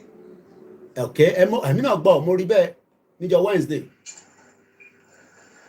wọn kò ní opposition tó strong yìí ni. ok number one ẹ jẹ́ ká clarify nǹkan kan wọ́n lọ sí court yẹn is a different thing from opposition o opposition ni pé gọ́ọ̀mẹ̀ntì kan ṣiṣẹ́ lọ́wọ́lọ́wọ́ opposition ni àwọn the second party tó win lọ́mọ máa checkmate that government lọ́mọ máa make sure pé government yẹn ìtọ́ náà máa ṣe wọ́n máa pressurize ẹ̀ wọ́n máa sọ̀rọ̀ wọ́n máa ní tó ń pè ní shadow cabinet lọ́dọ̀ tiwa nísìn labour party kan ló wà ní power. àwọn èèyàn ò lè ṣe ìlú gọ́ọ̀mẹ̀ntì tí ó tó mú àwọn tó yẹ pé kìnìún wọn tó yẹ pé géèmù náà play fún wa now. ok wọn appoint Kakaso fún Kakaso ní appointment fún Wike ní appointment. ok gbogbo àwọn yẹn. so wọn sọ fún wa pé kì í ṣe ìbò wa ìbò wa gọgọgọ kọ́ ló ń káùtì wọn sọ fún wa ni wọ́n ti jọ jókòó wọ́n ti parí ẹ̀ kó tó tó election rárá wọ́n ti yanjú ẹ̀. ẹ wò tó bá yẹ pé ológun gbàjọba tó bá jẹ́ kí Nàìjíríà dá Ọlọ́run kó tètè jẹ́ kó ṣe kíákíá torí gẹ́gẹ́ bí ọ̀rọ̀ tẹ̀sán lẹ́ẹ̀kan àìmọyàwó èèyàn lórí ìgòbẹ̀tà lọ́nà lọ́wọ́ wà ẹlòmíì ti kú ẹlòmíì ó ti dàgbà àwọn ọmọ náà ti dàgbà àìmọyàwó èèyàn lóríṣiríṣi bẹ́ẹ̀. Ọlọ́run jọ kó tètè máa ṣe kíákíá kó má jẹ́ kó pẹ́ mọ́ kó má pẹ́ mọ́ kọ́sà àwọn náà fún ọjà àfojú rí gbogbo African countries bó ṣe ń ṣe ẹni jẹ́ mẹ́ta ìsànú ní Cameroon náà wọ́n ti gbà ó ṣe wọ́n Nàìjíríà náà ó sún bọ̀ lọ́dọ̀ Nàìjíríà náà nìyẹn. so ẹ̀yin fi pé ìjọba military will be the best option bí nǹkan ṣe ń lọ lọ́wọ́lọ́wọ́ ẹ jẹ́ ká lọ sí òkè nísàlẹ̀ lọ́dọ̀ yín lọ́mọ fi dárúkọ state ẹni ẹ ti ń pè bọ̀ lọ́dọ̀ yín nísàlẹ̀ lọ́wọ́ ẹgbọ́n sókè kọ́là wa. bàbá ni ẹ̀rọ bá mi Koiki. ẹ̀yin náà kúkú ẹ ti jẹ lára wọn ẹ̀yin lẹ́ bá wọn ṣe chair ẹgbọ́n sókè. bàbá mi gbogbo ibi Tinubu ń sọ yẹn scam náà sì ni ṣẹ́rí iṣẹ́ lọ́rọ̀ wọn scam ni ókè ṣe bẹ́ẹ̀ mi wà ní ibi tí mi wà ń bíbá yìí kò sí the whole Nigeria the whole totally Nigeria èèyàn tó ló ń join nísìnyìí is a scam except na dem. ṣé ń gbọ́ mi. à ń gbọ́ yín o. hello. ṣé ń gbọ́ mi. mo lọ fi kọ́ panu lẹ́yìn ni mo ń gbọ́ yín ẹ máa sọ̀rọ̀ sókè. Okay, except àwọn ara wọn. Okay, tabani opposition, nothing like opposition of this country. So, because ẹ wo Wike. Opposition is a big job. Ẹ wo Wike. Wike because of North betray Wike. Okay, òun náà ní God pé okay kò sí problem. Ipe tó ń bá lọ sẹ́yìn Tinubu, tó ń bá kó vote fún Tinubu, no matter how, ó máa gba minister l'Abuja. But Ṣèyí Mákindé náà ṣe the same thing now. Ṣèyí Mákindé náà ṣe the same thing. Ẹ bá ń dárúkọ Wike, what about Ṣèyí Mákindé? No, Ṣèyí Mákindé ilẹ̀ Yorùbá ló ti wá. Okay, so ó fi tẹ gbólé ṣe nìyẹn. Yeah, ó fi ṣe gbólé ni. Ìgbà tí ọmọ Igbo náà ọmọ ẹni sùúrù sọ ọmọ Igbo tó ṣe the same thing òun náà lè ṣe kò fi gbólé ṣe. Mo kàn ń try láti ẹ̀mọ̀ I'm playing a devil advocate here now because àbá ń sọ pé ó fi gbólé ṣe kí ló wá ṣe ọmọ Igbo ó rà pé àkọ́ fẹ́ sọ̀rọ̀ ẹni sùúrù ẹ̀gbọ́n mi.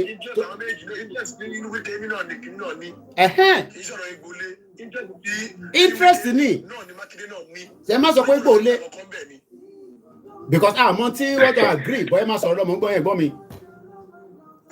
Ikọ́ tọ́jọ́ agree ló ti ṣẹlẹ̀ ń sìn. Ìtí plan wọn gbé tí bàbá bá lo 4 years tán. Ṣèyí Mákindé náà máa parí 10 ẹ̀. Ṣèyí Mákindé náà ń bọ̀ ní mínísítà lókè ń bí.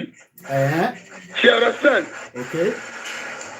And yes, and then Wike also provide.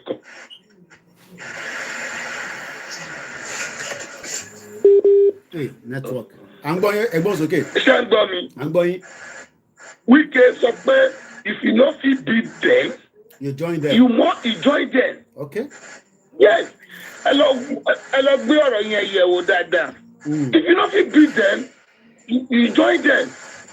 You see this country, nothing like PDP, nothing like Labour, nothing like all of them, they're the cabal. They're the cabal. And then wọ́n dẹ̀ ti rí mẹ̀kúnnù. Wọ́n ti rí mẹ̀kúnnù yìí pé wọ́n mọ ìṣòro wa serious pé kébi bá ti pa wọ́n á ti dàgbàdo fún wọn wá jẹ ẹ̀rọ inú kan báyẹn. Ní Nàìjíríà tí mi wà yìí o, ní Nàìjíríà tí mi wà yìí, tó o bá ti ṣe pé o wà ní pátì kan, àbò òṣìṣẹ́ ritual, kò sí gbádùn for now. Nobody. Ṣé dáhùn tí àwọn ọmọ ti fẹ́ wọlé school. Ẹ jẹ́ ká fi gbogbo bẹ̀rẹ̀ lẹ̀ èyí tí mo fẹ́ bèrè nísìn. Tó máa support nísàlẹ̀. Okay, èyí tí mo fẹ́ bèrè nísìn kálẹ̀ Tinubu ti ń sọ nísìn pé future wà. Ó ti lọ àwọn ìbò ńláńlá àti bá break it down. Ó ní hope wà. Ó ní courage wà. Ó ní ẹ má jẹ́ kí spirit yín kó down nítorí pé Buhari tóun expect pé kó ṣe Nàìjíríà fún gbogbo wa kò ṣe. Òun dẹ̀ ti wá débẹ̀ nísìn òun máa ṣe. Àwa Yorùbá nation sọ pé no kò lè ṣe. Àwọn Nigerians ní no ẹ dákẹ́ ẹ̀yin Yorùbá nation ẹ lọ jókòó síbì kan. Ẹ̀yin tẹ́ wà ń lélẹ̀ ń bá mi sọ̀rọ̀ nísìn. Ṣé hope yẹn nísìn tí Tinubu sọ yẹn ṣé ẹ rí hope yẹn mọ́ ni àbí báwo? Bros, hope for Nigeria is a scam. It's nothing like hope. It's a big scam. If you not belong to these people, now you go see put their hope, say Nigeria go work. Forget. Bros, you see. Ẹni sùúrù Mr. IMT lórí TikTok. Ẹni sùúrù ẹni tó wà lórí TikTok. Ẹgbọ́n sókè ẹni tó wà lórí call. Ẹ má bínú ẹ̀yin tẹ́ ń gbọ́. Very hope for Nigeria. Yeah. Hope for Nigeria. It's a scam. It's a scam. If we know sample. Ẹ ṣe ní kíákíá kọ́ mi One program kan wà l'Abuja. Wọ́n pè ní Ebelembe. Ṣẹ́rí Ebelembe yẹn máa help Godari Ahmed. Everybody know. Berekete, Mumu Berekete. Berekete family. Ó máa help àwọn èèyàn gan. Ó máa jà fún àwọn èèyàn gan. But nígbà tí Buhari fẹ́ ṣe the first tenor, òun náà ló bá Buhari polongo pé Buhari is best, Buhari is this, Buhari is that. Ó gbọ́dọ̀ ṣe yẹn because kò fẹ́ kó gba license tó fi operate ní Nàìjíríà. Tèmi náà bá fẹ́ jẹ́ pé mo fẹ́ fall sẹ́gbẹ̀ Tinubu nísìnyí a ní kó lọ fún mi ní license rédíò bọ̀ mo gbọ́dọ̀ criticize ẹ̀ bí ṣe ń ṣe báyìí nísìn. Ẹ̀sà Ṣẹ́rí Ordinary Ahmed ìkọ́ tó báyẹn ti sọ ní Nàìjíríà ó yẹ kí ọ̀nà ti road ti jẹ station. Ṣé mi ọ̀rọ̀ sẹ́kẹ̀tì mo mean ó yẹ kí ọdún lọ pé ọ̀nà jẹ bí station yẹn but it's true nígbà tí Buhari wà àti Ọ̀ṣínbàjò na only Ọ̀ṣínbàjò back that man. Na only Osunbanjo back that you know, man. to si back Buhari no back could make any difference. It's still the same thing. Yeah. So you see like for now, all right, we see whether Tinubu we still work with him or not. So, but we'll wait and see. But for now, yeah. Yes. In fact, all the presidents before they come to president now. Okay. Now only few come out now. Obi now only Obi and the few people. You come about, you call everybody. Nobody come now. Obi play devil advocate. Gbogbo lọ sọ́dọ̀ Embelembe yẹn gbogbo yẹn rọ ni. Ó kàn fẹ́ kí ẹ fi wá sympathy sọ́dọ̀ ẹni, that's all. Okay. All politics ni gbogbo yẹn ó lọ sọ́dọ̀ ẹ yẹn mo mọ̀ gbà tó lọ náà gbogbo yẹn rọ ni gbogbo ẹ̀. Tinubu ò ní tàn láti lọ sọ́dọ̀ Embelembe because Tinubu was playing the bigger kini ni Tinubu bá play.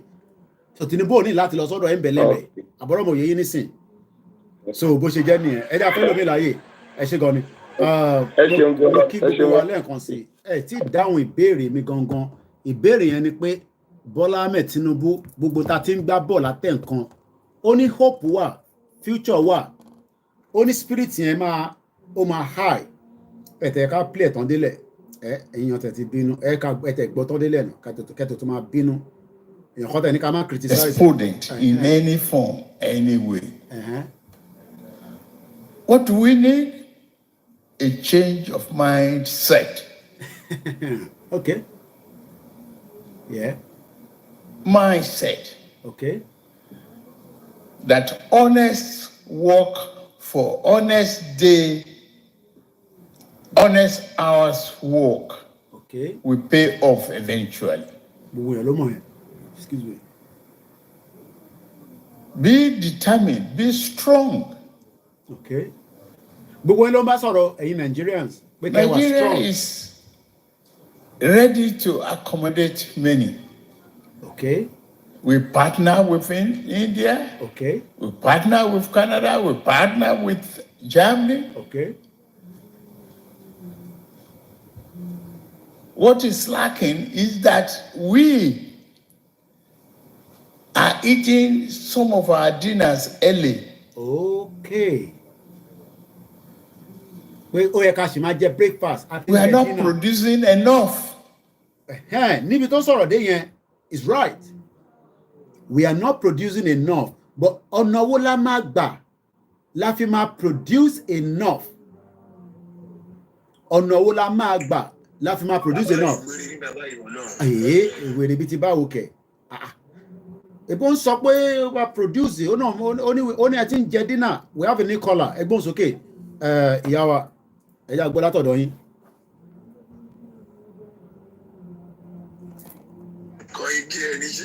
Sọ̀rọ̀ ó máa dàbí pé a kàn ń ju ọ̀bẹ tó a kàn ń tàn kankan náà all the time. Yeah. Anyway, in the subject you are talking about pé Tinubu sọ pé our prepare okay ó ti wà ń bẹ̀ sìn ó ń ṣe lọ.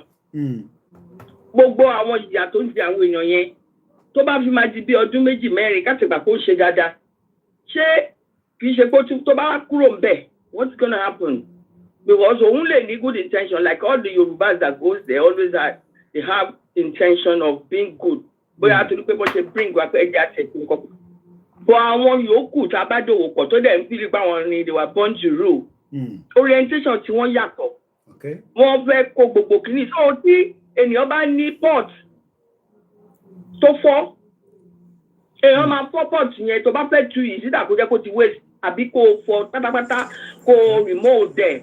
So bá remote there tó kàn là ó máa jò forever ni. Gbogbo eléyìí tó ń ṣe ìwọ̀n kan they are just deceiving themselves. There is no democracy in Nigeria.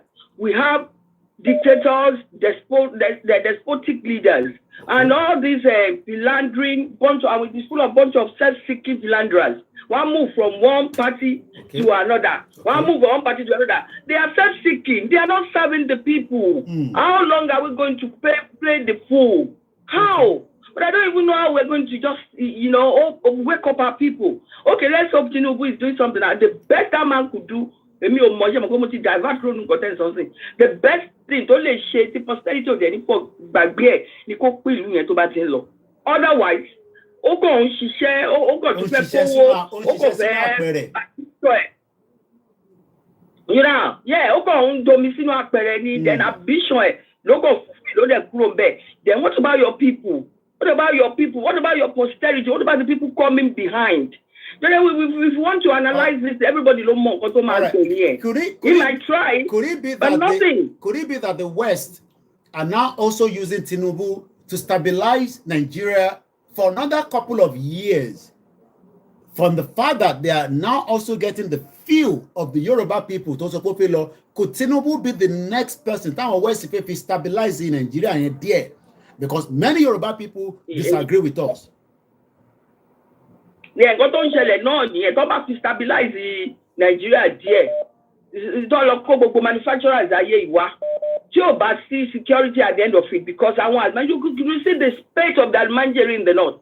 And also about Boko Haram, if you know their number, I want to form Boko Haram. So the menace will never let us live in peace.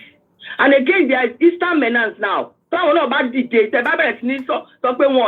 presidency, me only blame what about the day. Guerrilla war for everybody.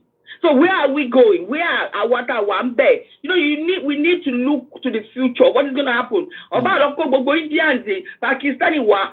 Later, there will be insecurity. They will pack their things and go again. Okay. And we're back to square one. Even though he signed, even though he has just signed a $1 billion deal with the Indian to boost the defense industry. What I'm trying to say, defense industry, just about show my one forever. Okay. It's just a fleeting, like the next. Yeah, surface. The issue is we need to sit down and think. Already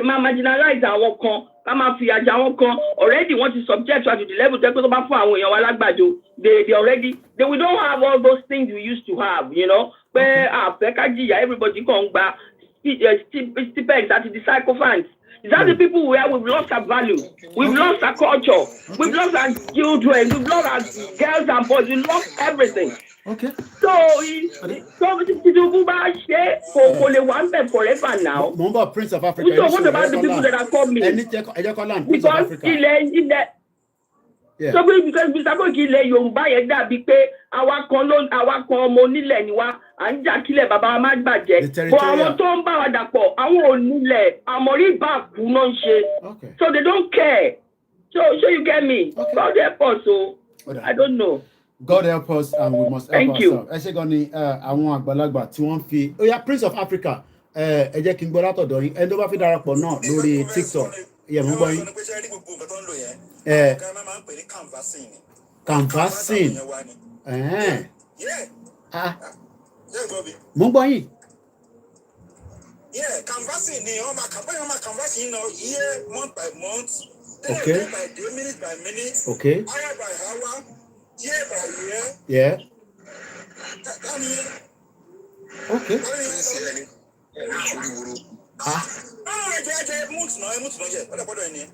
À ń gbọ́ yín ẹ máa sọ̀rọ̀ tí ń lọ à ń gbọ́ yín Prince. So they will be canvassing you. Ara yín máa wálẹ̀ ẹgbẹ́lẹ̀ táwọn òbí àtìkú yẹn wọ́n canvassing yín ni. Okay. At the end of the day kò sí ìgbà tó fẹ́ offer. They are not going to do anything. The same story ni ó lè máa get worse sí ni. Ó mà náà ti gba òun ti sign $1 billion deal pẹ̀lú Indian. Indian has been working to increase its presence in the arms deal trade in Africa. How much is $1 billion? Ṣé Tinubu fún ara rẹ̀ $1 billion lákàntì ni? I'm going $1 billion inú ilé ni. How much is $1 billion? Gbogbo ẹ̀ canvassing ní ṣáà ọ̀gá ìmá ni. Tẹ́ bá close wọn ọ̀gá ìmá yẹn, wọ́n máa package ẹ̀ fún yín nìyẹn. Okay. Wọ́n máa jò tán fún yín. Ẹ mọ̀ pé mi ò máa ń ga ìmá sóhun ojú ò lè mọ̀. Okay. Adẹ̀rùmọ́ yín lójú kan kò ní ṣẹlẹ̀. Wọ́n ti gbá yín. Let me tell you something. We are just wasting our time. One Nigeria is rubbish. Okay. One Nigeria kò lè mú development wá. One Nigeria kò lè mú unity wá. One Nigeria ò lè ṣe wá fún wa. It's better for us to go. Àṣẹ máa jìyà sí ní kò sọ pé ta lè dá sí. Okay. Kò sí ọgbọ́n tí a lè dá sí kò àkàn tẹ́ra wa jẹ. Kálẹ̀ yẹn tẹ́ra wa jẹ. À ń tẹ́ra wa jẹ ni. Àná ìtẹ́ra àwọn èèyàn àsùnmùmú. Ẹ kò look at them ní sometime last week or 2 weeks ago. Wọ́n lọ ń pín gàrí agolo méjì fún wọn. Wọ́n pè palliative subsidy palliative gàrí agolo méjì. Ìpolísẹ́sì yẹn ti wá we know kọ́kọ́ pè palliative nílùú yìí nígbà COVID náà. Àwọn kọ́kọ́ pè fún wa láwọn àwọn táwọn ní west. A lè má ní owó tó yẹn tó máa fi kówó tó oúnjẹ tó pọ̀ fáwọn èèyàn. So canvas iṣẹ́ gamari gbogbo iṣẹ́ wọ̀nyí gbogbo let me say something since 1999. Since 1999 everybody that involved in politics they are ex-convicts. They are criminals. Ara wọn lè lọ kó jẹ síbẹ̀ they are murderers they are corrupt àwọn ọgbà tó ń ṣe fraud ní western world àwọn ló wà ní politics Nigeria. Okay. Fraud ló fi ń jẹun so ẹ ló ń ṣe fraud kí ni gómìnà yẹn ẹni ṣé ó ní brain gómìnà wọn máa kàn wá sí ìlànà yìí. Oda ẹni sùúrù prince ẹ bá mute ẹ yẹ ká gbọ́ kọ́là yìí ẹ gbóhùn sókè kọ́là wa. Mr. Koiki ẹ̀rọ̀ta. À ń gbọ́ yín sà. Ẹ kú ètò sà. Ètò náà nìyẹn. Ẹ wò ó ní Nàìjíríà ń sìn kò máa Ọlọ́run kó máa ṣàánú wa o kò jẹun rárá o. Tinubu ti ṣe sùúrù díẹ̀. Àwọn ilé ò lè ṣe ẹni tí ìgbà tó ṣe gómìnà 99 ní àjà ẹ lẹ́kọ̀ọ́ kí ló ṣe? Ó lè ṣe kankan. Àtó ṣe gómìnà Èkó. Wọ́n ṣiṣẹ́ púpọ̀. Kò ṣe kankan ṣé ó fún ọ̀yàn lẹ́lọ́fẹ̀ẹ́ ní àwọn ọmọ Yíbò àwọn ọ̀dà pàṣẹ ló dìvẹ́lọ́pù Èkó náà. Ẹ̀yin ò rí gbà lẹ ṣe ń bínú jàre ẹ rí gbà ni àwọn tó rí gbà ló ṣiṣẹ́. Kò sí kankan task force àgbèrò táàtù ló kírètì jọ sẹ́kọ̀ọ́ tẹ́ bá gbé ìgbẹ́ máa sanwó tẹ́ gbé omi ẹ máa sanwó. Wọ́n ti ṣe train nísìn blue ray ti ń ṣiṣẹ́ ó ń gbé láti Èkókò Michael lọ síbì kan ó ti save traffic lójú títì. Èyí ni kò ń ṣòun ló ṣe o ayé kíní ló ti ń ṣe bọ́ o ayé goodluck ló ti ń ṣe train. Ìyẹn ló ṣe pé continuity ní government ṣe máa ṣe sùúrù. Now on a serious note Tinubu ti lọ sí G20 that is like his first outing yàtọ̀ sí ECOWAS rátarátá yìí. Kí lè yí rí pẹ̀lú gbogbo G20 ẹ tẹ̀lé lọ síbẹ̀ nígbà lẹ́yìn àkókò ló lọ ṣe. Ogun ló lọ ṣe kí ló ń ṣe ní India ọ̀ ń lọ kóòtù lọ́jọ́ yìí ó ń gbọ̀nà India lọ ọlọ́ ń lago lórí George kó lè sọ̀rọ̀ ìsọkúsọ ni. Ọwọ́ máa tọ̀ wá ní kankan fẹ́ ṣe ọgbọ́n mi lẹ́yìn ká pín nation anybody lọ tiẹ̀. Àwọn tó wà ń lé nísìn wọ́n ti dìbò nísìn 100 days kọjá àwọn kan àwọn èèyàn ti wá ara wọn máa ń fẹ́ le díẹ̀díẹ̀ kí ni àwọn èèyàn sọ nílé ẹ má parọ́ fún wa kí ló ń sọ gangan nísìn lẹ́yìn tí gbogbo election ti gbogbo atẹ́gùn ti fẹ́ sílẹ̀ kí làwọn èèyàn sọ nílé báyìí. Mọ̀ye tó ń ta ráìsì ni mọ̀ye tó ń ra ráìsì ni ráìsì is 40,000 45 per bag. Ẹ̀kún ṣe dandan ní kí wọ́n ra báàgì 1,000 tẹ́lẹ̀. Èyí tó bá fẹ́ jẹ ló máa lọ rà. Epo táwọn bá tẹ́lẹ̀ epo táwọn ra 1,000 sí ó ti di 3,000. Ẹ máa wò ó ti ẹ̀gbọ́n kò ní kọ̀ọ̀kan tó fẹ́ ṣe fún wa wọ́n yọ sọ́sídì epo 190 ó di 600 to 700. Ẹ ṣé gan ni bàbá wa. Thank you so much. Lẹ́yìn ká pín nation anybody lọ kò sí solution kankan. Lẹ́yìn ká pín ẹ ṣé gan ni. Kò sí solution kankan. Ẹ̀gbọ́n wa tó pè náà wọ́n ní lẹ́yìn ká pín ni. 37.5. A máa parí ètò in 20 minutes so aago 4:00 ni máa pa ìmúná ìrọ̀ aago tó bá ti di 7:30 àti rìn díẹ̀ so that kó lè wálẹ̀ tí bá tẹ̀ máa tún fẹ́ padà wá tábàdé padà wá èmi náà lè máa lọ gbọ́dọ̀ program. Ẹ yẹ kí n wá sọ́dọ̀ ẹ̀gbọ́n mi tó wà lórí TikTok IMTI. Tinubu was like a hope for so many Yoruba people. Obi àtorí pé àti rí Yorùbá tó jẹ́ president dáadáa even though Ọbásanjọ́ gbogbo á mọ̀ pé àwọn náà ló gbé wọlé so this is like the first campaign tó jáde tó jẹ́ ọmọ Yorùbá tó jáde. Àwọn èèyàn ti parí election tán nísìn ṣé expectation wọn náà ṣe wà bó ṣe wà pé Jagaban ó máa perform.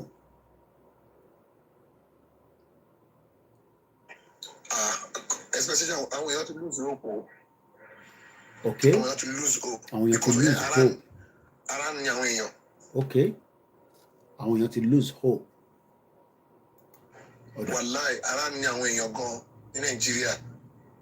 Àwọn èèyàn pariwo kí ló ṣẹlẹ̀ kí ló dé pé èmi ló kàn ṣé tá a bá sọ pé èmi ló kàn ó tó tún wá débẹ̀ tó ń sìn ojú wa ti pé ìnira tí ẹ̀gbọ́n tẹ̀ fẹ́ wá lé gbogbo àwọn gọ́ọ̀mẹ̀ntì tó kù lọ.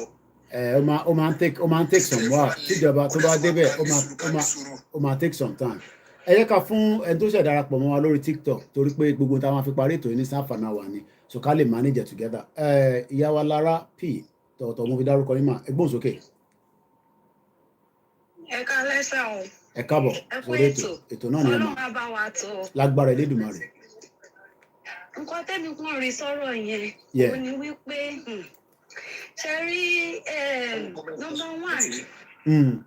number one ṣe rí Tinubu kí ó tó lè rẹni bá compete because but I mention kankan lẹ́ẹ̀kan yẹn pé kò ní strong competitor opposition tó tọ́ ni kò lè ní because Tinubu ó ti ní solid foundation yẹn ó strong gan tó bá yẹ pé bí Tinubu ṣe ti bẹ̀rẹ̀ tipẹ́tipẹ́ tẹ́ bá rántí pé Tinubu ó ti wà lẹ́nu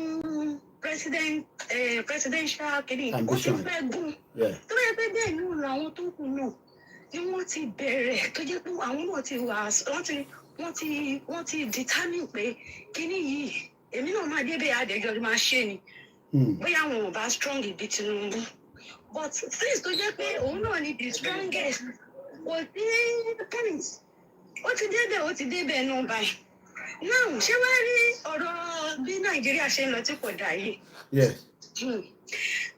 àwọn ọ̀rọ̀ kan tó máa sọ pé when the foundation is quiet what can the righteous do ṣé rí nǹkan tó ń ṣe yìí kó lè tètè rí ṣe in just 1 year.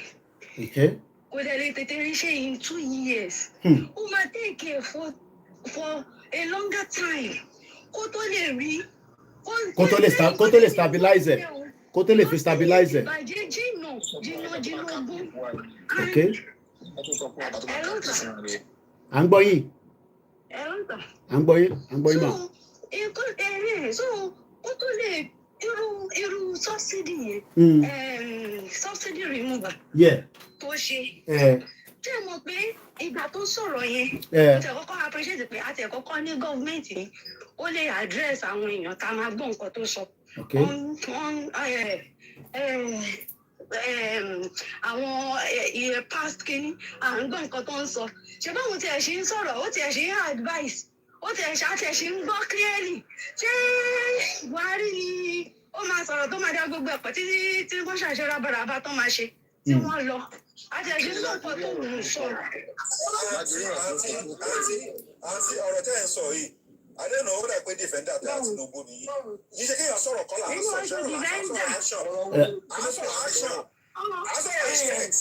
ìfẹ́ tọ̀bí wìsọ̀rọ̀ kọ́ ọ̀rọ̀ kí lọ́rọ̀ ní ṣe pẹ̀lú kọ́tà ń sọ kò bá take 100 years kò bá take 50 years náà wà business tó bá kó wò lè ṣe kó kú òun bẹ́ẹ̀ náà tó fọ́sẹ̀ kó wọ́n kó wá ti pẹ́ bẹ́ẹ̀ ayé àwọn fagídí ṣe pé ó take 100 years kò mọ̀ tẹ́lẹ̀ ni àwọn fẹ́ẹ́ tó àgbẹ̀rẹ̀ for the past 8 years ni. ok ẹni sùúrù ṣé ẹ lè ṣe ẹ fẹ́ wá blé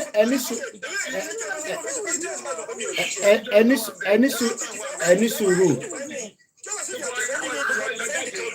ọ̀dà ẹ jẹ́ ká gbéyẹ̀wò báyìí.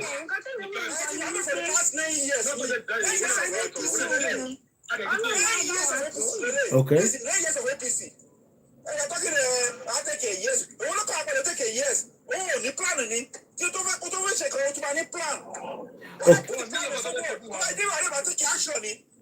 Okay, so yeah.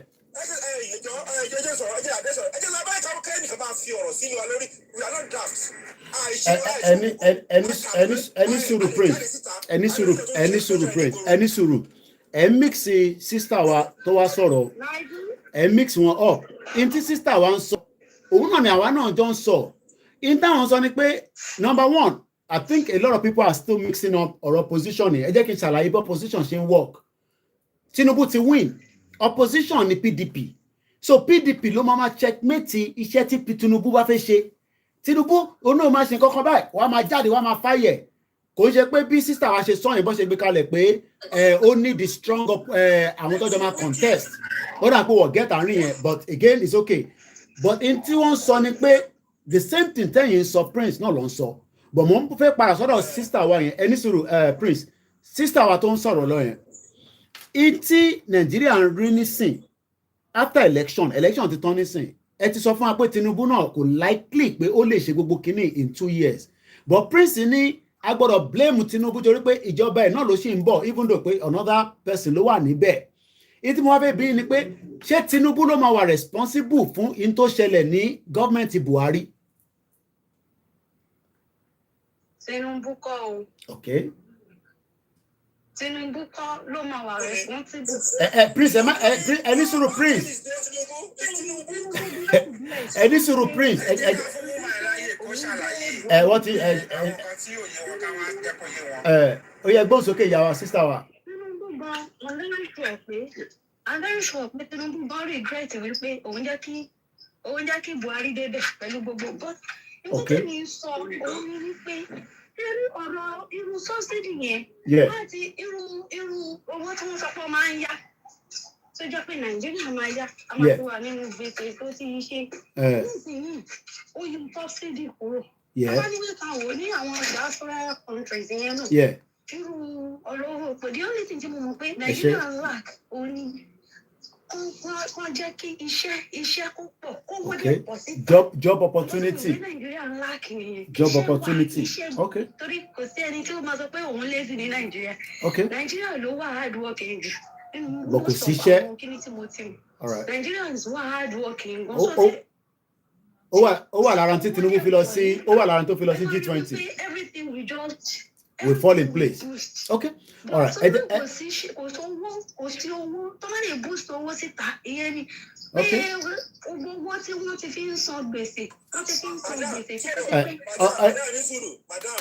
ṣé akọ̀kọ̀ nínú bank adé jásáwọn rẹ̀ ló yẹ kó wà kàtí bá yẹ ṣe nìyẹn.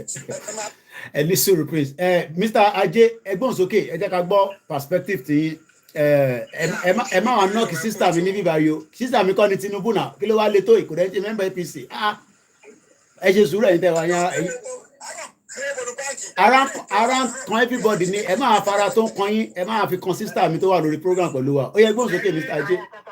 Woman here understand ni pé Tinubu la máa blame. Okay. Fún tẹ́nà ti Buhari. Because òun ló gbé Buhari síbẹ̀. Tẹ́ bá dẹ̀ wo subsidy tá a sọ̀rọ̀ pa yìí, ẹ lọ wo tún nǹkan tó ṣẹlẹ̀ ní 2012. Tinubu pẹ̀lú àwọn tó lead protest ń gbà yẹn. Mo ti sọ kọjá bí ẹ̀ṣẹ̀ join ètò ni Fáyẹmí ti apologize lé lórí. Fáyẹmí ti apologize lé lórí ọ̀rọ̀ yẹn.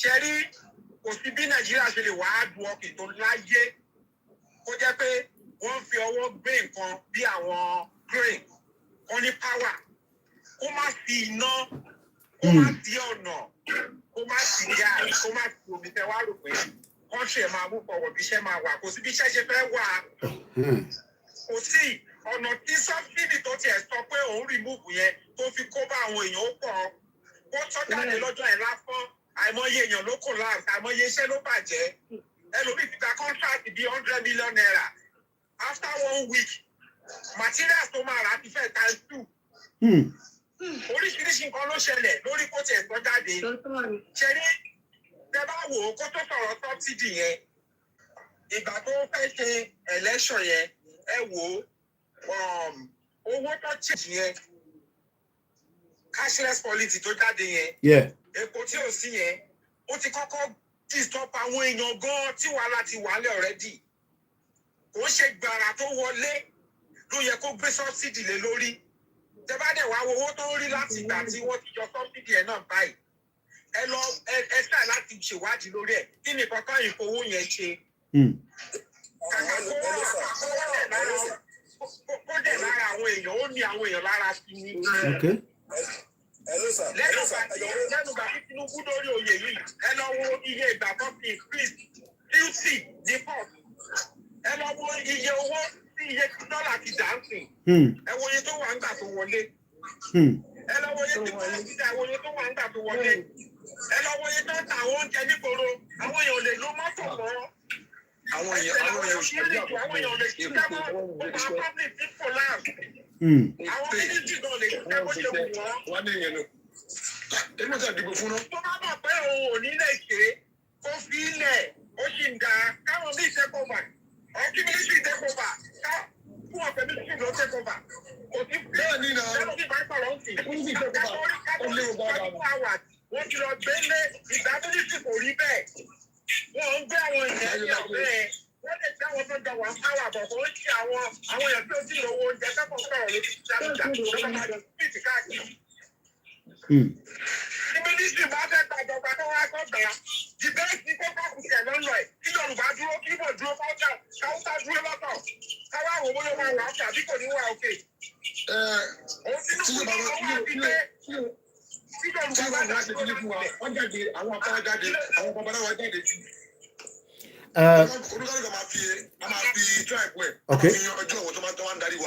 Ẹ jẹ́ n padà sọ́dọ̀ Prince of Africa. Okay, Prince of Africa. Ẹ jẹ́ n padà sọ́dọ̀ yín ká tó gbé the next person wọlé. Yes. Mo bọ̀. Ọ̀dà, mo ń bọ̀ Mr. J. Ó yẹ ẹ̀gbọ́n sókè. This guy, ó ti ní ambition pé òun fẹ́ ṣe gọ́ọ̀mẹ̀ntì Nàìjíríà. Yeah. Fẹ́ ṣe president Nàìjíríà. Yeah. Ààrẹ initial ambition for over 20 years. Okay. And ẹgbẹ́ tó ó lè wà nínú gọ́ọ̀mẹ̀ntì yẹn gan, you are a part of the system. Nípa lọ gbé wá láti inú moon, wọ́n lọ gbé wá láti inú omi. Okay. Gọ́ọ̀mẹ̀ntì inú ayé yẹn lójó, ọmọ tí gọ́ọ̀mẹ̀ntì inú ayé yẹn ọmọ tí a ti ní issue, ọmọ tó wà ní díẹ̀. So wọ́n tó lè help by ambition, ó ti ní ọyẹ kó ti ní, ó ti ní ọwọ́ kọ̀ọ̀kan proposal pé okay, at this stage lórí wọ́n máa ṣe ilé, at this stage lórí wọ́n máa ṣe ilé. Okay. Wọ́n sọ fún wa pé ọkọ̀ ò mọ̀ ń pa kò sí ní gọ́ọ̀mẹ̀ntì. No, excuses ni gbogbo àwọn yẹn. He wish díẹ̀ kó wáyé. You are part of the system, you are part of the government, you are part of the country.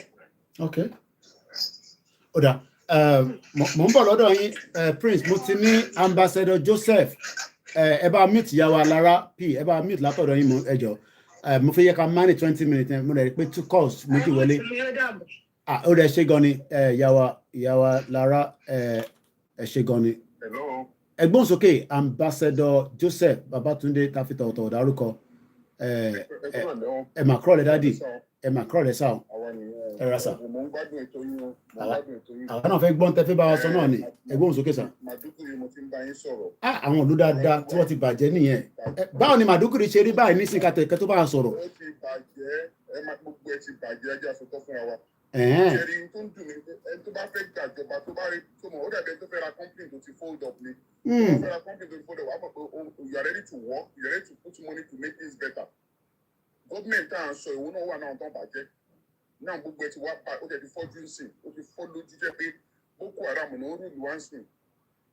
Boko Haram ní Màdúgùrí sí wọ́n ń ṣe jàǹbá gidi gan. And the funny thing ni pé kò sí gbogbo ẹ̀wọ̀n ojú tí wọ́n ń tì wọ́n sí wọn ti ẹ̀fẹ́ kí táwọn èèyàn gbọ́n nǹkan mọ́. Things are really bad for Nigerians.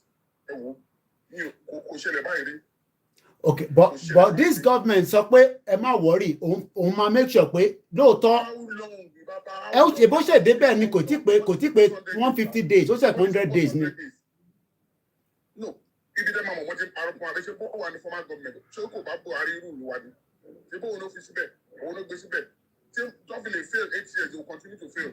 Okay. Ìtí ìdọ̀bá rẹ̀ ra àwọn tó parọ́ jù láàárọ̀ kò sí politician tó máa mẹ́kàn ọ̀run. Politician tó máa mẹ́kàn ọ̀run kò sí ẹjẹ́ tó tọ́ fún yín kò sí politician ní Nàìjíríà tó máa mẹ́kàn ọ̀run because they don't care about the people, they care about them. Kákọ̀sí àwọn nọ́mọ̀ àwọn tèmi àwọn èèyàn mi tó gbé mi wọlé gbogbo àwọn tó ṣe mínísítà sí ti báwọn tó ẹ̀kọ́ wọn ni wọ́n jọ rí ìgẹ̀ ni. Dádì ẹ̀yẹ́ ń bè lọ́wọ́ yín sàtórí pé mọ̀ pé a máa ń fẹ́ ní brain láti gbọ́ àwọn nǹkan táwọn náà mọ̀ ní Màdúgùrí yẹn tẹ́lẹ̀ kí ni wọ́n ń ṣe níbẹ̀ nígbà tí a máa ń gbọ́ pé Màdúgùrí a kò máa ń gbọ́ àwọn ọbẹ̀ yẹn kí làwọn nǹkan tán kó tó dé. I'm not talking about present now, I'm talking about in the past, you know. Màdúgùrí is called the home of peace. The home of peace. Bẹ́ẹ̀ pé Colonial Center of Excellence. Bẹ́ẹ̀ni sà, bẹ́ẹ̀ni sà. Màdúgùrí is called the home of peace. The peace yẹn sì wọ́n ti tà. Wow. Wọ́n ti tà kò sí peace kankan bẹ́ẹ̀ mọ́. Nǹkan tó ti wà for 13 years. Ṣé ẹ pé any struggle tó bá ti ní religion lórí ó wà difficult to conquer. Ẹjọ́ sà ìjẹ́ Lagos State ṣì wà ní center of excellence. Wọ́n ti ṣe blue rain náà kí ni dáàdi tún sọ ẹ̀yìn ò rí gbọ́dọ̀ ṣe train kan ni. problem ta ni pé à ń ṣe intelligent gathering. Àwọn kéèké kan wà ń sìn ẹ lọ láti Abuja lọ sí Maiduguri wọ́n wà ní every state sí wọ́n pè wọ́n lé Àlùmájírì. Kíyàn bímọ ọmọ ò ní tọ́jú ìyá kò mọ mú ìyá ẹ̀ kò ní tọ́ kò rójú bàbá kò rójú ìyá kí lọ́mọ yẹn máa dìnà ẹ jẹ́ àsọtọ́ fúnra wa. Ṣé are there problems àwọn Àlùmájírì tẹ́ ń sọ yẹn? Bàbá ṣé èyí lè fọmọ yín lẹ̀ kí ó máa lọ school. Àwa Yorùbá ń ṣe yẹn ẹ má ní ké mi àwa Yorùbá ń ṣe yẹn. Ṣé mo bá wọn kan tó ti wà ń sìn tó ń pè ní bàbá ń bólà? Àwọn ló ń jẹ́ bẹ́ẹ̀. Àwọn yóò lè náwọn yẹn. Àwọn bàbá ń bólà yẹn. Èmi ò wọ́ ẹ̀ rí o. Bàbá kí lẹ pé yìí? Wọ́n máa ń pa àwọn èèyàn. Bàbá kí lẹ pé yìí? Bàbá ń bólà. Ibùn wọn jẹ́ káwọn èèyàn rìn fún ìlú Àbújá mọ́sìn. Òru náà wọ́n operate tẹ́lẹ̀ nísìnyí wọ́n ti operate lọ́sàn-án. Kí ló dé fà á? Àwọn ọmọ ibùn wọn tẹ̀lé àwọn kéékèèké ló pọ̀ jù ń bẹ̀. Wọ́n ń tọ́jú àwọn ọmọ wọn. Àwọn ọmọ wọn ò lọ school. Wọ́n ra lọ ṣá oúnjẹ jẹ káàkiri ni. Ṣé àwọn ọmọ bẹ́ẹ̀ náà ní tó máa fún wọn níbi 1,000 náà ní jẹ́? Ok, ẹ jẹ́ ká sáré gba kọ́ọ̀lù yìí torí kọ́ọ̀lù yẹn ti wá látẹ̀kan àti sáré pọ̀ wọn padà. Ó yẹ gbóhùn sókè. Ìyá wa. Mo kàn fẹ́ sọ pé Tinubu máa gà yín ni is a cowboy. A crafty cowboy. He doesn't have wisdom. He's just a cowboy. Ó dẹ̀ wà crafty. So ọgbọ́n àrékèrèké tó máa fi gà yín yẹn. Òun náà ló máa fi gà yín lọ. Kí wá ní ambition ẹ̀ gangan ní Nàìjíríà as a president? Ìyẹn mo ṣe sọ pé ṣé kò ń ṣe pé ẹ mọ̀ pé mo béèrè ẹ má bínú mo dẹ̀ fẹ́ tẹ́ ẹ̀ bá ti dáhùn tán àwọn mẹ́ta ẹni sùúrù ẹ̀yin tẹ́ wà lórí TikTok ẹ̀yin máa bá mi dáhùn ìbéèrè yẹn gbẹ̀yìn ẹni sùúrù ẹ má ti dáhùn ẹ yẹ kí sísítà wa dáhùn ẹni sùúrù àdáde wa ambassador ambition tí mò ń béèrè ni pé ẹ mọ̀ pé topic wa tá à ń sọ̀rọ̀ lé lórí nísìnyí G20 a ti sọ pé what is the need for Nigeria Yami David ẹni ó ń ga ẹ máa ń ṣe gbogbo ẹ̀ but kí ni ambition ẹ̀ fún Nàìjíríà? Ambition ẹ̀ fún Nàìjíríà nǹkan tó ambition ẹ̀ kọ́kọ́ ni pé òun fẹ́ di president Nàìjíríà. Ó ti di ní sí already. And once upon a time maybe nígbà tó wà nínú Nadeco ó jọ ẹ̀wọ̀n náà pé wọ́n fìyà jẹ wá ó yẹ ká live better. Oh no, I don't believe in Nigeria. But ó dàbí pé ó dàbí pé there is a plague. I wouldn't even call it a plague. There is something tó bá ti wá di in the politics, in Nigerian politics now. There is no same person there. Tinubu náà dẹ̀ wà lára àwọn tó start ẹ̀. Àwọn ọba sọ pé àwọn Fúlàní yẹn gbé nǹkan tó fẹ́ ṣe láti bẹ̀rẹ̀ ní kíní ti ṣẹlẹ̀. Nígbà táwọn owó tó wà ministry tá à ń ṣiṣẹ́ tí gbogbo Yorùbá máa ṣiṣẹ́ bí báwọn ń ṣiṣẹ́ to serve the country. These Fulanis are not doing anything. They just embezzling. Okay, some of them are easy class consent. They mean first lójoojúmọ́ tí mi ìdẹ̀ kàwé. Ẹ̀yin kàwé tẹ̀ ń ṣe kò bí kẹwẹ́ ni wọ́n wọ́ndà pé báwo lobìnrin tí ó kàwé tó dẹ̀ ń flaunt ẹ̀dá dẹ̀ mọ̀ pé kò kàwé yìí. Báwo ló ṣe ń pass? Kémi wá sọ pé mo mọ̀ bí mo ṣe ń ṣe pẹ̀lú lecturer. Tó bá pẹ́ yìí náà ní lọ ṣe bẹ́ẹ̀ pẹ̀lú lecturer. Gbogbo wa máa dìkan náà ní kàkọ́kọ́ náà mọ̀ lecturer kan máa bú wa ní. So àwọn pípù yìí ìmàdé ò lè bá ajá rìn kò lè ṣe bí ẹlẹ́dẹ̀ ó máa bàlújẹ́. Ajá tó bá dẹ̀ bá kíní kan rìn ó máa dẹ̀gbẹ́. So along the line Tinubu ti di ara wo ti rí ó ti ṣe Lagos ṣe kíní ó ti di cowboy ó ti rí pé ó better godfather kó nǹkan máa ṣe kó máa kó wá kó máa ṣe. So I don't think he has any ambition. Ambition now. You pay, okay, I wanted to be a president, I'm now a president. Whatever I can do, I will do. But the problem in Nigeria is endemic. It cannot solve. If you do not break that country, the problem cannot be solved. That's it. Because Timoko, then look at the Almanjiri menace. You do not even since 1989, just Timoko people, you should have a woman from a lady, a student from the south. I was in shock. Pé kí ló ṣe àwọn ìyá àwọn people ìjà àwọn èèyàn tó ní nìkan rẹ̀ yìí ni pé àwọn ọmọ nígbà àti ìgbà ìlú ti mọ̀ pé Nigeria ní problem or the man ní problem. So how can a politician not see that? They are a bunch of philanderer, psychopath thieves. Àwọn outside don't come káàkiri from one place to the other. Akẹ́kọ̀ọ́ lè jẹ́. There is no patriotism in them. They are leeches. Don't think none of them is worth the trouble. So by that's all I just know because I don't know how we're going to solve this. Yes, sir. Ìyá mi ní 1989 làwọn ti rí Àlùmájírì. Ẹ jẹ́ n padà sí ọ̀dọ̀ Prince of Africa máa wá gbé wá sókè bẹ́ẹ̀ ìbéèrè kan náà ni kí ni ambition Tinubu gangan? ó ti di president kí wá ní ambition ẹ̀ fún Nàìjíríà Prince of Africa ẹ bá gbóhùn sókè àwa lọ sókè lọ sí àwọn méjì tó kù náà. Láàkì Prince of Africa ti wọnú tunnel àgbọ̀n wọn dáadáa ẹni tó bá fẹ́ pè studio number nìkan ni ẹ má pè sí number mi studio number nìkan ni ẹ jẹ́ lọ sọ́dọ̀ ẹ̀gbọ́n mi Ajé studio number ni ẹni tó bá sì fẹ́ pè brother mi tó ń try láti pè number 10 pè sí is not the right number. Okay, Ajé ti jáde bàbá mi ambassador ẹ̀yin gbọ́n kan tí sister wa sọ kí ni ambition Tinubu gangan kí ni ambition ẹ̀ fún Nàìjíríà. Ṣé mo pé ambition ẹ̀ kó lè ní orúkọ bóun ti jẹ́ president rẹ̀. Okay. A ní opportunity to oil rig. Okay. A ní opportunity to so many licenses. Okay. A ní opportunity to make good money. Wow. Because the body bàbá yẹn bàbá onífàájì ni kò rán wá ń ṣe. Onífàájì ni ẹni tí ẹ̀yin ṣáà lọ secondary school ṣá. Mo lọ. Ẹ ṣáà lọ secondary school. Mo lọ.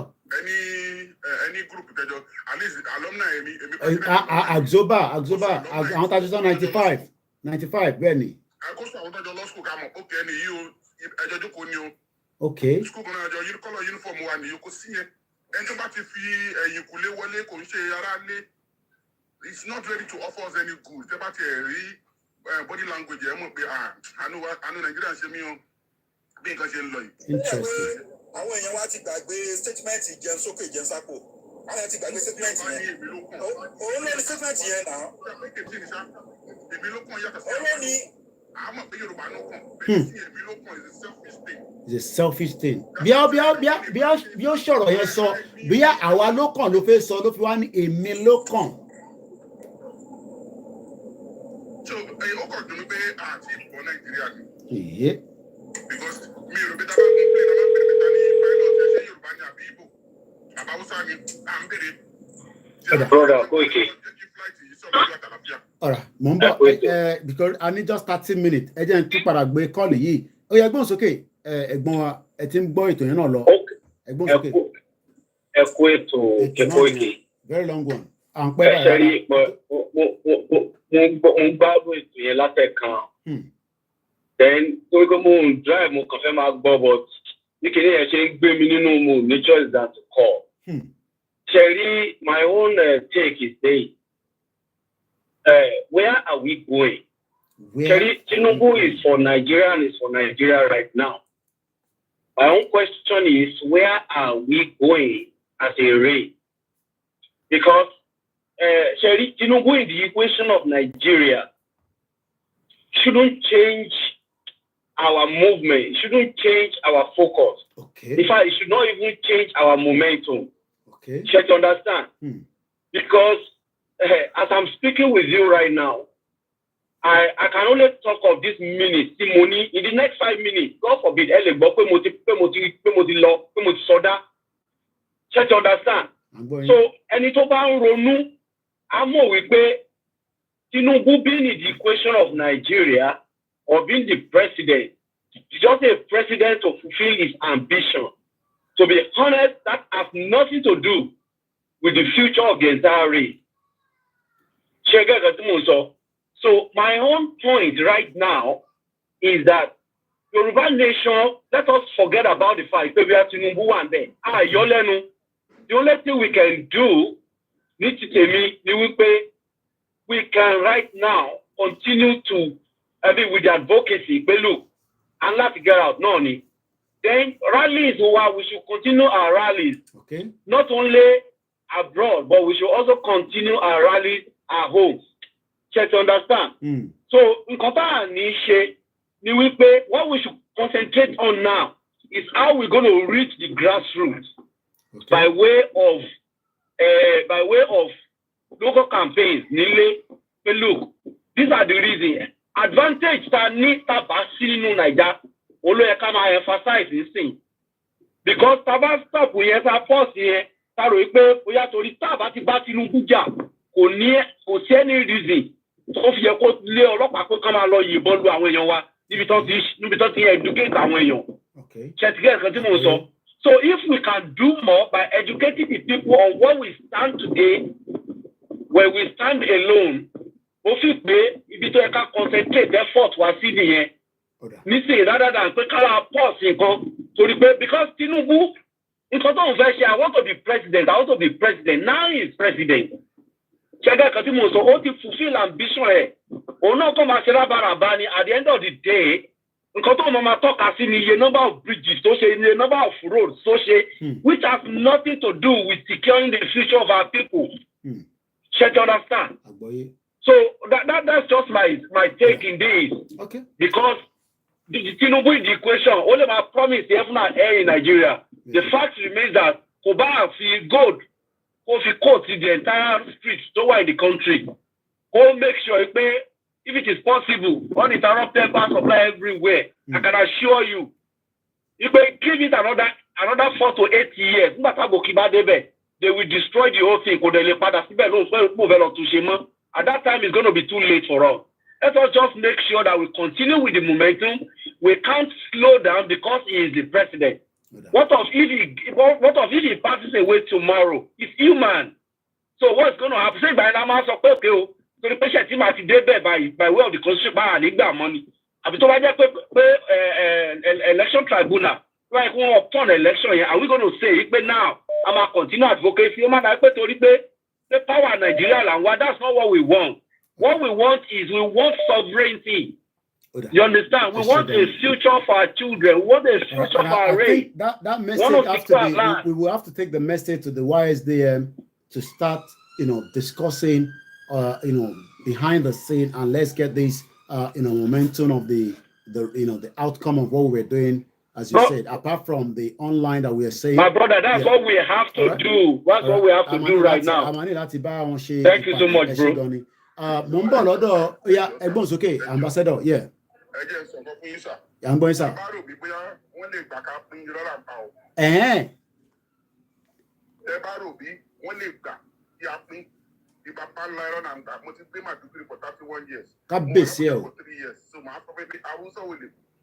Investment in Dangote leko alone.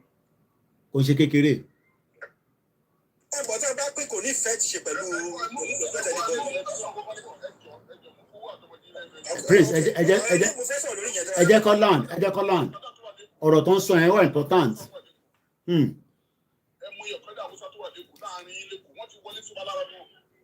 Wọ́n ní kábíyèsí láàrin wa lẹ́kọ̀ọ́. Wọ́n ní ọba, wọ́n ní balẹ̀, wọ́n ní gbogbo ẹ̀ láàrin wa lẹ́kọ̀ọ́ nílẹ̀ Yorùbá. Kò sí dáhùn ṣe wọ́n ti wọlé sí wa lára gan. Okay. Ẹ wo tó ṣẹlẹ̀ rí ọ̀wọ̀. Ẹ lọ kò sí Yorùbá ṣe tẹ̀lé àwọn onídàá ọ̀pọ̀dà wọ́n dẹ̀ pọ̀. Tẹ bá gbá kan ní wọn báyìí lóde máa fi pò yín. Apá ilé ẹrù ìpèkìrì. So what are we talking about? Investment wọn ilẹ̀ Yorùbá ló pọ̀ sí jù. So they will do everything possible to make sure there's no division. Even if we give them the assurance that Taba law we will be good neighbors. You know where your money is at your heart is. Ibi tó wẹ̀ bá wà lẹ́mí ẹ̀ máa wà. Mo kọ̀ rí lórí screen ni mo ti dé bẹ́ẹ̀ mo kọ̀ rí lórí screen ni mo ti dé bẹ́ẹ̀ sir. Good, that's when you know that man want to wọlé sí wa lára forget all this answer mo ò lè gbà láíláí. Ó dà. Because I've carefully studied them for so many years. Ẹ ti pẹ́ níbẹ̀ yẹn ẹ pẹ́ dáadáa ju pé kẹ́ máa mọ̀ tó ń lọ níbẹ̀ yẹn. Ẹ jẹ́ ká gba kọ̀ọ̀kan sí Mr. Emenes mò ń bọ̀ lọ́dọ̀ yín torí kọ́là the other line ló pè látẹ̀ nǹkan so ẹ ká sáré gba kọ́ọ̀lù yẹn so kẹ́ wá bá wa sọ̀rọ̀ mo dúpẹ́ lọ gbogbo ẹ̀yin èèyàn wa ẹ yẹ ẹgbọ́n sókè brother. Ẹ ló kó kí Alájí ló sọ̀rọ̀ báwo ni sọ̀wà. A wà lórí program ṣe fẹ́ dá sórí program ni. No ọmọ mi ló fẹ́ bẹ́ẹ̀ sọ̀rọ̀ bọ̀ ọ́ dà pé ọmọ àgbẹ̀ padà ní. Tí bá ṣe tán lórí program máa pè yín. Mr. Yeah. Tabana fẹ́ pín kò affect investment any foreigners in our land. Okay. But ṣé àwa là ń wòrò bẹ́ẹ̀ ṣé àwọn rí bẹ́ẹ̀ ìyẹn la ṣe nídìí àwọn olóṣèlú wa to be able to tell them all this because àwa là ń sọ èdè láàrin ara wa nísìn. Àwọn onílù láti rí bẹ́ẹ̀ àwọn kọ́ ló máa determine life ta fẹ́ live fún wa. Definitely yes. Àwọn ló máa determine life ta fẹ́ live. Okay. Ilẹ̀ wa náà wà àwọn ló máa ẹ̀yẹ́ lọ fún yín ẹni sùúrù bàbá ibi tí ẹ̀kọ́ sí ẹni sùúrù ibi tí ẹ̀kọ́ sí ṣọ́ọ̀ṣì ní Saudi Arabia ẹ̀ lè gbé ṣọ́ọ̀ṣì lọ síbẹ̀. Ẹ̀yin náà àwọn ló máa determine kọ́tà tẹ́ fẹ́ àwọn ló máa determine kọ́tà tá a fẹ́ ṣe lù wa ẹ má máa lọ pé kí ni wọ́n kún àdé ẹ má máa ẹ ti ń bẹ̀rù wọn jù. Okay, all right. Emma, quite more one any Suru Prince. Emma, one in Maduguri. I want to ring come from a different angle. So we must be able to listen to each other. Mugoya Ambassador. We have sold ourselves. Okay? We have sold ourselves out. I've been in Maduguri for 31 years, so I think that one. What them Mawape go out to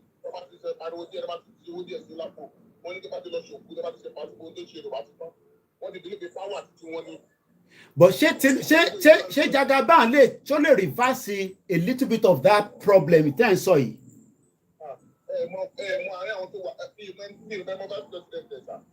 Shetimani, Shetima. What they know on our boko government jump pẹ̀lú ẹ jẹ́ ká lọ sọ́dọ̀ Mr. Eminis torí pé àsìkò ti fẹ́ tán ẹni sùúrù Prince ẹ jẹ́ fún the last person yẹn láyè ẹni sùúrù Prince if not a ní lè parí program ní 7:30 mo lè fi parí ẹ̀ mo ti lo more than extra 2 hours. Yeah. All right, Ambassador. Mr. Eminis, we are really running out of time. Until 2 hours extra, lórí program ti máa ń ṣe 3 hours la máa ń ṣe what 5 hours. Ẹgbọ́n sókè sá. Ẹ máa kalẹ̀ sá. Ó ní agbára. Ọlọ́run àti ní gbogbo alágbára Ọlọ́run. Àṣẹ Èdùmàrè. Ọlọ́run àti gbogbo wa náà lágbára Ọlọ́run. Ìlú wo ńbẹ̀? Ṣé ti Yorùbá land? Nàìjíríà ni. Irọ́ Nàìjíríà kẹ̀. Ó tó tí. Ó yẹ ẹgbọ́n sókè kí má bàa pa ọ̀rọ̀ mọ́ yín lẹ́nu. Nàìjíríà ni Ọlọ́run bá wa tó. Àti tó bá jẹ́ pé wọ́n máa pín sí Yorùbá land náà Ọlọ́run bá wa tó lágbára Ọlọ́run. Ó dà. Ẹgbọ́n sókè sá. Nǹkan tẹ́mi kàn fẹ́ sọ ni pé problem tó wà ńlẹ̀. Ṣé ń gbọ́ mi sà? À ń gbọ́ yín sà. Problem tó wà ńlẹ̀. This problem will continue and continue if àwa gangan tí a jẹ́ èèyàn the soil of Nigeria land did not change our ways. You understand? Which ways? Ways wa ni pé we gbogbo wa ti ní ẹ̀mí ìbàjẹ́. Okay. Ó rà pé nǹkan tí Pastor Adépọ̀jù sọ lánàá ní ìjẹta nìyẹn. Ẹ̀mí ìbàjẹ́ yìí. Okay. Wọ́n ti gbé sínú àwa generation àwa náà tún gbé sínú àwọn ọmọ tí à ń bí. So the thing has become a generation. So láti kọ́ sọ agbọ́dọ̀ gbọ́dọ̀ solve yẹn ká tó máa think of pátá if you exit. Yes. So okay. I think that we have to solve. Okay. First is this ẹ̀mí ìbàjẹ́. You understand? Mostly our Yoruba.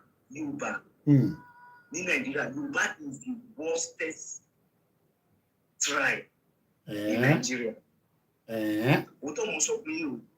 Reason why ni pé àwa gangan ní ìbàjẹ́ Nigeria, àwa gangan Yoruba, àwa gangan ní ìbàjẹ́ Nigeria. I rò pé is other tribe. You understand? Nítorí náà, tí ẹ bá rí the way tí Hausa fi ń pé tó fi ń para wọn lò, kò ń ṣe way yẹn ní àwa Yorùbá fi para wọn lò. Okay. Oda, I don't want to argue or disagree with you. I just got to so and I've already, like I said, exhausted 2 hours. Mr. S. PNA Kagbe Wole Oyagbon Soke ni under a minute. Emma binu en to kuta ni legbe wole mo. Torí àsìkò ni. Oyagbon Soke.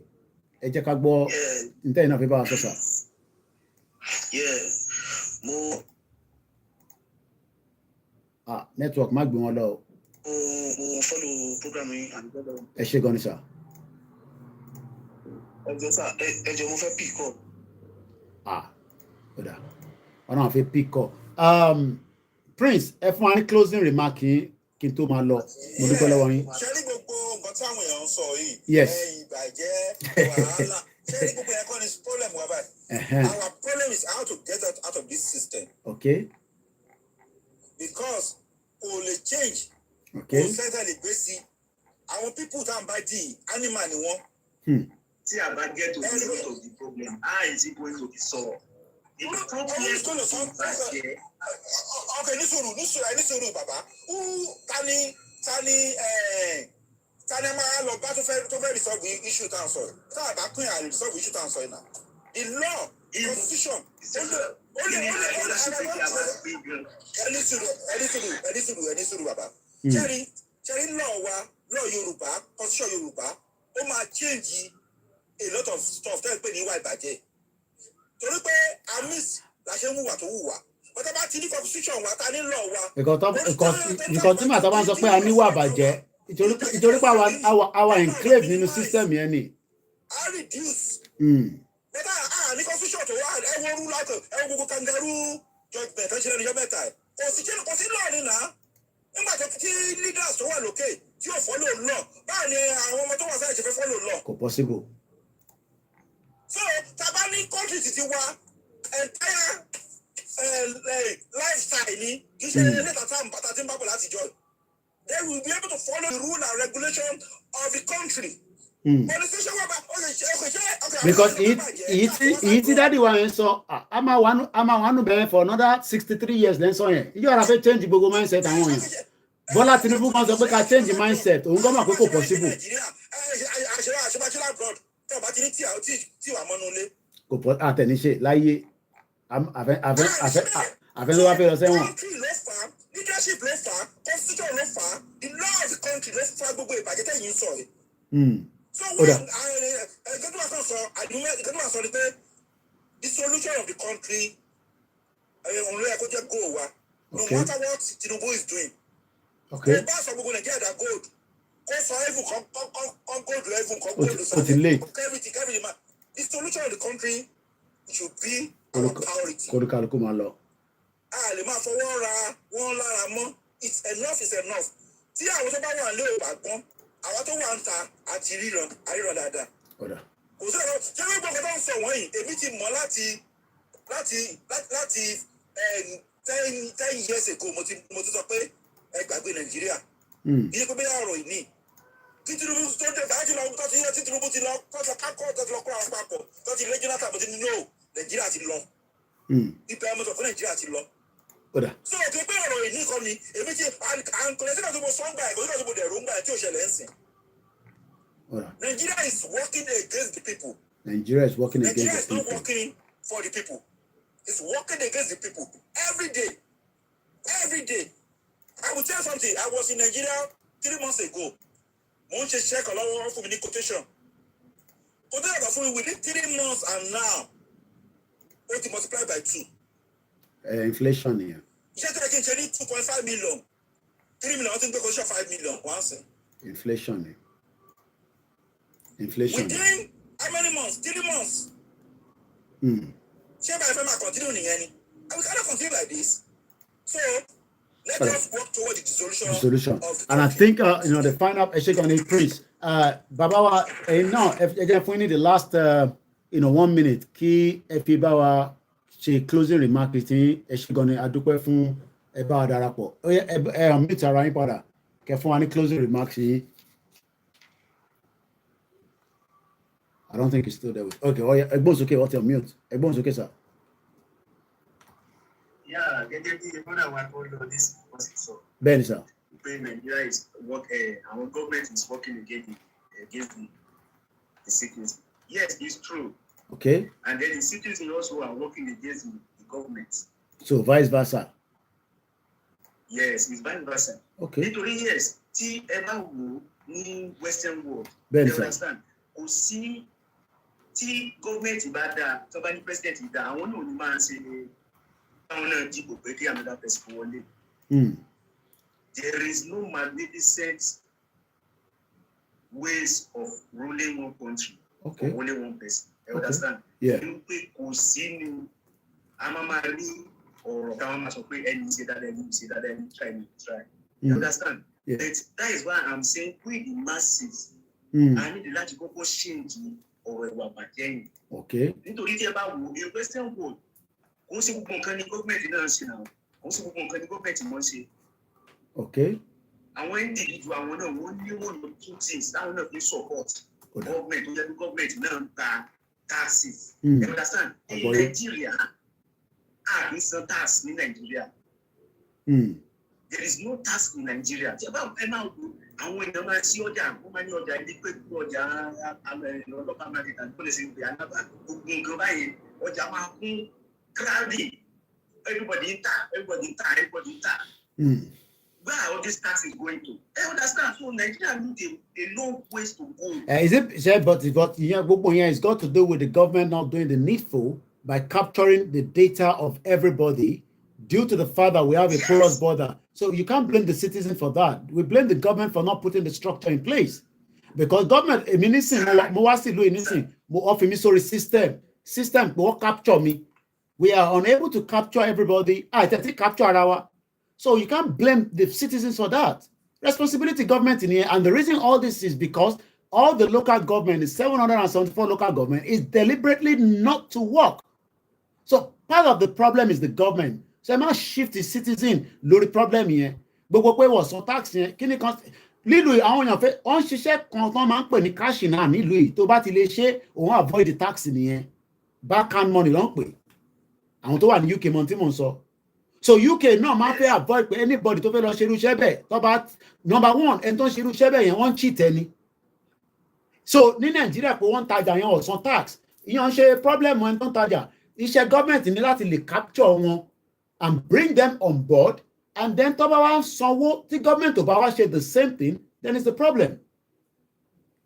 Àlàáfíà ni olóyè Sunday Igboho wà kò sí ewu rárá àlàáfíà ló wà. So I think that will be on that anyway. So but again, we can never conclude. But the question is, Nigeria is a fail. Outside the country, so I'm sure, I can tell from the conversation. But Eshegoni, thank you so much for joining us. We gave you 2 hours extra on the program. We normally don't go up to 5 hours, but today we've done 5 hours. The topic was from the G20. So if you're not aware, Africa, African Union, they are 55 members. I'm not the full member of the G20. Nigeria is a full member as a country. Abe African Union, local say, but South Africa is a full member. They've also come into the leader agree on a joint declaration, even though what people want a consensus because everybody go agree. But because Indian they play the good guy, so lórí ọ̀rọ̀ Russia àti Ukraine wọ́n ló pé wọ́n jagun wọ́n yọ àwọn ọ̀rọ̀ kan kúrò àwọn ọ̀rọ̀ tó lò ní Bali ní last year wọ́n yọ kúrò so wọ́n adjust gbogbo ẹ̀ so láàrin America àti Russia àti European country àti Russia were into consensus. So we had 100% consensus. Brazil ma host ní last year.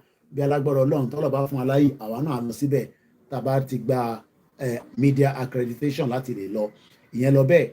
Then a sọ̀rọ̀ nípa kí ni Nigeria, what is the need for Nigeria lórí ọ̀rọ̀ G20. So a lè gba kọ́ọ̀kọ́ kan mọ́ ẹ má bínú whoever is still brother mi kẹ́rì tó lè fi pé màá kọ́ fún ọ ní 1 minute tó pé mo ní láti really lọ nísìn 1 minute ni máa fún yín láti parí ètò yẹn pátápátá ẹgbọ́n sókè just 1 minute. Mo kàn fẹ́ sáré sọ̀rọ̀ sí ọ̀rọ̀ tẹ́ni tó gbè yẹn sọ ẹni tó gbè tó sọ̀rọ̀ last yìí ṣé ti rí àwọn ṣe pé wọ́n ṣe ń defend the government. Gbogbo àwọn tí olúwọmọ àgọ́ tó ń já tíkẹ́ẹ̀tì lórí títì gbogbo àwọn tó lọ ń gba owó lọ́wọ́ àwọn ìyá oníṣọ́ọ̀bù ṣé táàsì kan yẹn indirectly táwọn kan wà tó máa ń dédé wá gbowó lọ́wọ́ àwa táwọn wà mọ́tò lórí títì táwọn kan wà tó wá ń gbowó lọ́wọ́ àwa táwọn wọ́n kàn defend ìjọba lèmi rí yẹn sí. That was why I was saying that it has nothing to do with the citizen. That's the responsibility of the government. Exactly. So, if the structure is not there. Yeah, structure. Exactly. General Testo, nǹkan tó fẹ́ sọ lẹ́yìn náà sọ bígbà tẹ́kọ̀ọ́ defend government ni. Structure sì ń bẹ ni. So ẹ ṣe gan-an. Kò sí structure. Kò sí structure. Ẹ ṣe ẹ̀kú iṣẹ́. And mo rántí mo ti sọ ní gbogbo ìgbà pé tẹ́lẹ̀ mọ́tò ọlọ́pàá ìlú yìí kò ní gbogbo facilities láti lè rí i pé mọ́tò tó ń lọ yẹn ó ní insurance. But now gbogbo facilities yẹn were upgraded. So when we are blaming our citizen for everything, mindset and blame a citizen, it's because the structure was not there. And the structure has never been there. Baba Moses said tax return is very paramount. And whatever amount deducted from your salary, you will get it back at the financial year of the coming year. So ẹni tó ń ta wóróbo ó ti san owó onílẹ̀, kódà wọ́n san double tax gan tẹ́ ẹ̀ bá mọ̀, torí eléyìí máa wá gbà, eléyìí náà tún wá, eventually gbogbo ẹ̀dí yánpọnyánrin. But the final conclusion is that from the 3 topics that we've treated for the last 5 hours is that we are still able to come back and say Tinubu has gone to G20. It's just like the same jamboree. In tí mo kọ̀ rí bẹ́ẹ̀ ni pé gbogbo àwọn tó jẹ́ àbíkẹ́dábírí àwọn, I mean, the reason why we mention her is not because of anything. She's part of the government. Àtàwọn bẹ́ẹ̀ bẹ́ẹ̀ lọ. They just pay them money for olè ìtàn máa ń sọ fún wọn tó bá wà níta, you know. So jamboree ni wọ́n ṣe. Tinubu á tún padà sí Nàìjíríà, á tún lọ sí G20, á tún padà wálé. But again, it's too early. Àwọn kan máa ní Koiki ẹ ṣe sùúrù díẹ̀. Let them say what they're going to do. But at least ẹ̀yin tẹ́ wà nílé, ẹ̀yin agree. Mo dúpẹ́ lọ́wọ́ kọ́là wa láti, I mean, bàbá tó jọ̀ wá láti Maiduguri. It was good to know that Maiduguri was also a very good place some years ago, but ó ti di bóòlù ọ̀yà mi báyìí. Mo kí gbogbo alẹ́ nǹkan sí. Play anthem yẹn nígbà tá a fi bẹ̀rẹ̀, ó ti di dandan pé kí n respect ẹ̀ láti play ká tó máa lọ. Mo kí bàbá Akíntóyè, mo kí gbogbo ọmọ Yorùbá àti èyí tó ń fẹ́ ṣe Yorùbá nation àti tó ní Koiki ẹ̀ ṣiṣẹ́ sùúrù díẹ̀. Ẹ jẹ́ ká wo ibi tí Jagaban fi já ọ̀rọ̀ yẹn sí. Àwa náà wo náà ni ibi tó dáa náà ni a fẹ́ kó já sí tí a máa pín Nàìjíríà. Ibi tó bá ti mú Jagaban tí kò ṣe ọ̀nà tá a máa fi pín, ẹ forget it.